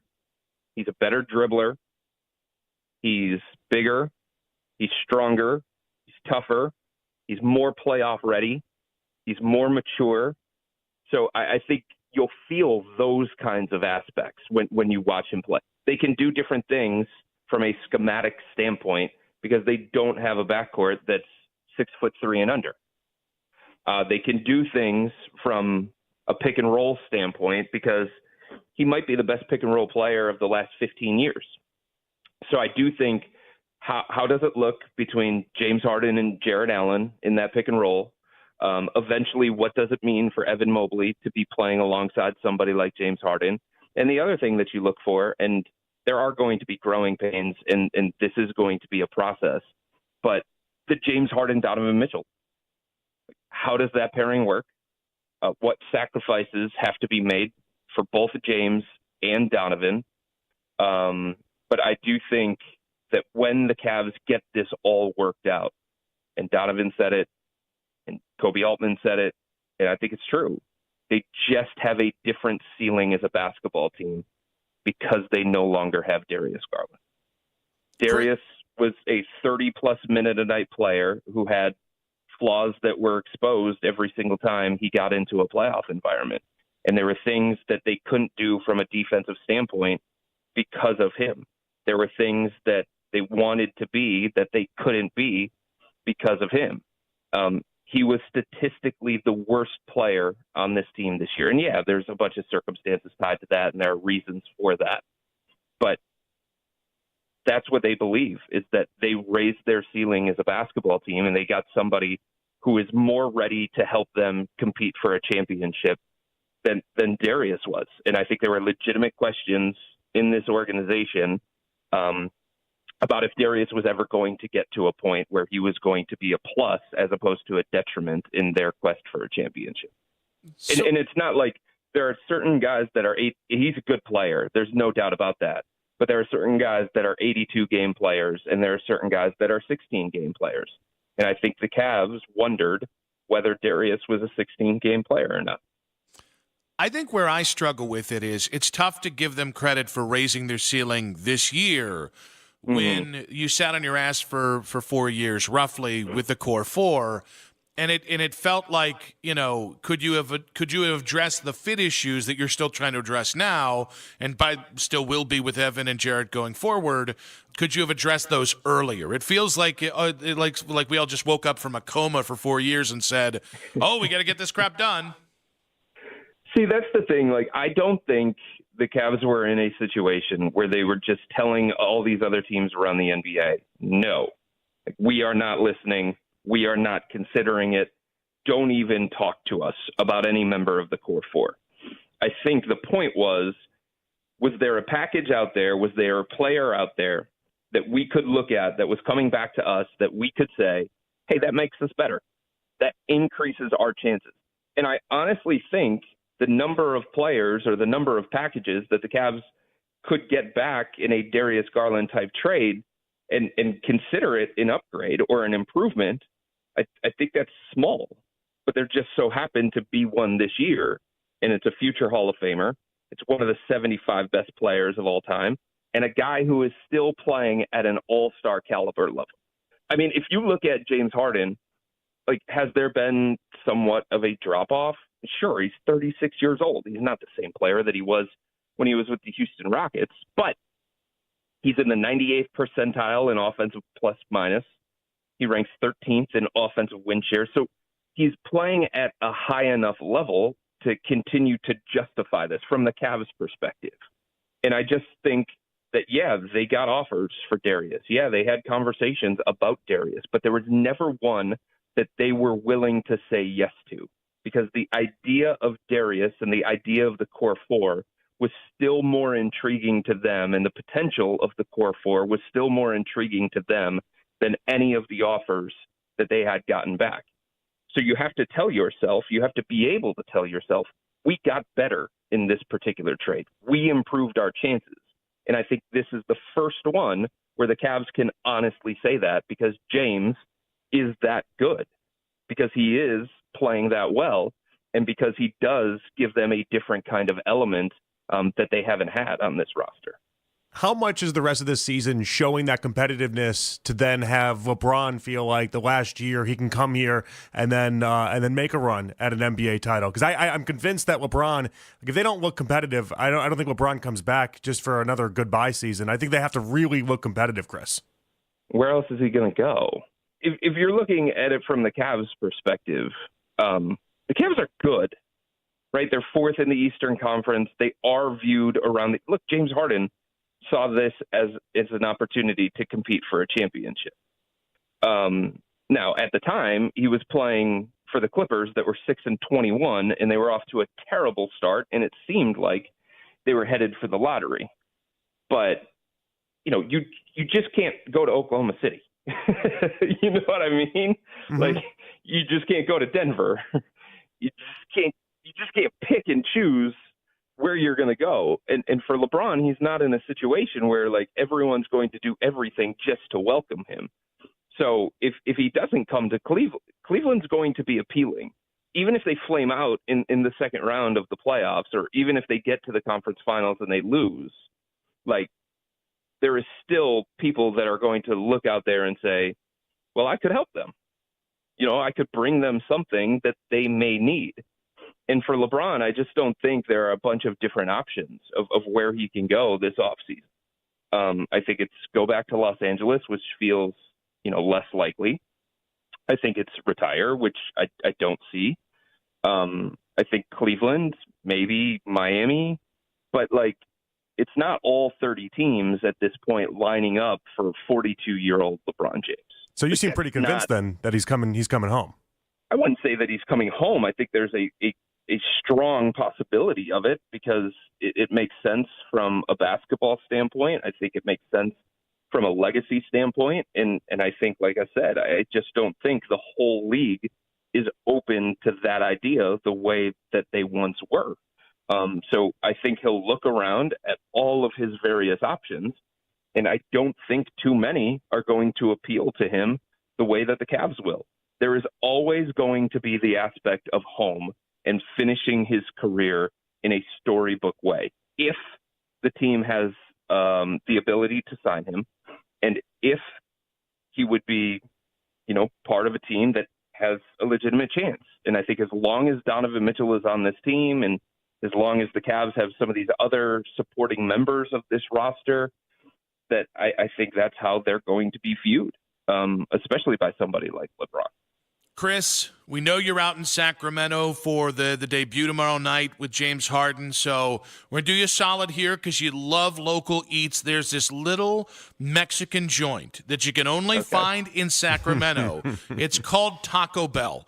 Oh, my God. You're going to love it. You've never had it. Try the quesadillas, chicken. I'm just saying, you'll love it. What's so sad is that I was in Phoenix, I don't know when, at this point. Everything just kind of blends together. Near the beginning of this trip. It might have actually been the first stop on this trip, to be honest with you. So I'm in Phoenix, and it's late at night, and I'm just kind of chilling in my hotel room, and I had just gotten back from going to a bar that had live music, and they had, like, karaoke night. And I'm just, like, on my computer doing a little bit of work, and I said, man, I'm kind of hungry. Like, what are my options here? What's even open at this point? And I ventured into, like, the jankiest Taco Bell in downtown Phoenix. And it's always one of those things where the idea of it sounds really, really good.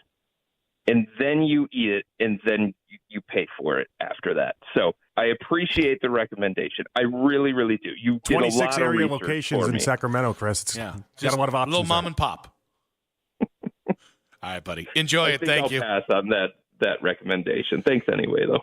Chris Fedor there on the Make It Right Call Car Right Hotline. Cavs and NBA reporter for Cleveland.com. We'll get to Harden excitement and a big weekend in sports in 5 minutes on 92.3 The Fan.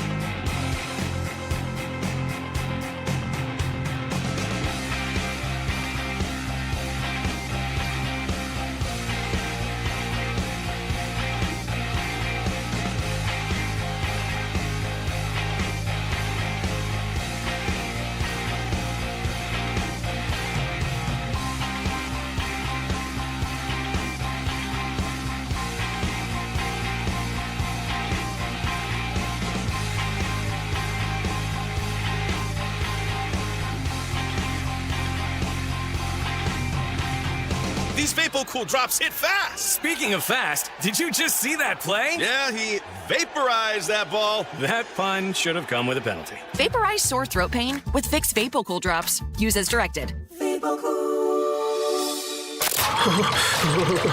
It's cold. This will warm you up. Pitchers and catchers report to Goodyear this Tuesday. The best Guardians coverage is right here. We are Sports Radio 92.3 The Fan. I think it's fine with the bus, and I do think there are no excuses, right? I think that's the difference for this. I think they made an honest assessment of their roster going into the trade deadline, and they said it's not about injuries, it's not about moving lineups, it's not about all the different chaos that we've dealt with at the beginning of the season. We're not good enough. We need to get better. I think everybody has an understanding across the NBA that Oklahoma City exists. And because Oklahoma City exists, it's hard to label yourself like championship or bust. Those are unrealistic expectations, I do believe. But given the landscape of the Eastern Conference, given the payroll of the Cavs, given the fact that they did just pull off this trade for James Harden, in their assessment, they removed 3 of their worst performing players. I do think it's get to the finals, and if they don't get to the finals, then they're going to reevaluate this even further and maybe make some more drastic changes. Chris Fedor, Cleveland.com, Cavs and NBA reporter. In the previous segment there, we'll react in just a moment, but Tomer Azerli, the Clippers and NBA writer for Clutch Points, coming up in just about 20 minutes here. We also have to talk about some comments Kobe Altman made yesterday that are already aging poorly, but we've got all this coming up here on a Football Friday. I like that Chris says it. You make a big swing here, you break up the core 4, whether the timing is right or not. I do think it is finals or bust because the Celtics, because of Jaylen Brown, that's a team you have to go through. The Knicks, because of their the kind of talent that they have, that is a team you have to go through. But neither of those teams, to me, are unbeatable. No, and those are the 2 other best teams. It's wide open, I guess. But I do want to know what the bust component of this is, because it's like, as we did the interview and we talked to Chris, it was like, all right, so what does that look like if they don't? Does that mean they're moving off of Donovan? And he's like, no, of course not. They're doing this all around Donovan. And it's like, all right, so is the what's the bust component? You go out and get LeBron? I think they're going to do that anyway. Yeah. That's the hard part that I'm trying to figure out here. Because if you label it championship or bust, there has to be ramifications for the bust happening. I mean, Kobe could be part of that. That might be it. Maybe he was hinting more towards front office personnel. Kobe and Jared Allen, maybe. I mean, they just got to keep shaking it up, I guess, would be the idea. But the foundation of it all is still going to be Mobley, Donovan, Harden, and then whatever they add this offseason. So with all of that, we do have James Harden's Cavs debut tomorrow against Sacramento. Yeah. You couldn't put it against a better team. 1, the Cavs are very hot right now. 2, it's the Kings. It's the Kings. Yeah. Yeah, it's going to be a fun one. I'm interested to see what people's reactions are. I don't know how people are going to be perceiving this whole entire thing, but there's going to be excitement like you wouldn't believe. Like I told you before the show, I'm more excited for this Cavs game on Saturday than I am right now for the Super Bowl. So you're more excited for a game in which it's a Cavaliers game. 10 o'clock at night, too. 10 o'clock tip. Wait, start time. Now, I'm excited for the Super Bowl. It doesn't mean I'm not excited for the Super Bowl, but my excitement, my sports calendar weekend, as I'm getting things all ready to go, I have more anticipation for watching James Harden in a Cavs uniform than I do for Sam Darnold in the Super Bowl. So you're more excited about a February 7th NBA game. Yes. Than the last football game we get, the real football game. It doesn't mean August. I have no excitement for Super Bowl. I have excitement. I'm there, but I have more excitement for the Cavs. Yeah, I do. Yeah, I'm excited to see what James Harden looks like in a Cavs uniform. I'm just going to continue to.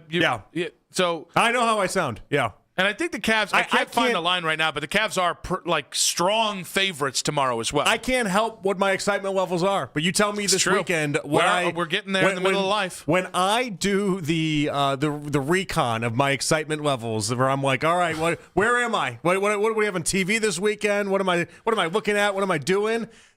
First highlight for me this weekend, James Harden in a Cavs uniform. So how do you have this? Because I know at like Cavs games, they have the excitometer or whatever they call it, where they're like, all right, the crowds were at 75 decibel here. Yeah, and then they showed the next one. They were like 81. That's science. Yeah, I get how that works.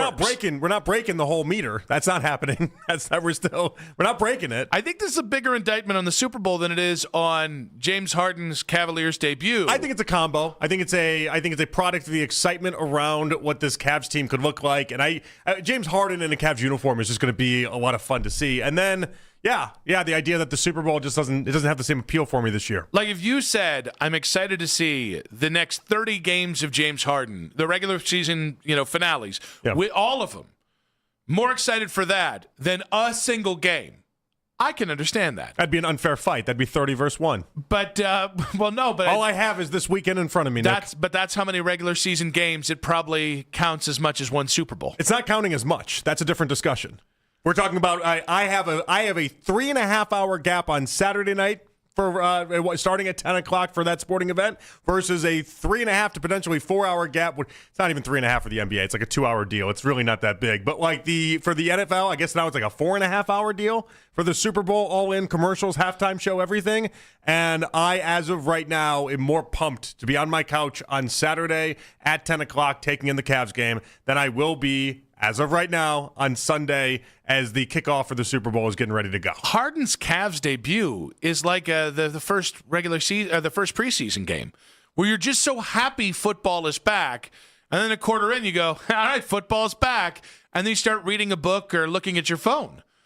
The Super Bowl's the Super Bowl. You're glued. You should be glued. No matter who plays in the Super Bowl, you should be glued from start to finish. I think if we asked a lot of people, more people are excited for the commercials than all the other things we've been bringing up here in this discussion. What's your ranking? Commercials, Super Bowl, or Harden debut? Super Bowl, Harden debut.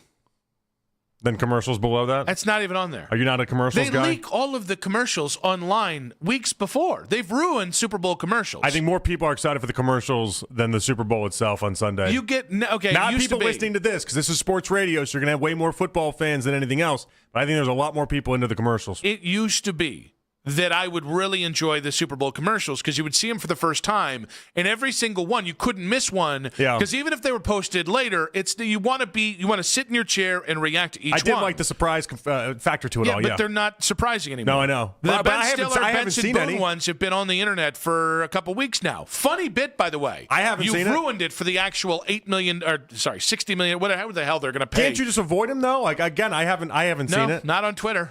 I haven't seen it. I'm on Twitter. I'm on Twitter a lot. I haven't seen it. Maybe not on the parts of Twitter I'm on. I don't know what that means. What is that, like Super Bowl commercial Twitter? I don't know. That's exactly. Damn it. It's like spoiler Twitter. But no. I just don't care about the Super Bowl commercials anymore. Nor do I do the that's the funniest thing to me when people are the Bad Bunny halftime show. I don't get guys.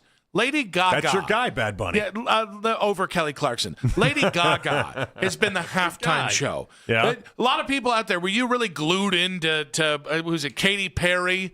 Yeah, come on. That halftime show is not been about. I like the Snoop Dogg one in Los Angeles. That was the Rams-Bengals Super Bowl. It's fine. They're all fine. Fine. It's a big corporate to-do. It doesn't really do anything. It's not a statement. And I'm going to go fight on social media about the halftime show. I'm going to live my life, and I'm going to go about it. And if I don't like the halftime show, I'm just going to say, it really wasn't for me. And then I'm going to go on living my life. And that's the same way I feel about the halftime show any year. The Weeknd's halftime show was interesting. And it's he's cocaine, and there are mirrors. We are subtle. That was interesting. He's got makeup on. What was the Shakira one? Shakira. Well, that was interesting. That was interesting. Who also brought out Bad Bunny. Was he a part of that? Yeah, he was a part of that. Didn't know that. Didn't register for me. I didn't know he was there. I was just really focused on. I want to learn to dance. I was locked in. I was doing some scouting. Yeah, I just wanted to learn to dance, and I was really paying attention to her footwork. Right, just trying to. I'm not Rex Ryan. I realized the footwork, huh?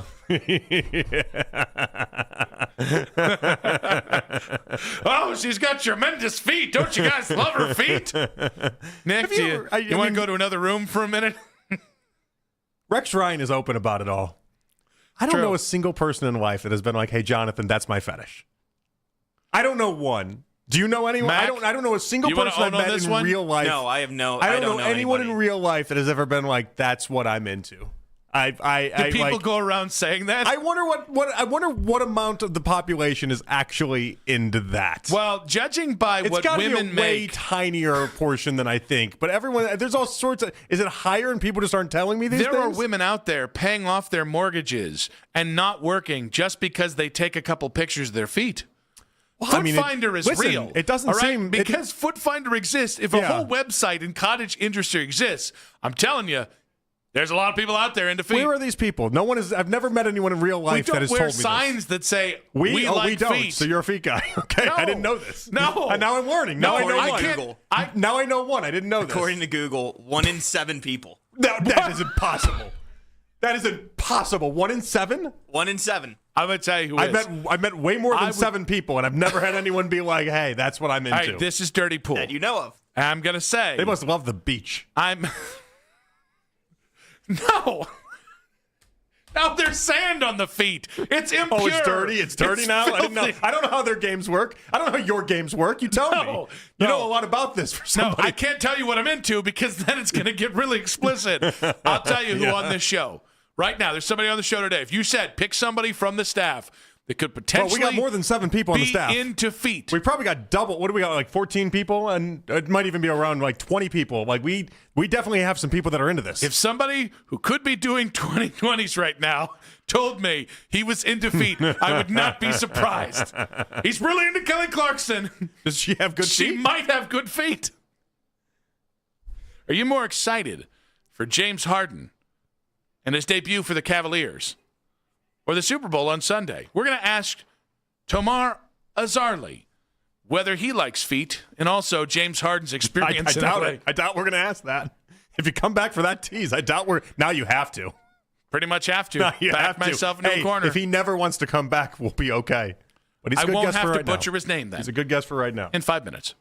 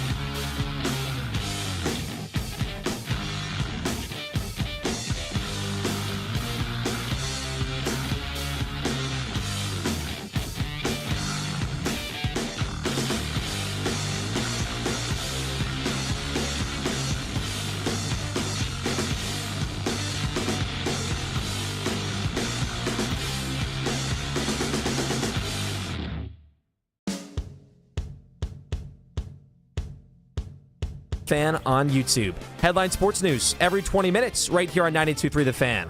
From the University Hospital Sports Desk, I'm Cam Manna.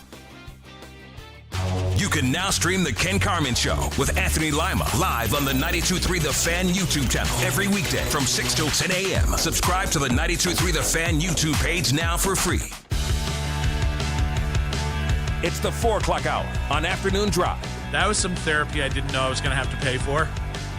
Back on Afternoon Drive, Nick Wilson, Jonathan Peterlin. You got a Football Friday, NFL Friday.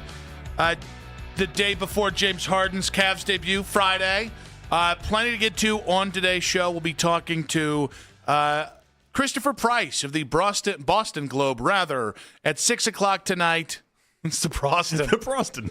Also, we did do an informal poll of the hosts off air. Who do we think would most likely in defeat? Yeah, like if there's 7, if the odds are 1 in 7 people and there's 7 hosts. And here's the thing. There we go. Obviously, excluding the two of us. Yeah, we've already taken ourselves out of that. Everyone got a guess. Yeah, it's kind of funny that everyone got a guess. I like that. I like the variety there.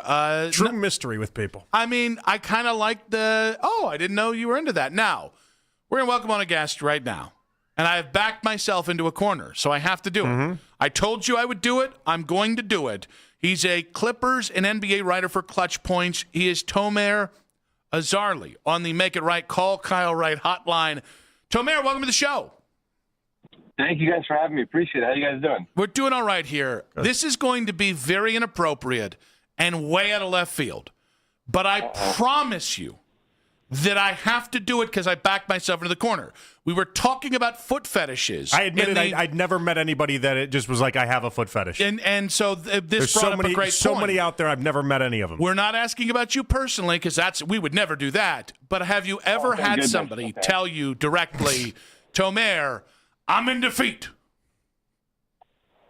I wish I could say I have, but I have not. Right? Never in my life, and I would hope that continues that way, actually. Yeah. Well, I mean, we don't kink shame around here. Yeah, I'm fine with it. But you can, but we're we're pretty open show. My preference is that I avoid, no, for me, just for me. Just feet, or is it all kinks? No, I'm open-minded to other things, but feet, I'm okay on. That's good. I'm happy. So, Tomer, what can you tell us about this James Harden guy? What a transition. I mean, look, I think the Cavs are getting a really good basketball player still, even though he's 36 years of age.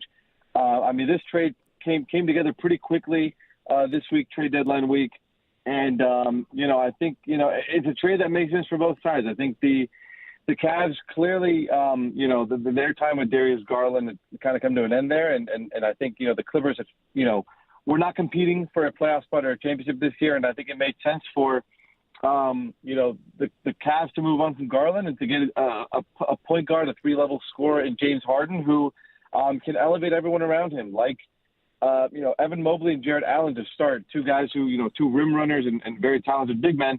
James is gonna have a fun time playing with those guys, and then Donovan Mitchell. He's gonna have a really fun backcourt mate there with Donovan Mitchell. So I really like this move for Cleveland. I think they have a good chance to make some moves and make some noise in the Eastern Conference. It's hard because we've all been watching James Harden for his whole entire career, and he's such a mega spotlight on himself. But what have you seen in recent years, in the Clippers years, that is maybe different from the perception that I think a lot of people have around James Harden? Yeah, so I think when he came out of Brooklyn and Philadelphia, I think there was a notion that he's sort of fallen off and wasn't able to score as high. Maybe it was more of just a playmaker, but he was able to prove in the last year and a half, 2 years that he was here, that he's still capable of scoring at a very, very high level. He became an all-star last year. He tied the Clippers franchise record with 55 points this year. So this is a guy who's still very, very capable as a scorer and as a playmaker. He helped guys like Norman Powell last year become nearly an all-star. He took Ivica Zubac's game to the next level. So, I think he had opportunities here to really showcase that he hadn't really fallen off. He was just kind of moved into a third or tertiary role there behind like Tyrese Maxey and Joel Embiid or Kevin Durant and Kyrie Irving. But he's definitely still capable of being that guy. And I think the opportunity in Cleveland is interesting because they're really a team that I think can make up for a lot of his maybe shortcomings. I think they have a great scorer and playmaker, Donovan Mitchell. They have the big men in Mobley and Allen. They have the wings like Naquan Tomlin and Jalen Tyson. I think this is really a complete team for James Harden to move to and not have to do as much as he had to here in LA. Tomer, it's been interesting to kind of the obvious critiques of James are out there. From his days as Fat James Harden, whether that was a real thing or not, from the contract stuff, the amount of bad breakups he's had with NBA teams. So things like malcontent, things like not a winning player in the postseason because of some, late series kind of blips and certainly not winning a championship yet in his career. What can you speak to from those side of things about the most negative connotations about James Harden? I mean, look, I think you remember a lot of the worst performances because of when they've come, and then you have the better performances. I think James has had some really good playoff games, and like many other players, he's also had some bad playoff performances as well. So I think there's a mix of it's a mixed bag there for sure with James.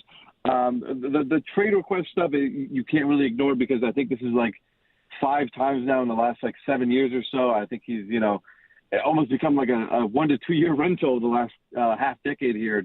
So it's kind of interesting how that's really turned. But I will say I think this kind of split with the Clippers.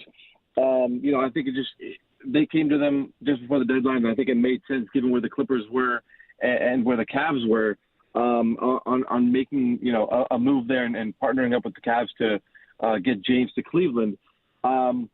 Again, I think some of the shortcomings that James may have, the Cavs are pretty well equipped to handle as far as driving, even beyond the guys I mentioned earlier, like Sam Merrill and Max Strus or other guys on the team that I think can help them. Max, I don't even think has played all year. So, there's just a lot of things that the Cavs can really do to make up for anywhere that James may struggle, whether it be defensively or not having to carry the offensive load. So while I think some of the struggles and issues have been, they're definitely notable, I will say I think this is probably the best roster that he probably could be on right now, given everything they have around him in order to make a playoff push and not have to have him carry the load. I think when he was with the Clippers here the last year and a half, you can kind of see him wearing down offensively. His efficiency went down, percentages went down.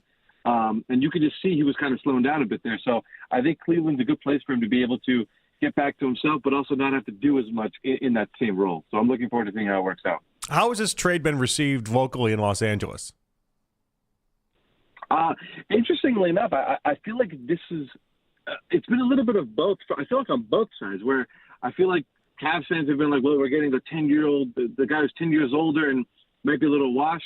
At the same time, Garland wasn't playing as much, so we get a healthier guy. And on the flip side, you get down the Clippers, where they really didn't have any avenues to get younger at all. And they were kind of stuck in a place where many had questions about how they would get out of this kind of era, especially with no draft capital.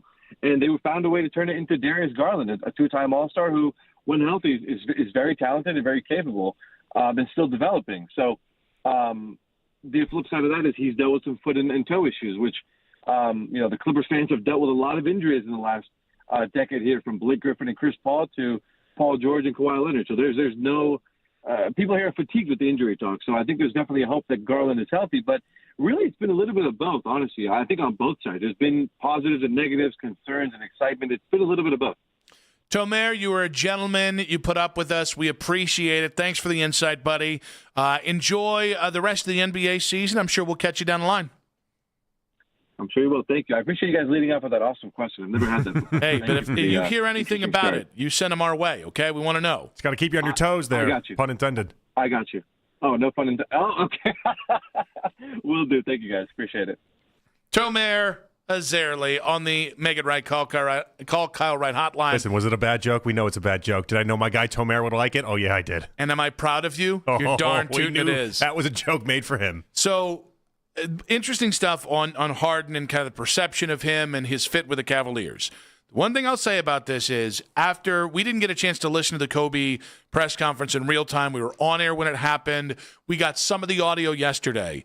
I thought it was mind-blowing that in a press conference where Kobe sounded defensive, where Kobe sounded resigned at other parts. For him to say that the Darius Garland move could make him look bad, I don't know why anyone with the Cavaliers uttered that comment yesterday. Yeah, not the smartest thing in the world to say. I almost wonder if he just kind of put that in there to be nice to Darius, as if like this, hey, yeah, it's got a chance where Darius, gets healthy, and all of a sudden, 4 or 5 years from now is just different than what he's been right now. At least that was my takeaway with it. I just think, and again, I think the Cavs did a good job of trying to be nice to Darius on the way out, especially because there was that report from Kevin O'Connor where some people felt like Darius hadn't done the best he could do to come back from the toe injuries, put the most work into it, which I was incensed with.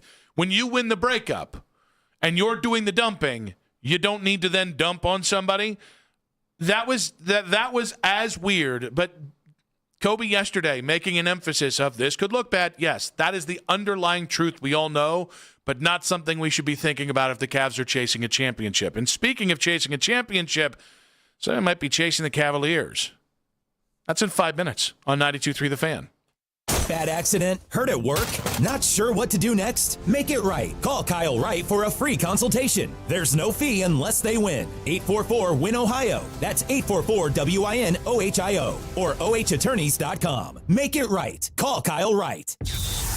Hey, it's Pat Boyle with a Sports Betting Minute, brought to you by BetMGM. Make it legendary. Please gamble responsibly. New England and Seattle in a matchup that nobody predicted, and I feel like I'm in the minority of people picking New England to not only cover, but win the game. New England's QB has struggled so far throughout the postseason. There's no denying that. But he put together a near MVP regular season, and I don't care who it came against. There's something to be said about playing 3 straight top 5 defenses in the playoffs and then having 2 weeks to prepare for another elite defense. On top of that, New England's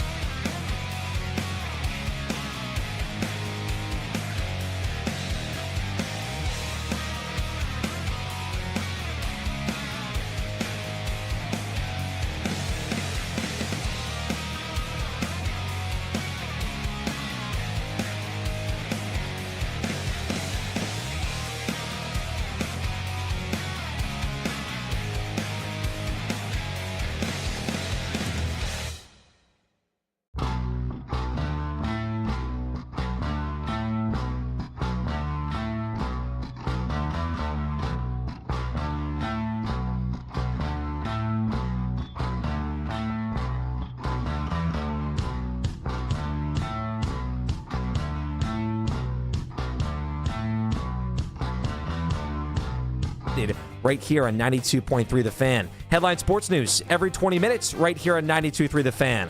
From the University Hospital Sports Desk, I'm Cam Manna. Talk sports deep into the Cleveland night. Overtime with Jake Volnick. Weeknights at 7. Sports Radio 92.3 The Fan.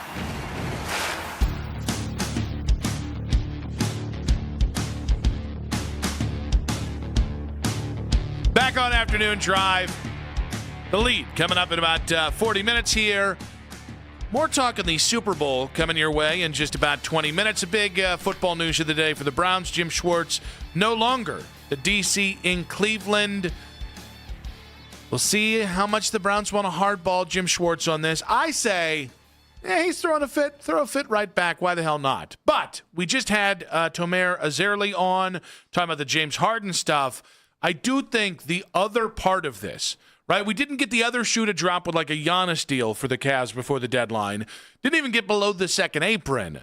But it's funny, as we've talked about championship or bust, with their finals or bust for the Cavs this year, even if the Cavs like top out in the Eastern Conference Finals, I think the saving grace for Kobe Altman and Dan Gilbert, or anybody feeling pressure, Donovan Mitchell feeling pressure to win this year, is a fair amount of fans are going to go, well, that stunk. We really missed an opportunity.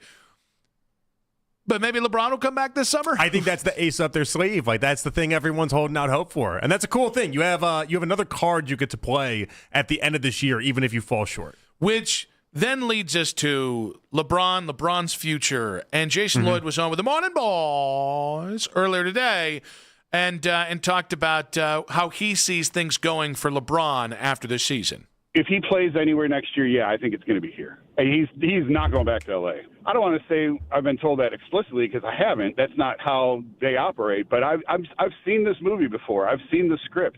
I wrote the script in 2018. You can tell with LeBron when things are ending. And it was obvious in 2018 when he was here, it was over. And the first thing that came out last summer about having to keep his options open or whatever it was, I don't remember now specifically. I remember reading that and going, okay, I've seen this movie before. And then as the season has progressed, yeah, I think his time in L.A. is over. I think he knows that. I think they know that. And now it's a matter of if he wants to play again. I can't see him in a Warriors jersey next year or anything like that. Like if he wants to play, I believe it will be back here. Now they got to work out the details on that. I also don't think he's going to take a league minimum deal from Dan. All right, so there's a lot of interesting parts to this. Yeah. I do like, he's not going to play in L.A. I do like that we've just completely dismissed the idea they could stay in L.A. and play one season for the Clippers. Oh, he totally could. That's like, it's on the board. That's why I thought it was funny that Chris was like, well, what other team could he even play for? It's like, every other team in the league would be interested. I don't know why we're acting like they wouldn't be. Oh, no. I actually agree with the idea that it is going to be Cleveland or retirement, unless something changes with the Lakers. I think that's the obvious thing right now, because I think the Cavs are also going to showcase, too, that between the playoffs and whatever run they go on, that there is a good enough team here in order for him to just jump on. But the idea that if the Cavs fall short, I think they still have to do their end of this bidding as well. I just think the Clippers thing is funny because that's the obvious thing. I don't want to move from L.A. I still want to play here. And the Clippers would do it because they might move on from Kawhi. LeBron, DG, and a couple pieces with Benedict Mathurin, you can be competitive there and still sell a butt ton of tickets because this is a business. And yet I come back to me, the only thing I'm uncomfortable about with all of this is that people are just putting it all on, well, he's got to play next year. I think retirement, I'd still be surprised if he retires without his goodbye tour. Yeah. He also could get to the end of this season and say, well, I know I'm still good, but I don't want the Vince Carter era. I don't want I'm going to average 15 points in a great team or even 15 points in a bad team. I've done enough. I'm content with where I am. I'm a global icon. I'm going to own an NBA franchise. I think retirement, I would put it like 50-50. And again, 50-50 that he plays versus not plays. That's not 50-50. It's 50% Cleveland or 50% retirement. I feel like the advantage the Cavs have to have here is that if you end up being a really competitive team, then you give him a chance to have his ultimate storybook ending. And like one thing we know about LeBron more than anything else is that the man loves a storyline. The man loves basically he is He's basically like a writer of a movie, and he's just constantly trying to write out his own screenplay as it's happening. And It's called Space Jam 2. Oh, that was miserable. It was so bad. Yeah. Never should have been made. That should have been called Trainwreck. That was, hey, there we go. Good one by you. But so, like, the point is that I really think the Cavs have to do their end of the bidding. And, like, part of what makes them so excited about the Harden deal and everything else is that the Cavs they're leaning into owning up that side of the deal. So here's the thing. And this is where Fedor and I are lockstep with each other. I don't think the Cavs are auditioning for LeBron. If LeBron wins a championship next year in Cleveland, his final year, let's say that's his final year, year 24, and he wins it in Cleveland next year, it is the ultimate way to end the story. LeBron just coming to Cleveland anyways is the ultimate way to end the story. The championship is the ultimate kicker and the legacy thing that goes into overdrive. But LeBron just doesn't have options that he did. Like, if your leverage is, I'll go back to L.A. on a reduced salary with less power, like, LeBron doesn't have the positioning power that he did. It's not 2014 anymore. It doesn't mean he doesn't have power. It doesn't mean he's powerless. But, like, this, I think this, we can choose Cavs other places. The Cavs are auditioning for LeBron. Gives LeBron a little too much power in this scenario. We can still choose other places, though. Like they're like that. You think that he's path going to still Phoenix? exists. I don't know about Phoenix, but Golden State, New York, there are places that still have going him. to Golden State? They've talked about wanting to play with Steph for years, and yet they haven't. He's going to do it now when he's 42, and if he looks, Draymond's going to get traded. If he looks around, no longer there. I'm not saying it's the most likely thing to happen, but he does have options. There's all sorts of teams that'll be like, all right, LeBron, averaging 22 a game, we'll take you on a mid-level. Or if he wants to get spiteful on it because he wants to go ahead and show something to Dan, you take even a cheaper deal. Yeah, there'll be a place in the NBA for LeBron. Yeah, here's where we agree. You're right that there might be 28 owners right now saying, not for me, right? They're all lying. LeBron coming to your town, even for 1 year, is box office beyond box office. For sure. Even if again, you're going to be a middling 500 team, you're going to have your place filled constantly. That doesn't mean LeBron wants to go there.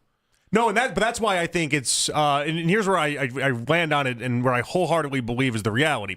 I think it's like if he gets the opportunity to play with the Cavs and the Cavs are showing to be an NBA Finals threat, I think he looks at that storyline and says, I can't pass that up. That's too good for me to pass up. And then the other scenario that you play out is that, all right, Cavs aren't as good as I thought they were, so I'm not going to go there, and I guess I'll just take my ball and go home. I think the only way that happens is if you, become a play-in team and don't make it to the first round of the playoffs. And that's the cool spot that the Cavs are in right now, where I don't think that existed when Darius was here. Because if Darius was here and that was your only answer and you had another, second-round exit, he'd look at it and say, all right, that's an undersized backcourt. Like, you have to make some moves before I can see exactly what this is. I think part of the Harden deal is showcasing to LeBron, like, this team it's almost an impossible chance to fall flat on their face. I think this has everything to do with Donovan and nothing to do with LeBron. I think LeBron would have come here with Darius. I think LeBron knows with Donovan and Evan Mobley that's good enough to do more than what they've already done. And it doesn't mean that he wouldn't want to play with James or that he looks at it as a negative or not even a positive. It's just I think we're putting a lot on what does LeBron care? I don't think that's how this works anymore. I think your chances the only way – listen, do I think if you get to the finals this year, do I think it might help your chances to convince LeBron to play? I'm sure it has some effect. Because, hey, if you were in the finals without me, I can win the finals with you next year. I can understand that. Mm-hmm. But the idea of, like, the difference between LeBron being here or not, or a better advantage is, like, significant because Darius isn't here, Harden is here, and you still end up like a second-round team. No, I think if LeBron wants to play next year, he'll be in Cleveland. I don't mean that, like, literally. Like, if LeBron wants to play next year, he's going to play. I think the bigger threat for anybody involved is just LeBron goes – I think I'm okay. Yeah, I mean, he might just like the golf course more at this point. That might be LeBron's reality. I guess we have to find that out. But like, even the idea that you can, before the Harden trade, Fedor wasn't coming on here saying it's NBA Finals or bust. Like, they've become a much better team with the Harden acquisition. They're better than they were with Garland, and so like there is something that is appetizing about that. I just think some of the LeBron stuff is just a little heavy-handed. And then not from you, but I mean, and not even from Jason, but just Cavs really got to impress LeBron.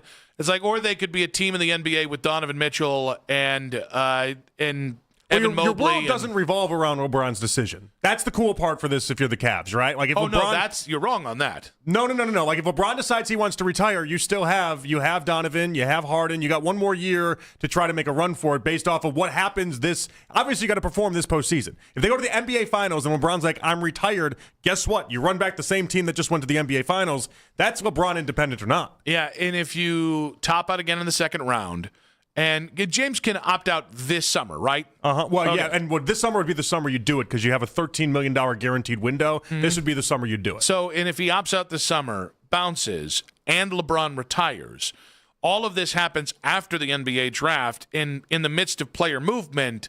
So it's going to complicate your window on making other significant moves, or at least some moves might be off the window.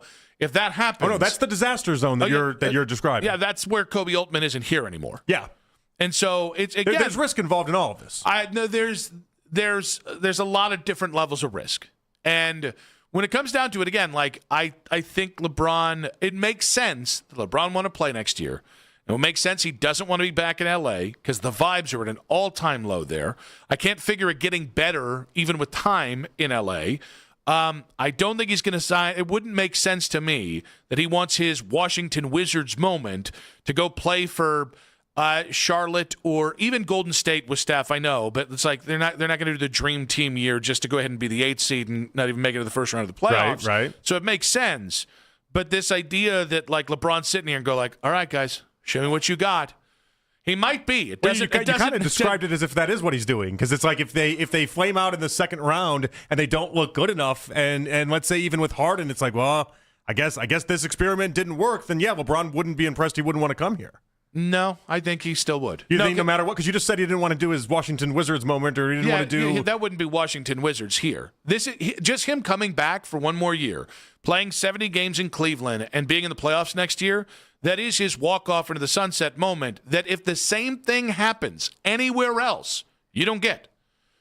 Because the dynamics are different, because he's never played in Golden State before. He's never played in Portland before. He's never played for the Knicks before. So the same result is different in Cleveland because you're protected by the thing of he's from down the road. This is his third time, and he's saying goodbye to the NBA. That is totally different than doing the exact same thing with the exact same success or lack thereof in any other market. I just don't think it's a coincidence that all of a sudden, you've got so much chatter about this basically being inevitable that he ends up with the Cavs when the Cavs now are in what Chris calls an NBA Finals or bust mentality because they're in just the driver's seat to have a really deep postseason run. Like when Garland was on the team and you were being knocked off in the second round, people weren't talking about LeBron as a certainty to come here. Now people are discussing it that way. 216-474-0092. Are the Cavs auditioning for LeBron? That is what I think, pushing back on to some degree here. Thomas in Shaker. Are the Cavaliers auditioning for LeBron James again? I don't think we're auditioning for LeBron. I think LeBron's I think it's a 70% chance for LeBron's coming back home. So I don't think that, we don't got to chase him. I think he's going to come to us. But as far as being excited about James Harden's debut, I'm extremely excited to see James Harden. I'm more excited to see James Harden play than I am to watch Super Bowl. I agree with you, JP. We got another one. Let's be real. It's me, and then it's Thomas. We got another one. But let's be real though. Let's be real for a second. The Browns kind of suck the excitement out of football for me a little bit because the Cavs got a better chance of winning a championship than the Browns do of making the playoffs next year. Let's be honest. And just that thought alone gets me excited about watching James Harden because the Cavs have won a championship before. I've seen them do it before. The people who are in the organization, who are in that room, build a team to win a championship, and now they're trying to build another team to win another championship. I want to see how good they look. I want to see if this team can make a push to June, and we can have the finals back in Cleveland. So you're going to see all of that tomorrow night against the Kings at 10 o'clock at night? We get a preview of it. Come on, tell me. A preview, exactly right. Do you remember those Super Bowls? Yeah, all I'm hearing is a glorified preseason game. In his Cavs 1 jersey, and we get to watch poetry in motion, Thomas. I can't wait. Yeah, nothing. Listen, game 53. I want to wear the beard tomorrow. I'm upset I shaved this week. I wish I could just throw it all out. called Without manscaping. looking it up, who played in the Super Bowl in 2016? Without looking it up. 2016. Do you mean the 2016 season, or do you mean the one that was played in 2016? The one I played in 2016. It's the Patriots and the Panthers? No. Broncos and Panthers. Was it? No, that's impossible. He goes, was it? What do you mean? It's impossible. That was right. That was the Broncos Panthers season. He's not wrong. Oh, no, I think it's the Broncos and Patriots. No, I amended it to Broncos and Panthers. No, you got very unlucky in that. Obviously, he did radio in Charlotte. He was going to remember. He's going to no. But you're going to remember when they played in the Super Bowl. That's not really going to miss you. All right, give me another Super Bowl for the love of God, and I'll try and remember. 2017. Who played in the Super Bowl in 2017? Okay, were we talking about the 2017 season? The 2017 Super Bowl. The year after the one you just said is what he's asking you. Okay, so the year after would be New England and the Rams. No, it was New England and the Falcons. I got one of the teams. That was the big 28-3 game. I should have known the Falcons because I was in Charlotte. James, Jake, you, Thomas, the man. We appreciate you, buddy. Appreciate you. 216-474-0092. I got 3 of 4. Are the Cavs? I don't really understand the point, though, because it's like... I don't either. Are you going to remember a February 6th basketball game 10 years from now? You're not going to remember it 3 weeks from now. I don't know. I don't understand the point. All right. 2012 Super Bowl. Yeah. No, I'll do you one better. 2012, Game 47, Cavs versus who? Oh, it's Cavs versus Bucks. It was a very interesting night. Brandon Jennings, what a bucket getter. Might be. And they believe that was a great Earl Clark game. We're gonna have fun Saturday night. It's gonna be a lot of fun. And then for about 5 minutes, it'll be fun. That's gonna be fun. Super Bowl talk. Are you more excited for James Harden's Cavs debut or the Super Bowl? More on that. And who really fixed the Patriots? In 5 minutes on 92.3 The Fan.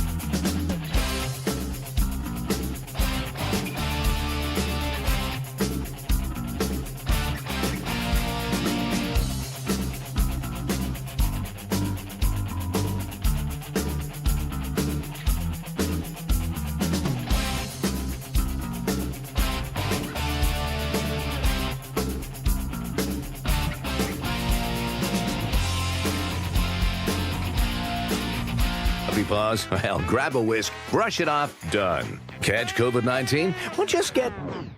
Actually, there's no hack for COVID-19. But if you test positive, prescription medications for COVID exist. Ask your doctor if they're right for you. Visit PfizerForAll.com to learn more. Sponsored by Pfizer. The home of Westwood One's coverage of the Super Bowl. Please welcome the Vince Lombardi Trophy. We are Sports Radio 92.3 The Fan. You can listen to The Fan anytime, anywhere on the free Odyssey app or by telling your smart speaker to play 92.3 The Fan. And now you can find The Fan on YouTube, including The Ken Carman Show with Anthony Lima, 6 to 10 a.m. Baskin and Phelps, 10 a.m. to 2, afternoon drive. Nick Wilson and myself, Jonathan Peterlin. We go from 2 to 7 each and every weekday on The Fan's YouTube channel. Subscribe to our channel for free to watch all the best content from your favorite shows in The Fan live and on demand now.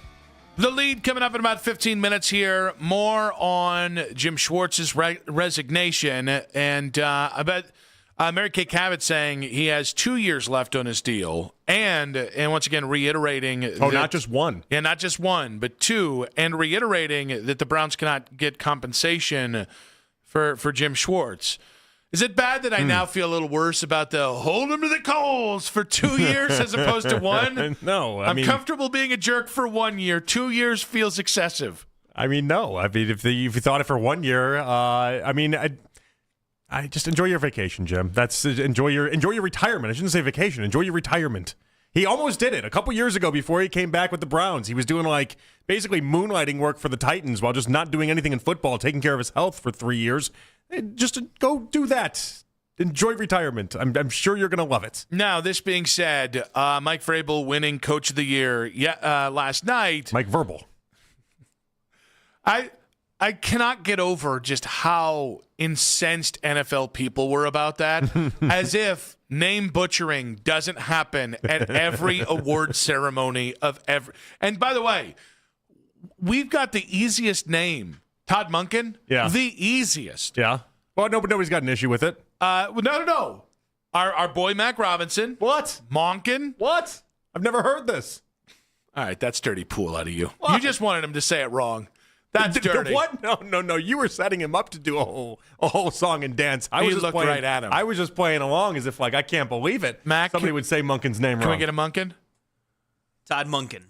Oh, that was right. That's good. He's practiced. He has to really focus on it, but you got it. That's all. This is like the King's Speech. But instead of stuttering and being the King of England, you're bored up trying to get the head coach's name right. Now, don't have him do an actual in-depth Browns thought and then say Monken in there, because that's not going to happen. How many Monkins can we get? In the lead up to that, he was just waiting for you to give him space, because in his head he was saying Monken, and then he delivered on cue. But then Katie Pollock says it Monken. Like there's M-O-N-K apostrophe I-N. Yeah. I just wanted to make sure I also walked back not saying apostrophe. Now, that being said, I do think it's interesting all the credit that Mike Vrabel's getting. I think it's funny all the credit that Mike Vrabel's getting, where it's like, how did he turn? Albert wrote a great piece on how did Mike Vrabel turn around the Patriots, and I was like, well, he didn't draft Drake May. Yeah. And they spent $250 million in free agency. Oh, what a magic trick. I know. It is funny. It's one of those things. Albert's piece could have just been Drake May and then just on to the next column. Yes. It would have been all right. But we give him credit in some capacity for the idea of identifying that that's what he needed. Drake May was the right bet. Now, did it also coincide with the place that he's a Hall of Famer at in New England? Yeah, good coincidence for him. But you get credit for that. You do. But Drake May is the reason why they're there. Well, you get credit for hiring Josh McDaniel. Hold on. I'm a little torn. Okay. I said Drake May is the reason why you're there, but Drake May this postseason has been playing less like Drake May and more like any old, basically Slappy. He has not had a good postseason. More turnovers than interceptions, lower completion percentage than what Shedeur Sanders had in the regular season. There's no real way to look at this and say that he's had a good postseason. Yeah, but are you going to get the 1 seed with? Well, so this is where it's like a torn conversation. 15 other quarterbacks in the NFL? Drake May legitimately was the second best quarterback in the sport this year. Matthew Stafford was the only one that was better, and as evidenced by last night, that it was an actual toss-up. That's like a real debate that people had. And so, there's so much he did in getting that team there. There's so much credit that he deserves. But in this postseason, he has been very bleh. All right. We flipped the quarterbacks in the Super Bowl. And so Sam Darnold starts the season in New England. Drake May starts the season in Seattle. Are both teams still here? I think you can say – so the only difference is that Drake May doesn't make it through the NFC playoffs. Mm-hmm. He doesn't beat the Rams in the NFC title game. That doesn't exist if not for there's only one quarterback in that spot between these two that would have been able to go ahead and slay Matthew Stafford that way. Like, he got the fortunate break. You had to take on Jarrett Stidham. That was a very fortunate break. You don't have to be the world's greatest quarterback in that moment to advance to the Super Bowl from the AFC side of things. Like, there's some things that went right for him along the way that I don't know that you can copy and paste. Do I think Sam Darnold would still be in it if he was the AFC's quarterback? Yes, I do.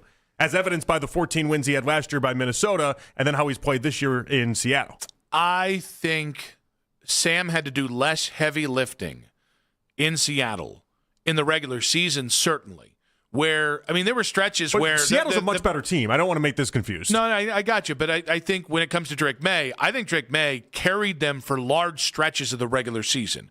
So I like, even though, okay, easier record, or easier schedule, all this other kind of stuff is fair to kind of put to Drake's numbers. I think Drake at points, I mean, you don't have JSN in New England. You don't have. That's fair. Stephon Diggs is good, but he's not JSN. And quite frankly, the Seattle defense is total. It's complete. Whereas the Patriots defense has had some moments where you take Milton Williams off that, and what's their pass rush? No, Seattle's got a better team. And so I think my point is, like, I think if Drake May's in Seattle, there's no doubt Seattle's still here. I think if Sam Darnold's in New England, I don't think they have the 1 seed, and I don't think you have an easier path to the Super Bowl. I think Sam Darnold would have made it through the same postseason that we just saw Drake May have, only because, again, the numbers and how he played this postseason was just so bad. That's what makes it so fascinating to me, is that Drake May was like two different quarterbacks, regular season versus what we've seen in the postseason. So it's kind of why I'm hoping he has like an awesome game so we can actually just get over the idea that he's been so just mediocre throughout this stretch. I've conflated this a little bit because I turned it into Darnold versus Drake May, just in terms of if you flip the quarterbacks. I think Mike Vrabel you've given him credit for, hey, Drake May's really good. Yeah. Pick the one off court. That's very smart. That was a very smart decision. He gets credit to me for hiring Josh McDaniels as his OC and having the sway and relationship to pull Josh back, because I think that's a huge part of what Drake has done. Beyond that, and honestly, fixing the defense as the season went on was a good thing. And deciding where they wanted to spend the money and everything, but even like Stephon Diggs being just a normal human while in New England is something that a lot of coaches couldn't have had done. But we're driving to the same point, at least I think, in that Drake May deserves the boatload of the credit for why this team is where they are. And yet, right now on the precipice of the Super Bowl, Mike Vrabel is getting an incredible amount of credit. And it is, I think, in large part because Drake's numbers don't look sexy in the postseason. So it's going to be really interesting if Drake plays the way he has in the postseason, but New England wins.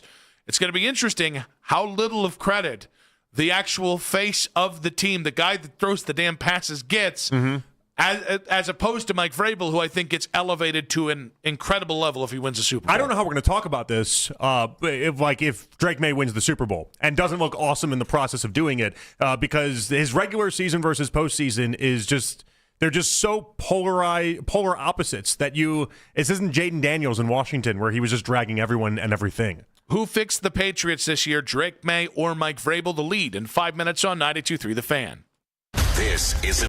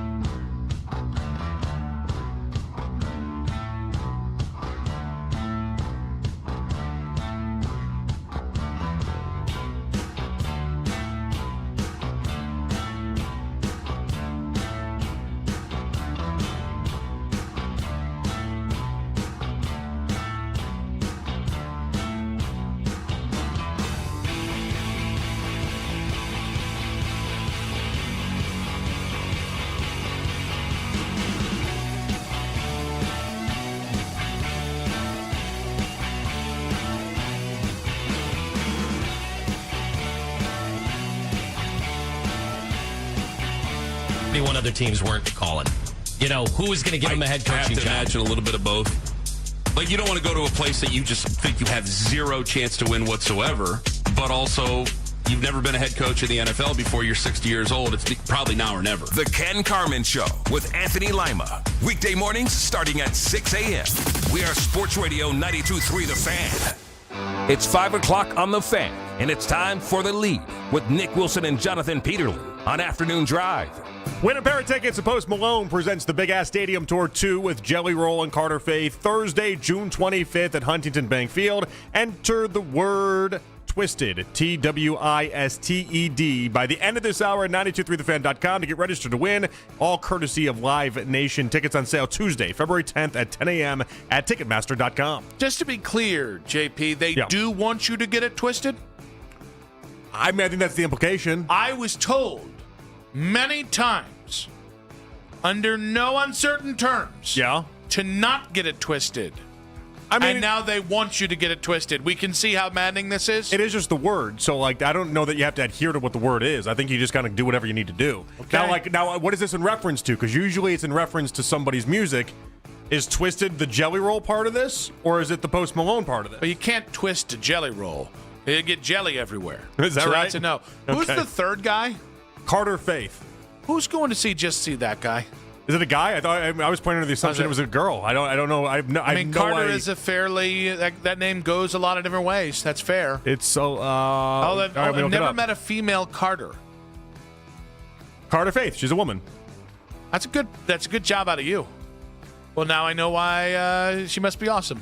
Let's see. Already Crazy, Leaving Tennessee, Tiffany Blue, Greener Pasture. All sorts of stuff here. We're just saying words there. I don't know what any of those mean. Well, she's not twisted is the point. Oh, okay. She's not twisted. Yeah. All right. I'm trying to figure it out. She's not twisted. She's a blonde country singer. You got to have faith. Christopher Price of the Boston Globe joining us in 1 hour's time. More Super Bowl talk on the way. Let's get to the lead, though. The Browns announced that Jim Schwartz submitted his letter of resignation. Carson Sweatzinger was on Up and Adams today and reacted to the news.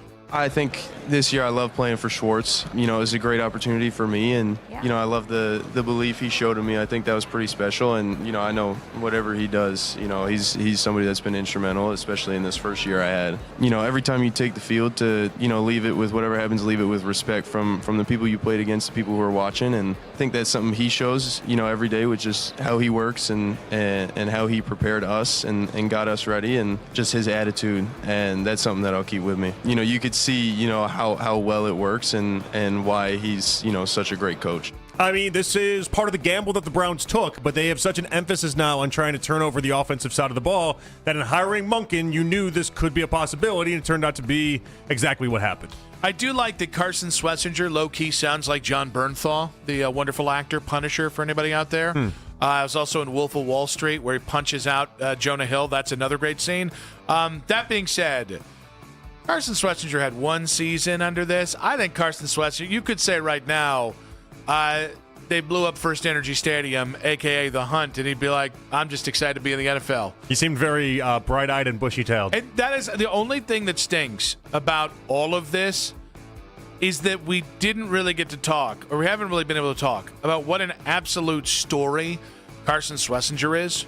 From being a walk-on at UCLA, a one-year starter, I'm not going to put everybody on me. I was mad that he was the first pick of the second round because he's an off-ball linebacker, he's a middle linebacker. And I was just, you got other needs. There are offensive linemen on the board.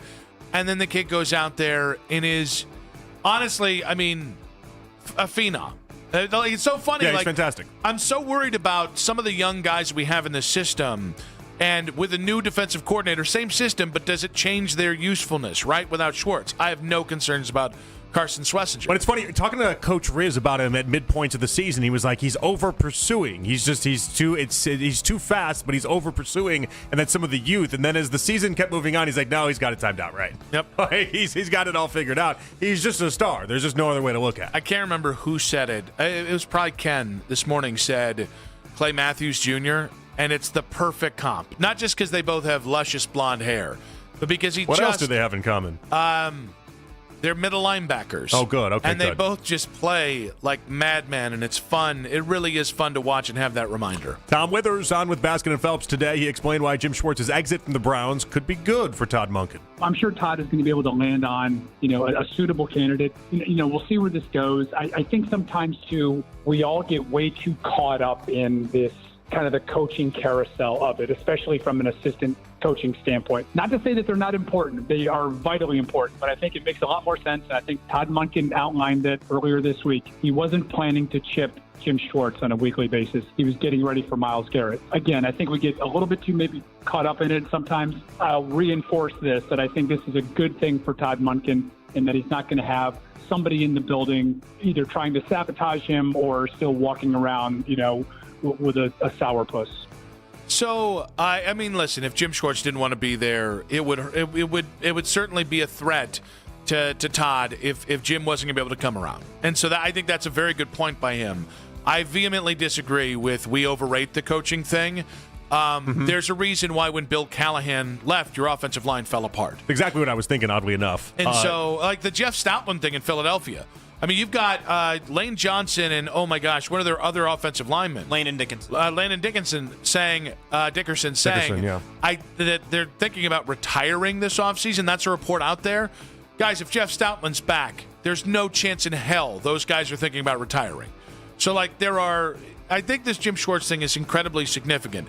It's going to help that you're going to try and stay in this system. So I like that fact of it, that you're not trying to switch systems. Yeah. At the same point, Jim Schwartz is a really smart signal caller and really, really good when it comes against some of the heavyweights. Like his track record against Shanahan offenses is insane compared to the rest of the NFL. I mean, he legitimately was coaching half of the team last few years, excuse me. Like that, you can't underscore how important that is. I do think there's a bunch of talent on this team. I'm interested to see whoever gets the job, what they're able to do with it. But there is an expected step backwards. The risk that the Browns took, though, is that they'll take a massive step forward on the offensive side of the ball. But we'll keep tabs on all that. We're not going anywhere with this story. I just think what's interesting about this is I think we all, and it's a sports talk thing, but we all do this sitting around the bar with our friends. It's so easy to say the Browns screwed this up. You'd be right, by the way. They overplayed their hand or they didn't communicate enough. Like Jim Schwartz should still be the defensive coordinator here. You can also say, and I think it's fairly to say, Jim got caught up on his ego. The best place for him to coach next year is the Cleveland Browns. But I agree with that. But I do wonder how much of this is because it didn't go to Shieldhouse or Udinsky. I just wonder how cool he would have been if it went to a young, hotshot offensive mind. The only thing that never cut the muster for me with that is I think the most insulting thing you can have is a 35-year-old with 2 years NFL experience. I know, but you can tell yourself like they wanted youth, and I'm not youth. I'm 60 years old. But when they hire somebody that you can tell them they wanted offense. You're not offense. But that's part of it too. That's part of the equation. But for some reason in my head, it just seems like an easier pill to swallow. Being like, all right. They wanted the 35-year-old. They wanted the 30-year-old. They wanted the McVay type. And hey, at least Monken didn't get the job. We got similar credentials as far as our experience around the NFL and all these different things. And it's like, I know it sounds silly, but it just makes more sense if you're Schwartz to be insulted more with Monken than one of the younger guys that have way less credentials than either one of them. That to me, if Jim Schwartz told me that to my face, I would say, do you just want a head coach you could run over like Kevin Stefanski? Chris Fedor of Cleveland.com joined us today at 3:20. We asked him about the new expectations for the Cavs after they traded for James Harden. I think it's fine with a bust, and I do think there are no excuses, right? I think that's the difference for this. I think they made an honest assessment of their roster going into the trade deadline, and they said it's not about injuries, it's not about moving lineups, it's not about all the different chaos that we've dealt with at the beginning of the season. We're not good enough. We need to get better. I think everybody has an understanding across the NBA that Oklahoma City exists. And because Oklahoma City exists, it's hard to label yourself like championship or bust. Those are unrealistic expectations, I do believe. But given the landscape of the Eastern Conference, given the payroll of the Cavs, given the fact that they did just pull off this trade for James Harden. In their assessment, they removed 3 of their worst performing players. I do think it's get to the finals, and if they don't get to the finals, then they're going to reevaluate this even further and maybe make some more drastic changes. It is funny how Fedor mentions how they removed 3 of their worst performers this year, because by the numbers, he's not wrong. All 3 of the players that they've gotten rid of and jettisoned, between Lonzo, between DeAndre Hunter, and Darius Garland, are by the measurement, the worst performers on the Cavs team with the on-off splits. And I just find it funny because it's like they do all this work, they focus on all these type of things, and it could just be as simple as that one stat showcasing it, and then boom, they're all gone. All right, Jason Lloyd of The Athletic on the morning show today. He feels strongly that if LeBron James plays next season, it'll be with the Cavs. If he plays anywhere next year, yeah, I think it's going to be here. And he's not going back to L.A. I don't want to say I've been told that explicitly because I haven't. That's not how they operate. But I've seen this movie before. I've seen the script. I wrote the script in 2018. You can tell with LeBron when things are ending. And it was obvious in 2018 when he was here, it was over. And the first thing that came out last summer about having to keep his options open or whatever it was, I don't remember now specifically. I remember reading that and going, okay, I've seen this movie before. And then as the season has progressed, yeah, I think his time in L.A. is over. I think he knows that. I think they know that. And now it's a matter of if he wants to play again. I can't see him in a Warriors jersey next year or anything like that. Like if he wants to play, I believe it will be back here. Now they got to work out the details on that. I also don't think he's going to take a league minimum deal from Dan. I agree with a lot of what Jason had to say. I do think a mid-level exception, if you're able to get below the second apron, might be in play. But I agree. I think the point is, I think a lot of people are just convinced LeBron's playing next year. And I'm not taking that for granted or assuming that's going to – and I'm certainly not banking on it as part of my hopes if the Cavs don't make the finals this year, don't win the finals, or certainly crap out in the playoffs. I mean, LeBron's a true wild card in all of this. Nobody ever really knows what he's thinking at any given point, and so we'll see. But it's going to be a lot of fun to figure it out. All right, that is the lead. We've got plenty to get to in the show here on a Football Friday, on an F-Off Friday. Myles Garrett's greatness and Jim Schwartz's exit in 5 minutes on 92.3 The Fan.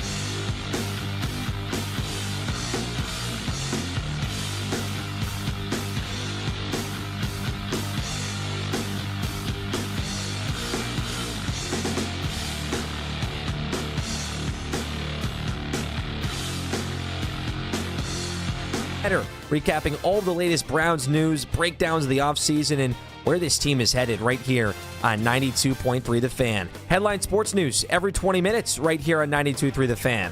From the University Hospital Sports Desk, I'm Cam Manna. Catch the latest Browns news all offseason long. Stream us on the Odyssey app and on your smart speaker by telling Alexa to play 92.3 The Fan.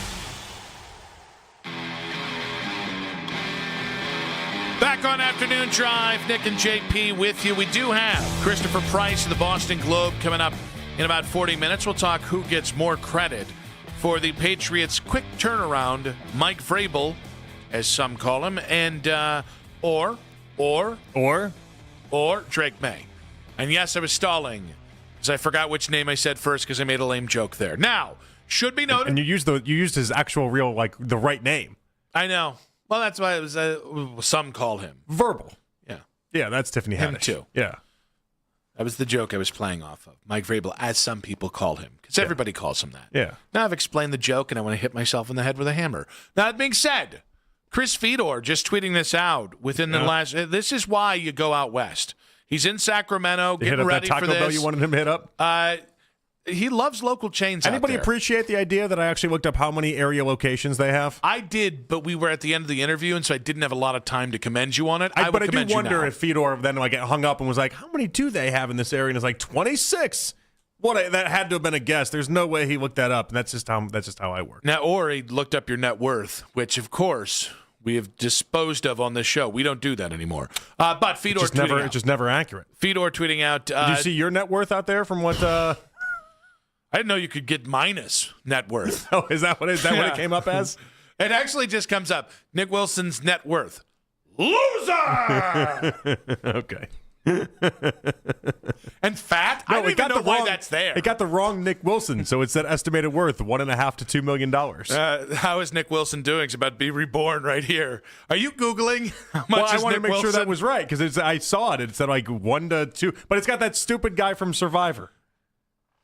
He's probably worth more money than I. Not even probably. He's definitely worth more money than I am. The internet says he is. Yeah, how much? $1.5 to $2 million. Now I'd like to hit myself in the head with a hammer again. Now, Fedor saying James Harden will wear the number 1 in Cleveland. Max Strus will change to number 2. Number 2, I want to know is Max Strus just a really nice guy, or did Max Strus get like a Lamborghini? Well, he is the guy that does the text chains, remember, in the playoffs? That's his role. So I would imagine maybe he just offered this one up. You'd think he'd get something for it. In a certain chair. Most people think they get something for it. I think he's a vibes guy. I think Strus is a vibes guy. He didn't want to wreck the vibes. He's like, just give it to you right away. We don't even have to think about it. James, I'm just gonna sit in the corner here while you wear number 1 over there, and I just want to see you in that number 1 jersey and see how it goes. Listen, Max Strus knows this is a bridge to happiness. There's certain people you have to make sure that they stay constantly happy. James Harden is one of those people. James Harden, you can't rock the boat with James Harden. Gave $500,000 to a rapper he barely knew as a birthday present on a plane. You should see what he spent on the strippers. You're telling me that Max Strus couldn't have broke off a hundo 50, some Bitcoin? James probably got Bitcoin. He didn't. Yeah. I don't know if James knows what Bitcoin is, but I break off some blockchain for him. Yeah, the guy that if you give up your number, you're dumb. The guy that's basically here because he was in a money fight with the Clippers and has constantly made money the one driving force for what has wrecked every place that he has gone to. I think he might be cool throwing $500,000 to rappers. I don't know that he's cool throwing a bunch of money to Max Strus. A teammate. For 3 seconds. He gave me the number that I got there. Yeah. He's thrown away. No, not doing it. Congratulations, Myles Garrett. Segue on the second Defensive Player of the Year award. I do think an interesting question here is Myles is going to be great no matter who is the defensive coordinator. But I do think it's interesting that the defensive coordinator that was the defensive coordinator when Myles won his 2 Defensive Player of the Year awards. Yeah. I do think it's interesting that guy's no longer here anymore. Big time. And in fact, we had discussions previously about the head coaching role and whether or not Myles should be involved in that. And I was on the side of no, but do you think Miles should be on the side of who the defensive coordinator is? You know I do, because I thought he should have had some say in who's going to be the head coach. It'd be surprising if you're like, no, but this time I take it back, and I don't think he should have any. Now that they didn't listen to who should be the head coach, they just shouldn't listen to But this anything. might not even be like gets in a seat at the meeting. This might just be Miles runs the meeting at this point. I'd be interested to find out how much of a role Miles wants in this. Hey, Miles, I know you saw the Jim Schwartz news. What do you think about Ephraim Banda with Jason Tarver? No. We got this guy, Dino Vaso. He might be like, screw those guys. Honestly, I'm so torn on this when it comes to Miles and how he's going to react. We have no idea. He's a wild card sometimes, too. Because, would it surprise me if at any point we heard, hey, people are offering the Browns things for Myles Garrett? No. Do I think Miles would go through another public trade request? No. I mean, I can't even say, though, we've made it through Super Bowl Radio Row Week safe yet. Because remember, last time he did... No, today was the last day. No. Today was the last day, but last time he did everything on Super Bowl Radio Row, and then it was the Sunday of the Super Bowl that he made his big proclamation and big everything, and the pregame shows were just basically just took over by Myles Garrett's request. And so, I don't think that's coming, but with Myles, it's always in play. I think a good sign, though, was that, and Shador has put this on his Instagram, Myles doing the Shador wrists up motion. Not a bad sign. You're not talking now because I think you know it's not a bad sign. No, because you took a conversation about Miles and you see who did the Shador sign? He did. I mean, Shador posted it. It was a real thing that happened. I know it's a real thing that happened. If part of the convo for Miles has always been... So Shador is keeping Miles in Cleveland? If Miles is... That's the one? If part of the convo is always what Schwartz, happens... no. What happens with the Shador, plan at yes. quarterback? What happens with the plan at quarterback? It's such a big thing for Myles Garrett. He always wanted to know the plans. Well, apparently it seems like he's co-signing one of the plans, one of the opportunities. All right. At least he is right now. I didn't see him doing whatever Dylan Gabriel's sign is. Well, no. Dylan Gabriel's Do we have a Dylan Gabriel sign? Would be the "you must be this tall to ride the ride" sign. He's a tiny little guy. I saw that he's in Hawaii with Zoe this week. That's good. Yeah, That's they were doing good. a family. They were doing a family resort thing. I saw that. Christian McCaffrey and Olivia Culpo are there. The Juszczyk family. I know. He was they golfing with his father-in-law. It seemed like a very nice, horrible swing, by the way.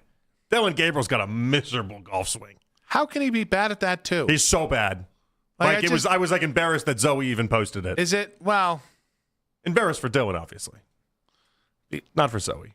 Got so many comments, and it's a Friday, and I'm going to heed the words of Dan Mennigan. Don't get fired today. All right, so we think we're going to have a quiet Miles off season then, or no? Yeah. I think. Okay, quiet from the standpoint of I don't think he's going to ask for a trade publicly again, but I do think, guys, I don't think it was a mistake that the words got out there that when Elliot Wolf, the GM of the Patriots, was discussing trading for hypothetical players that might be out there, he said, yeah, we weren't going to trade for 3 first-rounders for a player, which happened to be the price that had been put out there for Myles Garrett. Yeah. Do I think that was a coincidence? Do I think that the trade deadline could be an interesting salvo if maybe the Browns and Myles talk and Myles goes, well, I don't really want to rebuild, and the Browns say, we don't have a choice? Yes. Do I think it's completely drama-free and there's a 100% chance we already haven't done drama-free? That's fair. The Popeyes worker meme has already put us into that zone. That is fair. We're now from here, starting now. You know those signs at the work sites? It's like we've had 0 days since our last accident. We've had 3 days since our last Myles Garrett cryptic post. But it's been 3 full days. And it feels like a quiet offseason. It does. We only got the one post, the tired Popeyes worker, and that's it. And it feels like, hey, we're ahead of the game. I'm sure Myles is going to ask the Browns, where are we going this year? And I'm sure the Browns are going to be honest with Myles. But I will say, it's always going to be a conversation with Myles because other teams are always going to call about Myles. That doesn't mean the Browns are going to listen. It doesn't mean the Browns are going to pick up.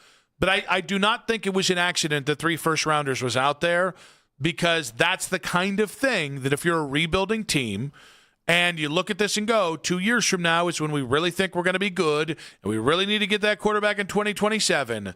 I don't want to say the Browns put those ideas out there, But I think everybody in the NFL knows if you want to start a conversation about trading for Myles Garrett, if you're curious, if you want it, it starts at 3 firsts. Yeah, well, wouldn't it have been, I mean, the time would have been to trade him last offseason if you were going to do it. But now, in an interesting way, as he gets older and your value is supposed to start to plummet, all he's done is just solidify himself as the best pass rusher, best defensive player in the game, and it's not even a competition. So from the news standpoint, I think we will have a quiet offseason unless somebody comes in and does something so ridiculous that the Browns have no option. But I don't think the Browns or Myles want anything. This is going to be low-key unless it's not. And by the way, I think Myles is going to be here. So I'm not predicting like anything. I just think it's the NFL. I think teams know the price. If you want to call about Myles, you'll get it. And I think coming off breaking the NFL sack record and his second Defensive Player of the Year, could that be the thing that incentivizes somebody to chase Myles? Yes. Well, what I think helps these conversations not exist is the idea that Max Crosby is not only going to be on the market, but seems like he's very interested in landing somewhere else. Yeah. And so, like, if you're one of these teams, I mean, Max Crosby is one of those guys that consistently gets brought up as, like, one of the top 5 players everyone wants on their team. And so, like, first off, you won't have to pay what you pay for Myles Garrett, and you're going to get 94% of the production. And by the way, a leader that is, in my opinion, I think Max Crosby is a million times better leader than Myles Garrett is. Is that because you don't cover Max Crosby every day? No, it's just everyone, the way that people talk about Max Crosby as a leader, like the way that they talk about the things that he does and the way that he just is. And Myles, I also think, is a pretty poor leader, so it's not really that much harder to like leapfrog Myles Garrett in that department. I don't think Myles is a poor leader. I don't think he's a great leader. I don't ask him to be it. I don't ask him to be a great leader. But I just disagree with the poor assessment of it. I don't think he's a great leader. I also think Max Crosby, I don't know enough about Max Crosby to say if he's a better leader. I think he's a really interesting fellow from anything that I've seen, but I don't know that I think leadership when I think that guy. By the way, they've also sat through a lot of crap in Vegas. But one other thing I had on this, in 216-474-0092, will we have a quiet Myles offseason? And I think the answer is, again, yes, but yet there's a case we don't. And that's all driven off of if anybody else comes along and makes it a conversation for the Browns and Myles. I do think where we go from here is the thing that really struck me last night, once it was clear, it was unanimous that Myles was the Defensive Player of the Year award. It crystallized something that I think everyone thought and some of us has said, but definitely was confirmed last night, that if you were a 12-win team this year, I don't know Myles wins the MVP award, but Myles is a top 3 contender this year and ends up with top 3. Like, he ends up, even if it's just third place, if the Browns were a 12-win team, Myles gets serious MVP consideration this year. And that's just another shame of how the last couple of years has gone for him. Yeah, I mean, he would have, the discussion would have been how many votes could he have gotten. Right? He wouldn't have won. That's not really going to be on the table, I don't think, for a defensive player at this point until the end of time. I just think it's a quarterback award. It is what it is. But like he would have gotten at least votes. Do you know why I think this year might have been the year to do it? Because it was Drake May and Matt Stafford. And so Matt never had one. Drake May is 2 years into his career. If it's Myles and a sack record versus a Pat Mahomes historic season, Myles doesn't stand a chance. Josh Allen, Lamar Jackson, the same. Joe Burrow, probably the same. But when it comes to guys who are not seen as a consensus no-brainer top 4 quarterback, I think that's why this season feels like, as I was thinking about it last night, such a missed opportunity for Myles. I mean, I think the way that the award works, it would have been really hard for him to do it, even if it is a down year for I don't know, you want to call them prestigious quarterbacks, whatever you want to say. Which stinks because Matt Stafford deserves, when I say I'm speaking to the thing that you're saying about it's a perceived down year. It stinks that we think that way because Matt Stafford is a Hall of Famer, and it's not really a conversation for me. Well, I think that would have been a hard thing for him to overcome in general. But no, I mean, I really hope that as Myles continues to play at this level, I really hope the Browns can string a couple years together where we get to see Myles not just in the postseason, but deep into the postseason. Because the next 5 years, I view the next 5 years of Myles the way I do the next 5 years of Jose, where it's like you're already a Hall of Famer. How much farther can you go? Because 5 years, within the next 5 years, it is conceivable Miles is going to get not just within the top 3 sacks, but he could overtake Bruce Smith at, I think, 200 sacks or 198. It's one of those two numbers. Maybe Reggie has 198, then Bruce has 200. But same thing with Jose Ramirez. Like Jose Ramirez today, I think is a Hall of Famer, and that's that. Five significant years going forward, and Jose becomes one of the 10 best third basemen of all time, and maybe creeps into the top 5 and is a first ballot Hall of Famer, no question. Sorry, I was getting distracted. I was reading this article about Max Crosby picking up his Commitment to Excellence Award winner. That's voted on by teammates for the 5th straight year. That is a leadership award. So his teammates like him? Very much so. I'm very surprised. 5 straight years for leadership for Max Crosby. It's the Raiders. Who's he competing against? I don't know. It just doesn't mean he's... It's you versus Daniel Carlson? Yeah, but I think the idea is that he's obviously a great leader. He beat out Aiden O'Connell. He got him. You got AOC. 5 straight years running. I don't care what you do. You do it 5 straight years. It's an impressive feat. With the Raiders. Why do you keep saying it that way? Because it's the 5 worst years. It hasn't been great the last 3 years. I don't know. I haven't seen Miles win a Commitment to Excellence Award. Do we know the Browns' for 5 hand straight one years? Out? They do the Good Guy Award. He never wins that. That always goes to Joe Bitonio at this point. Doesn't need it. He's a certified good guy. What if Miles went around and was like, guys, I need the Good Guy Award this year? You know, just give it to me once. I just want it once. I just want people to know I'm a good guy. This is the only way they'll do it. Derek Carr, only a one-time winner. Who knew? Yeah. Not a leader. I think that showcased itself out, did it not? Not a leader. Yeah. He got it early on too, 2016. They're like, this isn't. He didn't even earn it. This isn't. Yeah, this. That's like we have a no captaincy where it's like, well, you're the starting quarterback, so you kind of have to get this award. We just have no one else to give this to right now. Will we have a quiet Miles offseason, and how much criticism do the Browns really deserve in this? That's in 5 minutes on 92.3 The Fan. The 2020.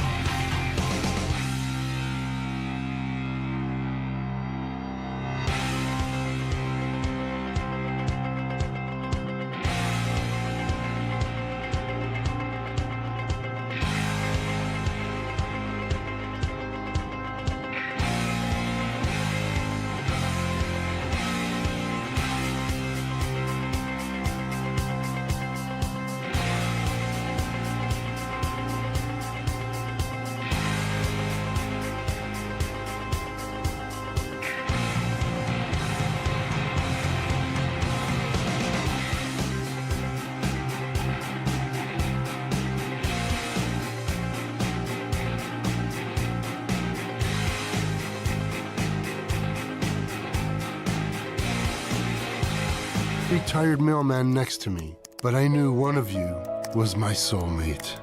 Ah, the scent of Gain Flings. Try Gain Flings with OxyBoost and Febreze. Sign up to be a part of the fan club. Download the free Odyssey app and follow 92.3 The Fan to get all of the best audio and best stories sent straight to your inbox. 92.3thefan.com.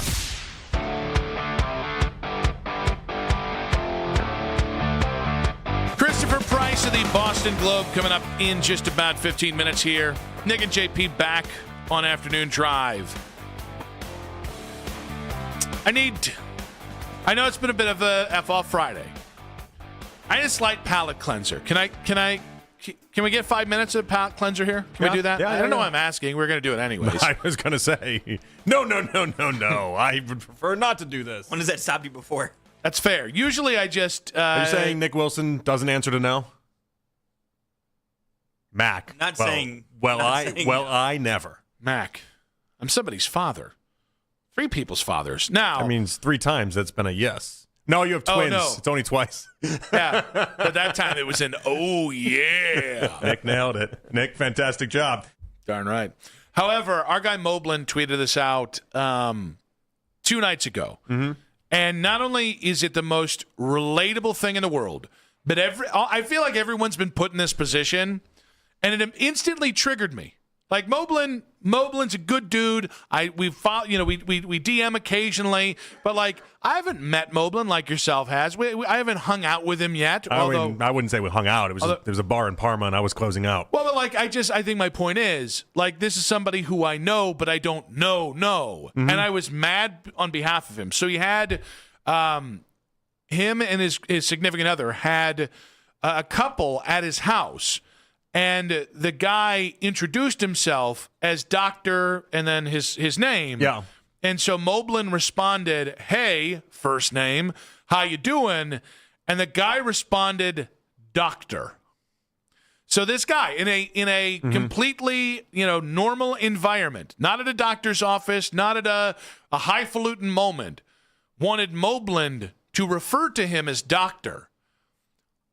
I think I'd throw this, you know me. Am I as like, I feel like I'm very, I don't know, I'm going to ask you something and then say what I feel like. Yeah. My point is, I feel like I'm pretty tolerant of a lot of, in understanding of a lot of different people and how they like to be addressed. And I'm pretty flexible. I'd throw this person's ass off my front porch. I don't know what I would do. It's an odd situation we put in. I don't know why the insistence on being called doctor was there, unless he felt intimidated to begin with, and so Moblin is a mountain of a man. That's like an insecurity thing. Is that all that is? He just saw Moblin and he just felt like maybe saw a superior man and realized. Is that like a new girl that he's dating or something like that? So he's just like trying to impress her at all times, but doesn't understand how weird that is. It's a weird move. It's a weird move. 216-474-0092. If you have a like an earned moniker, like Doctor or Captain. I mean, no chance I'm throwing the guy out of the house for it, though. Oh, I am. No. You come to my house. Yeah, I couldn't do that. You come to my house and demand I call you Doctor like I'm a 5-year-old in your office and you're the like lengths, checking me for strep? No, thank you. The lengths that somebody would have to go in order for me to be like, you have to leave my house now is pretty extreme, I would imagine. The funny thing is, I'm right there with you.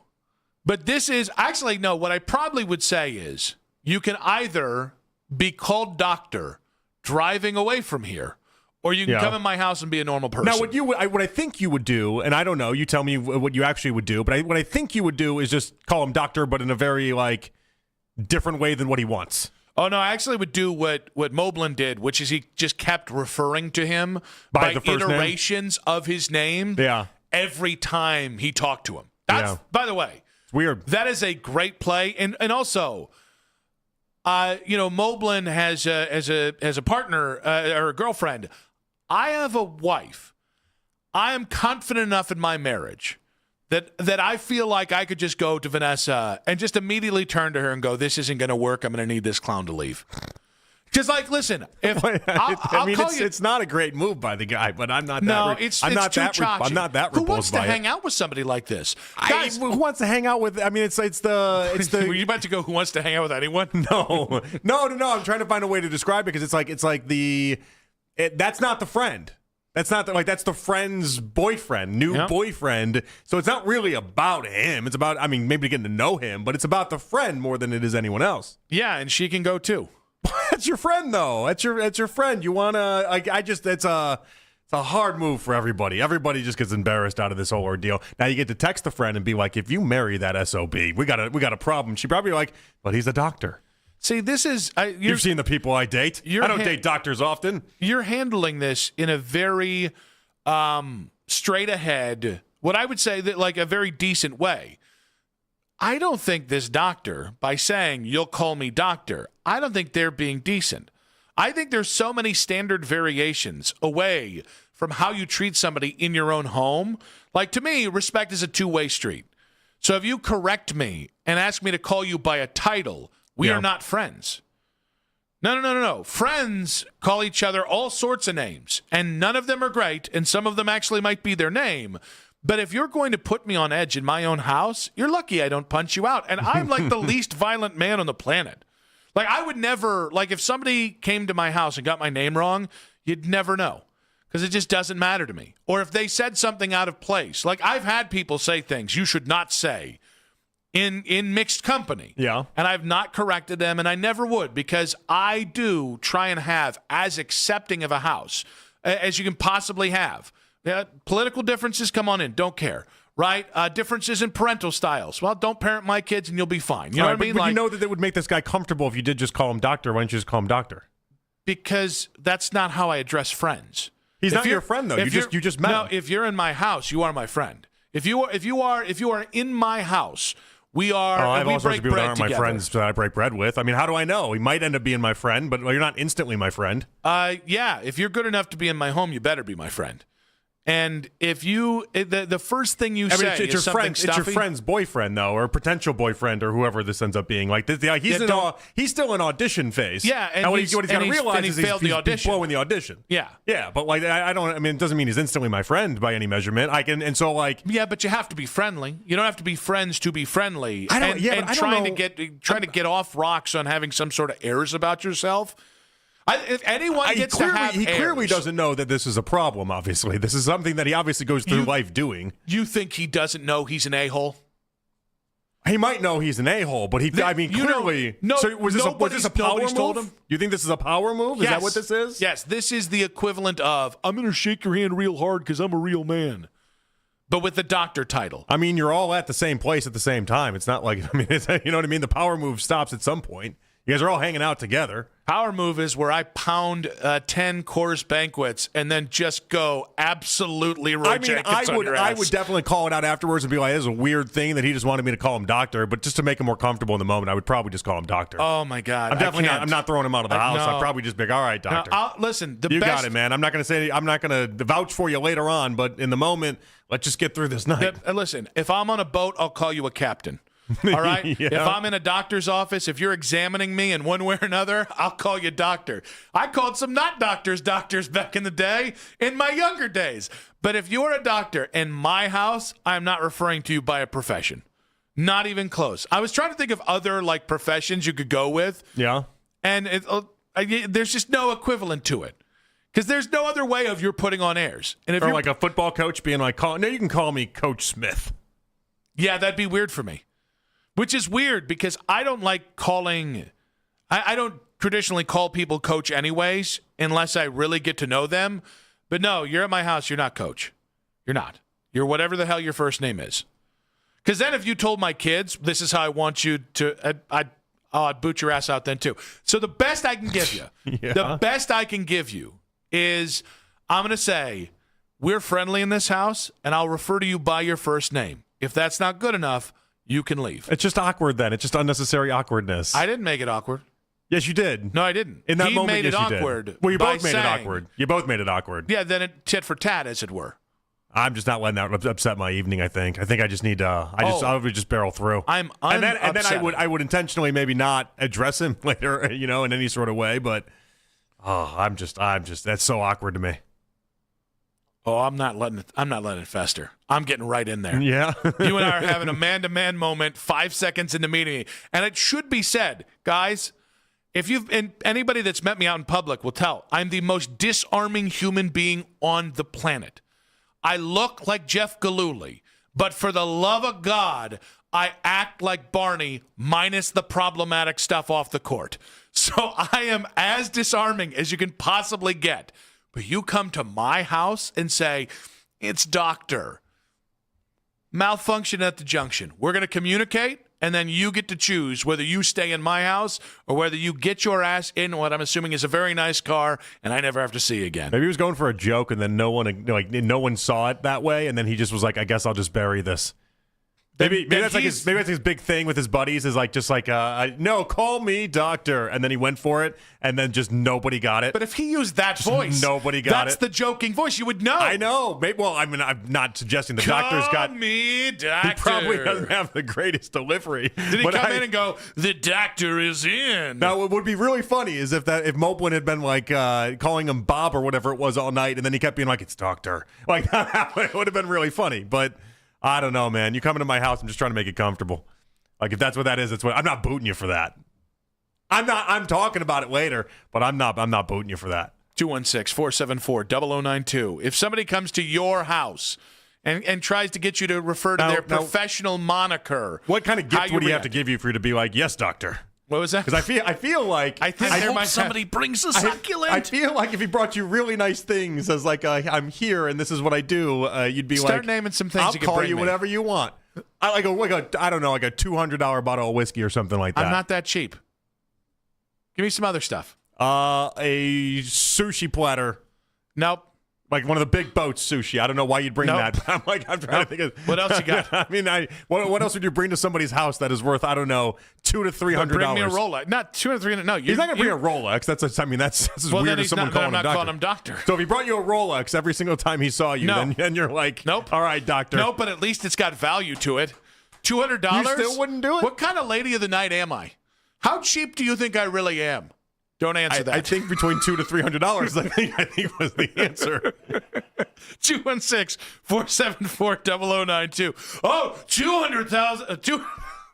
$200 whiskey. Well, it reminds me of this. Let me go to the commode and come back in something more comfortable, doctor. There's this guy in college. He was like a. I wouldn't even call him a buddy of all of ours, but he would randomly. You call him doctor? No. He was so. Anyways, he's like incredibly annoying human, just incredibly annoying. But anytime we went out, he would always pick up the tab. And so we're in college, we're broke. So we'd be like, all right. We can put up for it. He buys all the wings. He buys all the beer. We'll put up on it. Every now and again, we're like, we'll put up with it. It is what it is. We're not in college anymore. 216-474-0092. I'd be like, if somebody, this guy. in a personal setting, if somebody insists on you referring to them as their professional moniker, what is your reaction? We've got Christopher Price, Boston Globe, in 5 minutes on 92.3 The Fan.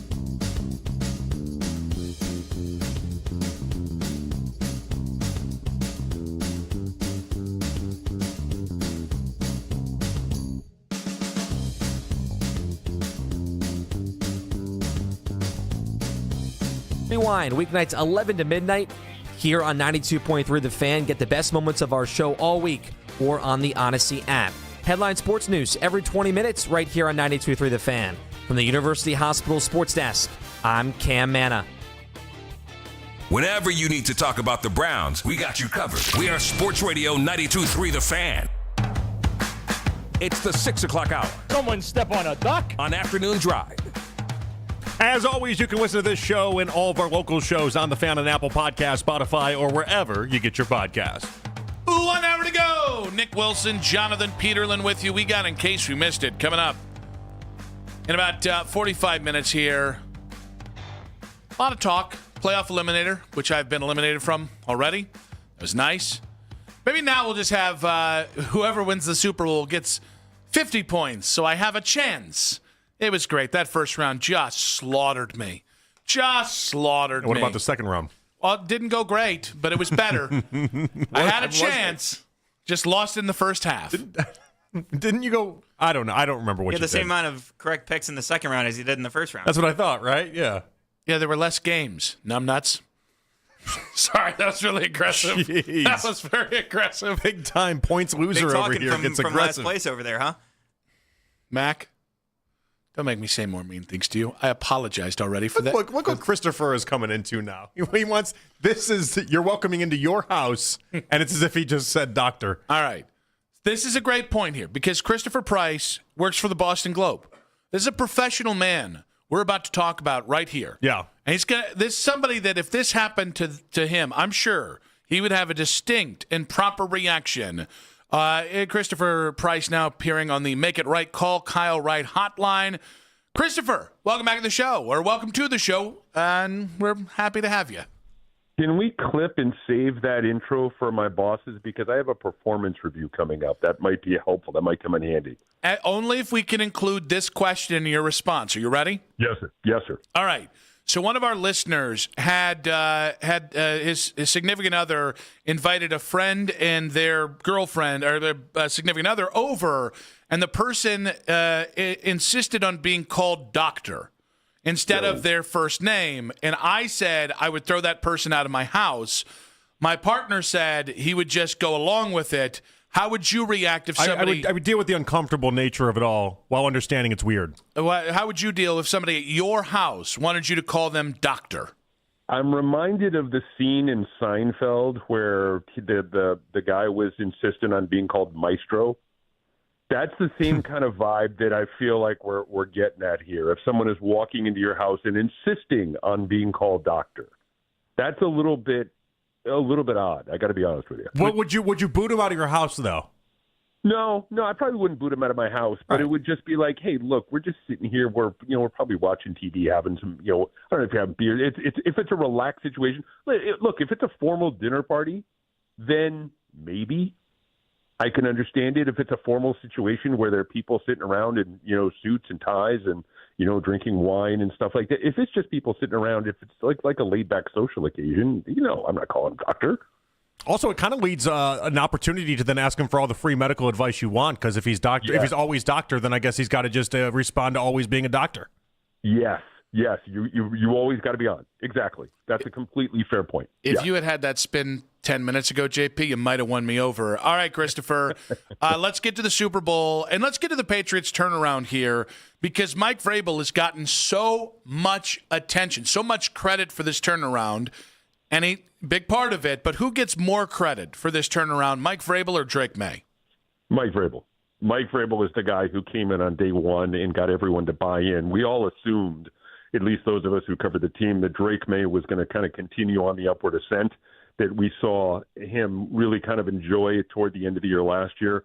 But Mike Vrabel is the guy who just turned the thing inside out, like 180 degrees, man. This is, this was a franchise that was really in a bad way the last 2 years. Only one team, the Carolina Panthers, won fewer games in the last two seasons before this one than the Patriots did. And it was a long, long way from, the glory days. And he came in and instantly said, look, our goals are going to be really simple. We are going to want to eventually compete for championships. We want to win the division. And the first and most important chapter in the book of Mike Vrabel is we want to take advantage of bad football, and they were able to do that this year. Because, look, to reach this point, you have to be good, but you also have to be a little lucky and take advantage of bad situations, and they've done that consistently in all phases over the course of the year. So, ultimately, to answer your question, the answer is Vrabel with May probably a close second. Yeah, I mean, there are like 6-year-olds in Boston that have never seen a title. Those poor kids. Won't you please think of the children? Come on, guys. Does the fan base there has to be a recognition of that, right? Or do they you guys just feel like, of course it happened to us. It always happens to us. Good things. No. This year is different. It really is. I was trying to think of it. Maybe you guys would have a good historical comp, kind of an outside the box question, but this feels a little bit like the 1987 Celtics. Like if they don't lose, if they don't win on Sunday, that like this will be a beloved team regardless of what happens on Sunday, because really the prevailing philosophy around New England about this team is they are playing with house money at this stage. They really are. They were 4-13 last year. They were absolutely miserable. I had to be talked into predicting 7 wins for this team, going into this season. There was no idea that they would be able to get this far, and Vrabel would frankly be able to turn the thing around as quickly as he did. So yeah, there is a feeling that I think even if they lose on Sunday, there is going to be some grace given to this team because they've come so far in such a relatively short period of time. Christopher, why couldn't Tom Brady just say he was rooting for the Patriots this weekend? Because he's a replicant now. He's not Tom Brady. He's not the same guy. I miss writing about him competing for the parking space at Gillette Stadium. We would always write that every year, that he showed up to the most off-season workouts, so we got the best parking space and all that. He's just, I don't get it. I don't understand it. Everyone knows you, and everyone knows your background, and I understand him wanting to kind of play it down the middle and be as kind of straight and sober, as analytical as possible. No one's fallen for this. Come on. Of course he's got to be pulling for the Patriots. This is a guy who stood, when they had the night form at Gillette Stadium a couple of years ago, stood in front of like 60,000 people and banged on the lectern like, I am Tom Brady and I am a Patriot. And the place went wild. And so I think he's doing what he needs to do as a national broadcaster and pretend that he's playing it straight and down the middle. But let's be honest. I mean, there's no reason for him to screw around like this. How have Patriots fans, or how is yourself, grasped and really kind of just, wrestled with the idea that Drake May finishes second in the MVP and was just so awesome in the regular season, and now you've gotten to the postseason, and it has been 3 very subpar games at best. It has just been a different version of Drake May. What is the thought process there? If he was playing lousy teams, I think people would start to worry. I think people would be concerned. But when you consider the fact that he was playing against 3 of the best defenses in the league, and still, in all, the numbers are not great. I get that. I understand that. And at the same time, in all 3 of those games, when a big moment arose, he was able to meet the challenge. He was able to make the plays that ended up deciding the game. He rushed for the only touchdown that New England had in the AFC Championship game. He delivered a strike, one of the best throws of the year that he had, to Kayshon Boutte when they needed to close out the Texans. So he had a really nice touchdown pass in the game against the Chargers in the wild card game. So he hasn't had the numbers. He hasn't had those MVP regular season numbers, far from it, quite frankly. But you look at what he's done in the biggest moments against some of the toughest defenses in the NFL to this point, I think people will be able to live with it if the defense continues to play like it's been able to play over the first 3 games. This defense is playing at a world-class level. They're playing really good complementary football, and I think they got to carry that into Sunday if they want a chance against the Seahawks. Chris, let's say I had the magic to go back to September and put Sam Darnold on the Patriots and Drake May on Seattle. Are both teams still in this Super Bowl? And if not, who's least likely or less likely to be in the Super Bowl with a different quarterback? I think that's a great question. I think in a quarterback-driven league, that's a really good thing to look at. That being said, both of these teams are defined by their defenses at this point. I think that Drake May is a little bit better than Sam Darnold, at least at this point. So I guess, if you flipped them around, the Seahawks would still be here, and maybe the Patriots would, maybe have lost in the, the divisional round or whatever the case may be. But I think really this game is going to be decided on the defensive side of the ball. And I say that with the full knowledge that, look, again, Drake May, MVP candidate, had a dynamite year, has had some slippage in the postseason. whichever quarterback gets the most short fields on Sunday is going to win. Whichever quarterback plays a clean game on Sunday is going to win. Turnovers are absolutely vital, obviously, every single week in the National Football League, but it's going to be magnified this time because both defenses are so good and both offenses are going to have such a tough road to navigate come Sunday against them. So I guess really you probably have the Seahawks in slightly better shape, but I think the difference is probably negligible, at least at this point. How have the Patriots been able to get Stephon Diggs to be like a normal human and be able to then be contributing on top of that? And was it the pink cocaine? No. It was he's been able to look Vrabel, and this is kind of goes back to Vrabel's management style. He bought into Vrabel really early on. I don't know how much of it was maybe a come to Jesus talk that the two had, after what happened in the spring down in Miami. I don't know if it's an ability to say, look, come here, we can help revitalize your career to some extent. We're going to put you in the best possible position in as many possible scenarios as we can. So, look, he's bought in. And I think that playing with a quarterback like Drake May and going 14-3 in the regular season has a lot to do with it. If he was 7-10 and not getting the targets, there would be a problem. One of the unsung heroes of this team is Todd Downing, who's the wide receivers coach. He was with Steph in Minnesota for a while. The two have a background. The two have a history. And I talked to Downing about this over the course of the year. Basically, it's like, how have you been able to connect with Diggs? How have you guys been able to get the most out of him? And he said it's really simple. We never lie to him. And I think that's a weird thing in the National Football League. A lot of coaches will say, well, or a lot of fans would say, well, why would a coach lie to a player? For any number of reasons, to pump their tires, tell them something that's not true, getting good with the assistant at the expense of a head coach, whatever the case may be. There's an authenticity there with Downing and Vrabel and the rest of the coaching staff specific to Diggs that I think he likes, I think he respects. They've been upfront with him consistently ever since he signed, and so I think that's one of the reasons why he's been able to have the success in New England that he's had. Christopher, I know that covering a Super Bowl, doing all this stuff, this is a hectic time of the year to be joining a radio show with a couple of goobers that want to ask you about whether you call somebody doctor or not. So we thank you for that and making time in your busy schedule. And also, got some pipes there, buddy. Right? I'm just nice saying. Voice. I know you do a podcast as well. If you ever want to maybe venture into, you could be one of the people on Boston radio that isn't problematic. That'd be really nice to hear, is all I'm saying. I appreciate that, man. I really do. Yeah.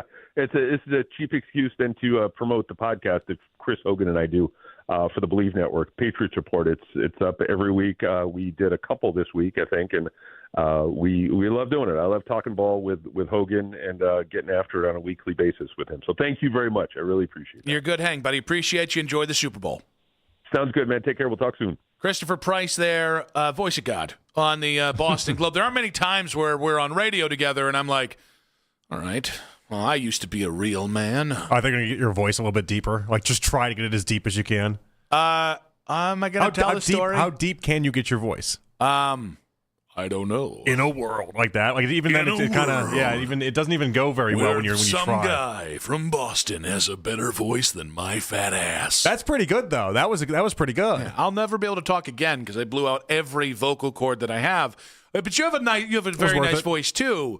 There is somebody that I've worked with, not here, who has a better voice than me.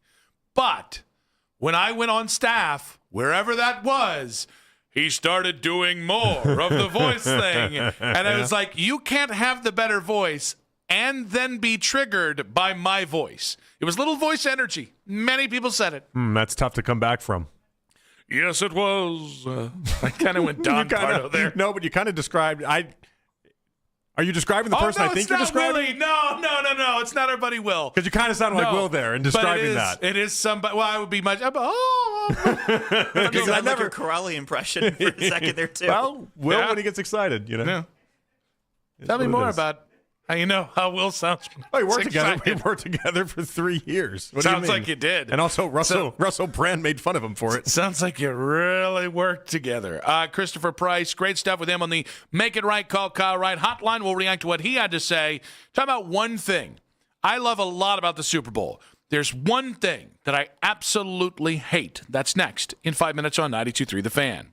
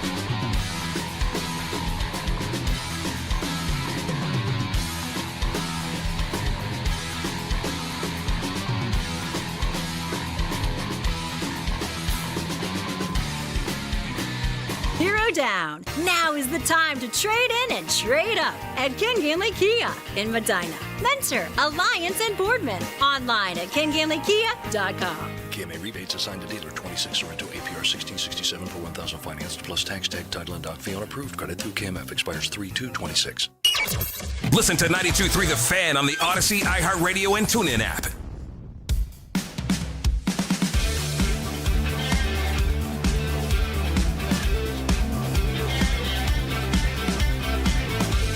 In case you missed it, coming up in about 20 minutes.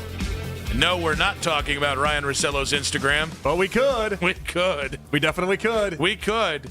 How do you do that? Well, I mean, how do you? No, it's not that. How do you do that? I know how you do it. I could see that happening somewhat. What I can't see happening is it being up for 4 hours. Yeah. So if you guys missed it, Ryan Russillo, was it an Instagram story? Yeah, it was a story. So on his Instagram story, no faces. Which is the saving grace of all this, by the way. Yes, because it actually would be in serious trouble. I once said I had a buddy. Well, will you finish explaining what that picture is? So then we can Ryan get into that. Russillo posted a shirtless woman, just the midsection, nothing above, nothing below, and on his Instagram story for 4 hours. It's a really long time to have a photo of someone naked on your story. And there's no way that a guy with that many followers didn't learn.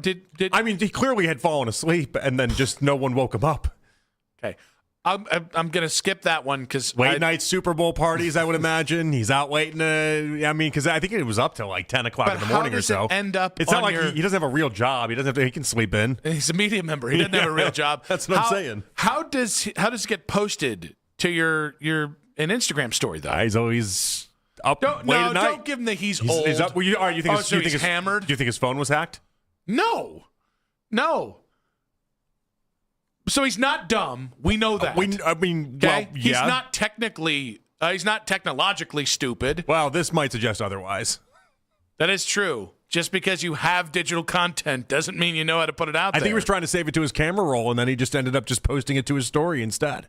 I had palpitations at you just suggesting that. Yeah, so the story I was going to tell is another college story. In college, one of my best friends, he had posted on Facebook the woman that he ended up marrying, and they're having a kid in June, the whole everything, just a full-on naked photo.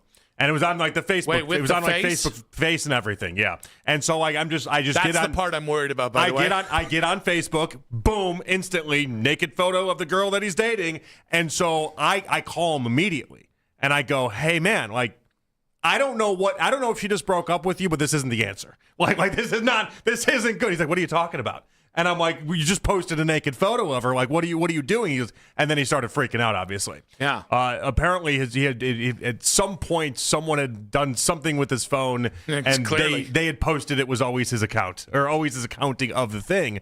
But it's like, so he lied. I just think he was being an idiot or something. I'm not really sure. I never really got to the bottom of it. But my big take on it was because I was convinced they broke up, and this was he was just posting a photo as if to be like, screw you. But I can't imagine what went through his head. I have had multiple instances as a man, much younger, not now, because if somebody did it now, I might actually punch them. But when I was this is probably before Vanessa, where guys were dating a girl, and they were just like, here, and just showed a picture. Oh, that happened and I just remember thinking, yeah.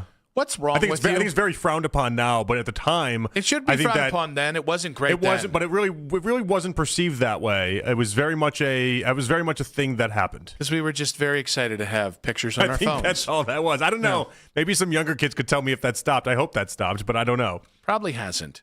The point is, Ryan Russillo, what is you doing now? What we're doing. I didn't even get into the fact that I hate that when people go to Super Bowl venues, they end up trashing the city. Felger and Maz this week apparently just talked crap about San Francisco. Oh, yeah. Clay Travis talked about San Francisco. Well, Pat McAfee talked about how great it was. And it's just, that's all you should do. You're a visitor in somebody else's town covering them. It takes 0%. And if you don't believe it, you don't have to say nice things. Just don't say it at all. You just have to speak on it, yeah. It's so funny. When I went to Atlanta, I didn't have a lot of experience in Atlanta, and all I saw were the good things in Atlanta. Did I see a homeless person? Yes. Did I count them? Yeah, no. You did, Lemon Pepper Lou. Did I count how much trash I saw? No. I don't understand how people go to somebody else's home. And because people will occasionally do this with Cleveland.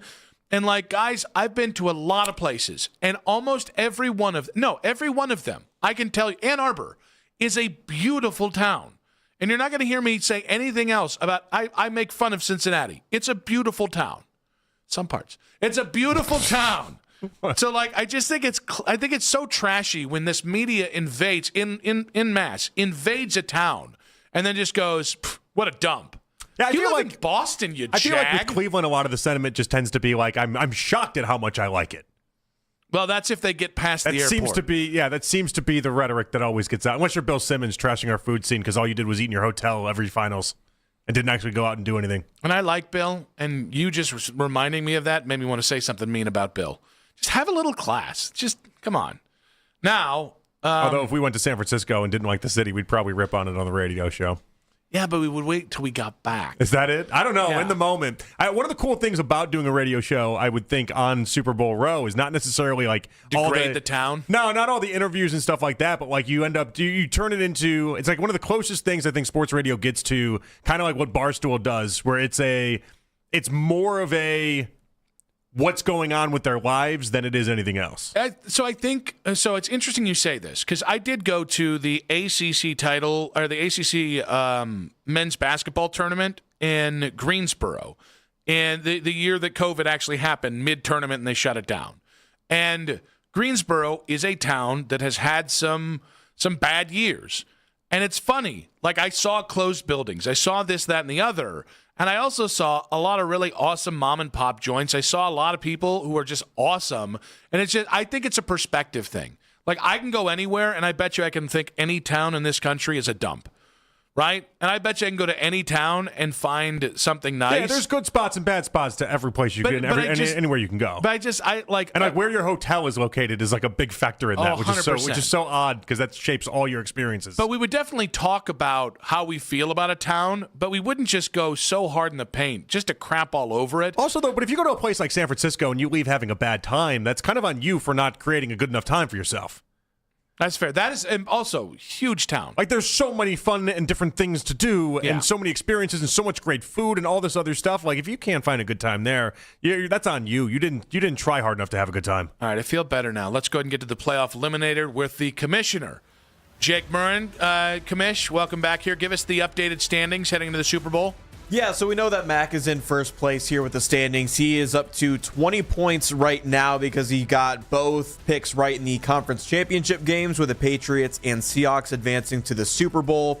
Jonathan, you're in second place with 14 points. You got the Patriots pick right, but you picked the Rams to beat the Seahawks. And then, Nick, you're in last place with 6 points. You got both of those picks wrong. And so close. You, I guess, have a chance to tie JP because the points double each round. Mm-hmm. So we're up to 8 points now for the Super Bowl. So if JP gets his pick wrong and you get yours right, you would tie for second place. All righty. I want to know who you guys are going to pick. I'll let you guys go first. I think Mac has to go first because if not, then it would just cinch everything. But I do want to know who's going to go first. I might have something working here to see how you guys go. All right, Mac. I'll go first. I'll pick the same pick that I had at the beginning, which is the Seattle Seahawks to win the Super Bowl this year. I think that their team all around, their defense is fantastic, and I'm going to roll with Sam Darnold. Now, what this is interesting is... This sucks for me. If JP... because now JP has to either pick against what he believes... Yeah. Which means he's going to... Because I think go with what I believe and lock in second place if it does happen to happen. But also then, imagine being wrong and then also falling into third. Yeah. This is the worst spot imaginable. Now, we could do... Just thinking out loud here. Trying to think of some sort of barter that really makes this interesting. Because I'm willing to take New England if you both take Seattle. But I want more than 8 points. No, that's not how the game is set up. I want a winner take all. No. You don't get a winner take all. I'm trying to offer you something, no, too. reject it on the premise of even attempting to get a winner take all. I was going to try and help you find a way to beat Mac, even if you can still pick Seattle. I have a way. It's just taking the Patriots. There's no route in taking Seattle that gives me the win over Mac. I think we could do something like added points for something like hitting the over/under or the total, something like that. That's what I was thinking, but screw you. I think the first 3 rounds have to stand for something. They literally don't matter now. This isn't that is nom. in the past. This isn't nom. This is the playoff predictor. We're like 3 weeks away from this being nom. Who knows? And your picks look like nom.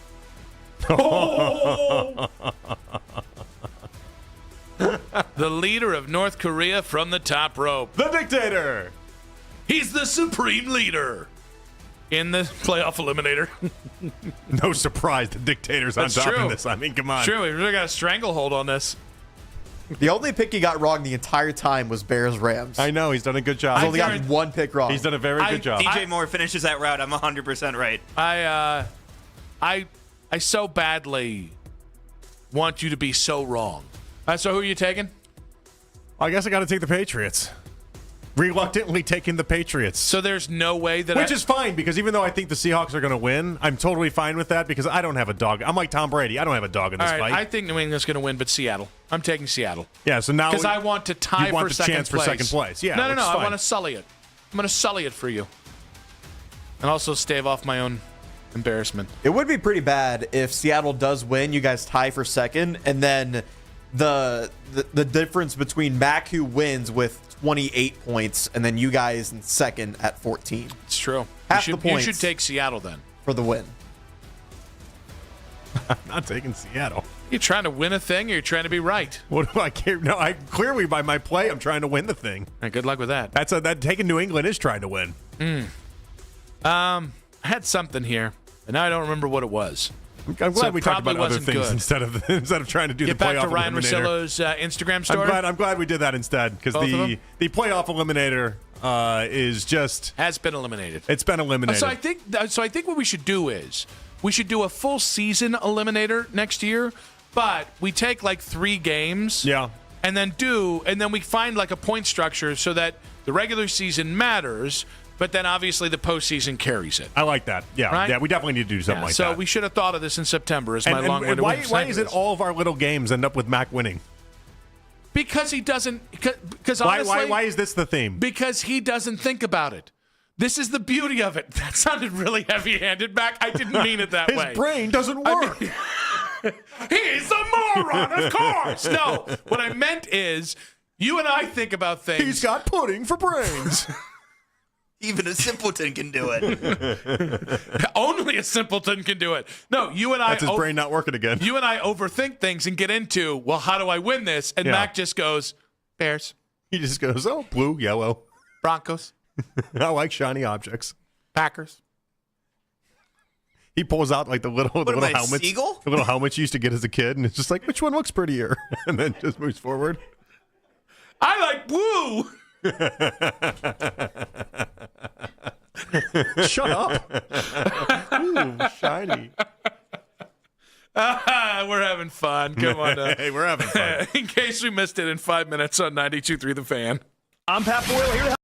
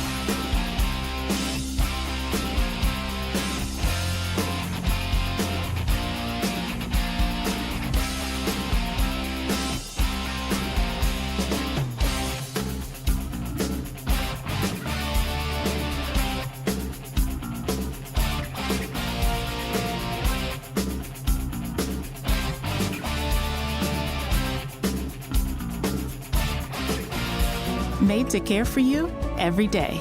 Nature Made, the #1 pharmacist-recommended vitamin and supplement brand. Find us in the vitamin aisle, based on a survey of pharmacists who recommend branded vitamins and supplements. Don't trust anybody with your Cavs coverage unless they have sports in their name. We are Sports Radio 92.3 The Fan.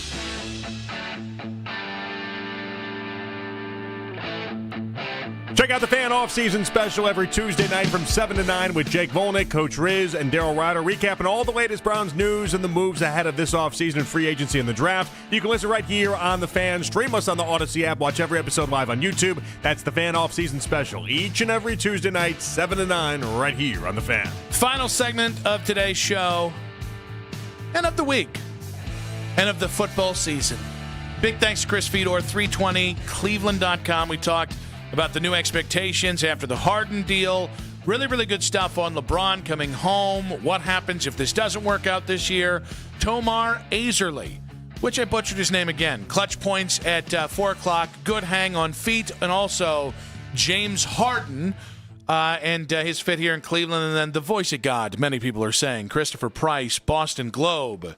And really great stuff on the credit on Vrabel versus Drake May for this Super Bowl run. All right, let's go ahead and get to In Case We Missed It. All right, we're going to start off with this one from the Pat McAfee Show. Puka Nacua continues to do all the different radio shows and make news and headlines and everything in between. Well, he says Myles Garrett is the NFL's equivalent of Giannis. Here's Puka Nacua. Him and Myles Garrett, I'm like, I don't want to be here. I'm like, hey, look, I'm back, guys. Hey, thanks, everybody. I appreciate it. Yes, yes. All right, funny, or is that a little out of pocket for Puka Nacua? Pretty funny, honestly. But then what's funniest part about this? What's that? Is if there's any team that might come forward this offseason and give you 3 firsts for Myles Garrett, it'd be the Rams. It'd be the Rams. So they could end up being teammates. Yes, absolutely. There would be nothing funnier than this. Also, Puka's this weird mix of, I think he's kind of dumb. I think but he's also pretty funny. We got a Diego Pavia situation on our hands. Without the ego. That's what's weird. Like Diego Pavia, the thing I don't like about him is the ego. Is the Johnny Manziel essence that he has. And that doesn't wear well as you get older. With Puka, there is like a humility and sweetness about him while also being a little dumb, but also really funny. I saw a clip of him wanting to skydive because the big thing was he wanted to skydive. That was taking a shot at Sidney Sweeney. And then he was like, well, what do you think Les Snead is going to say about that? He's like, I got a helicopter. We can all go skydiving together. He's just he's a couple fries short of a Happy Meal. Yeah, also, can Sidney Sweeney... okay, she's dating that one guy. I was going to say, is Sidney the guy Sweeney... that stole Taylor Swift's music collection. She just dates schlubs. That's because what I was going to say is, isn't she above Puka Nacua? And then I was like, oh my God, we kind of want her to end up with Puka Nacua at this point. She dates only Puka, turds. Yeah, Puka would be sweet and nice. Like, was it Scooter Braun? Scooter Braun, yeah, that's his name. Yeah, that's another one. If your name is Scooter, if you come to I'm Scooter. I'm like, I'm Nick. That's not Give me a real person's name. Listen, Scooter Braun might suck, but that's not his. This fault. is not. No. This is not Scooters across the board. He didn't name himself Scooter. I'm gonna need a second to catch up. If your name's Scooter, if it's I need to know if it's a real name. If it's a given name, I will respect you. Okay. If it's a nickname, what's your real name? I'm trying to figure out if Scooter Braun's real name is Scooter. That's what Scooters would. That's what Scooter could do. I almost went Scooter Braun, and I'm like, we don't need that. Oh no, his real name is Scott Samuel Braun. Yeah, I'll call you Scott. So Scooter is that's just a weird nickname that he all of a sudden decided to make his moniker as. Oh, I mean, he's never been a likable human to begin with anyway. Yeah. This makes him really unlikable. And what kills me about it is Scott's a relatively cool name. To all the Scots he's the out one there, that is dating Sidney Sweeney? I'm going to go with money. She has money. Money can't be the appeal. And he has more. He ripped off one of the greatest pop stars of all time. Yeah, but this isn't a dating for money situation. She's from Kentucky or I don't know where she's from, actually. Indiana, somewhere. She's from the holler somewhere. Really? Or she hates herself. That could be another thing. Sometimes, people date people that are awful because they She's just from don't. Spokane, Washington. Spokane? She's from Spokane? Yeah. She does not give off Spokane vibes. No, never would have guessed that. You can give me a bunch of guesses. I never would have guessed that. I thought, some of the time she talks, and I'm like, you're from a slower part of the country. Bernice Sweetie. Your middle name is Bernice. Bernice and Scooter. Like the Marilyn Monroe of our generation's middle name is Bernice? Well, in fairness, Marilyn Monroe's not really Marilyn Monroe's name. It's Norma Jean. That's fine. And Norma Jean, by the way, not a very sexy name in the slightest bit. But in the 50s? It probably was great. Yeah. But Bernice sounds like a 50s name. Honey, I can't go to bed with you. Your name's Norma Jean. I'll be Marilyn then.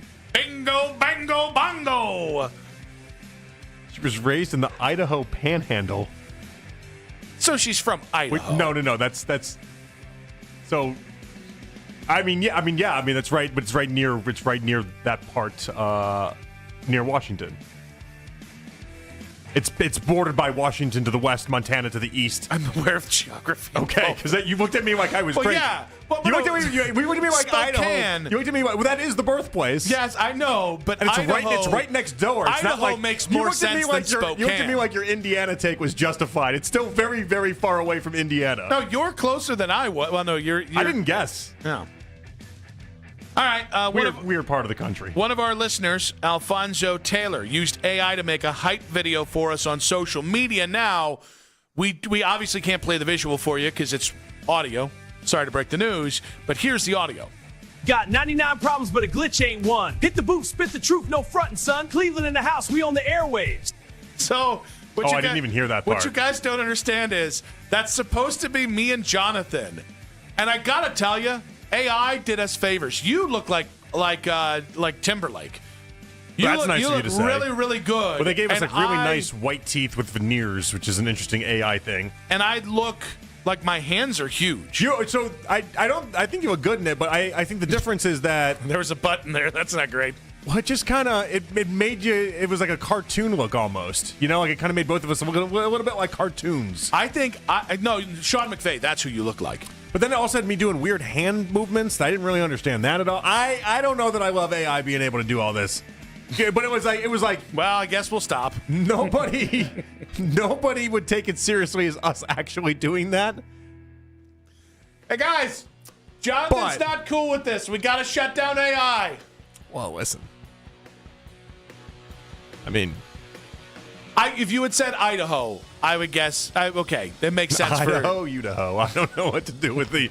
I mean, I got nothing. It's 6:53 and I'm out of ideas. You might have stumped me here because I'm like no part of me is suggesting. Shut up. Send us home. Send us home. No part of me. I'm gonna tell you. Send us home. Idaho, Get us to Boston and send us home. It's an apostrophe. My favorite color is blue. I want to go to Boston. We're just making sounds now. Big thanks. Just playing our lowest to hits. Kim Jong-un on the board. Yes. Because we have no other choice but to say yes. Jake Murrin because he's a dictator. Jake Murrin producing. Cam Manna, who thinks Kelly Clarkson is more relevant than Bad Bunny. Okay. Okay. This has been. We're just punch drunk now. This is just the most out-of-pocket week. I would say I apologize to the listeners, but you asked for it. JP, good stuff, buddy. Had fun. Enjoy your weekend, and I'll talk to you on Monday. All right, guys. See you on Monday. Keep it spicy, baby. Let's go. I love you. Have a great day. Take care, Nick. Take care of him. He needs help. This is an Odyssey Sports Minute. Sponsored by AutoZone. Get in the zone, AutoZone.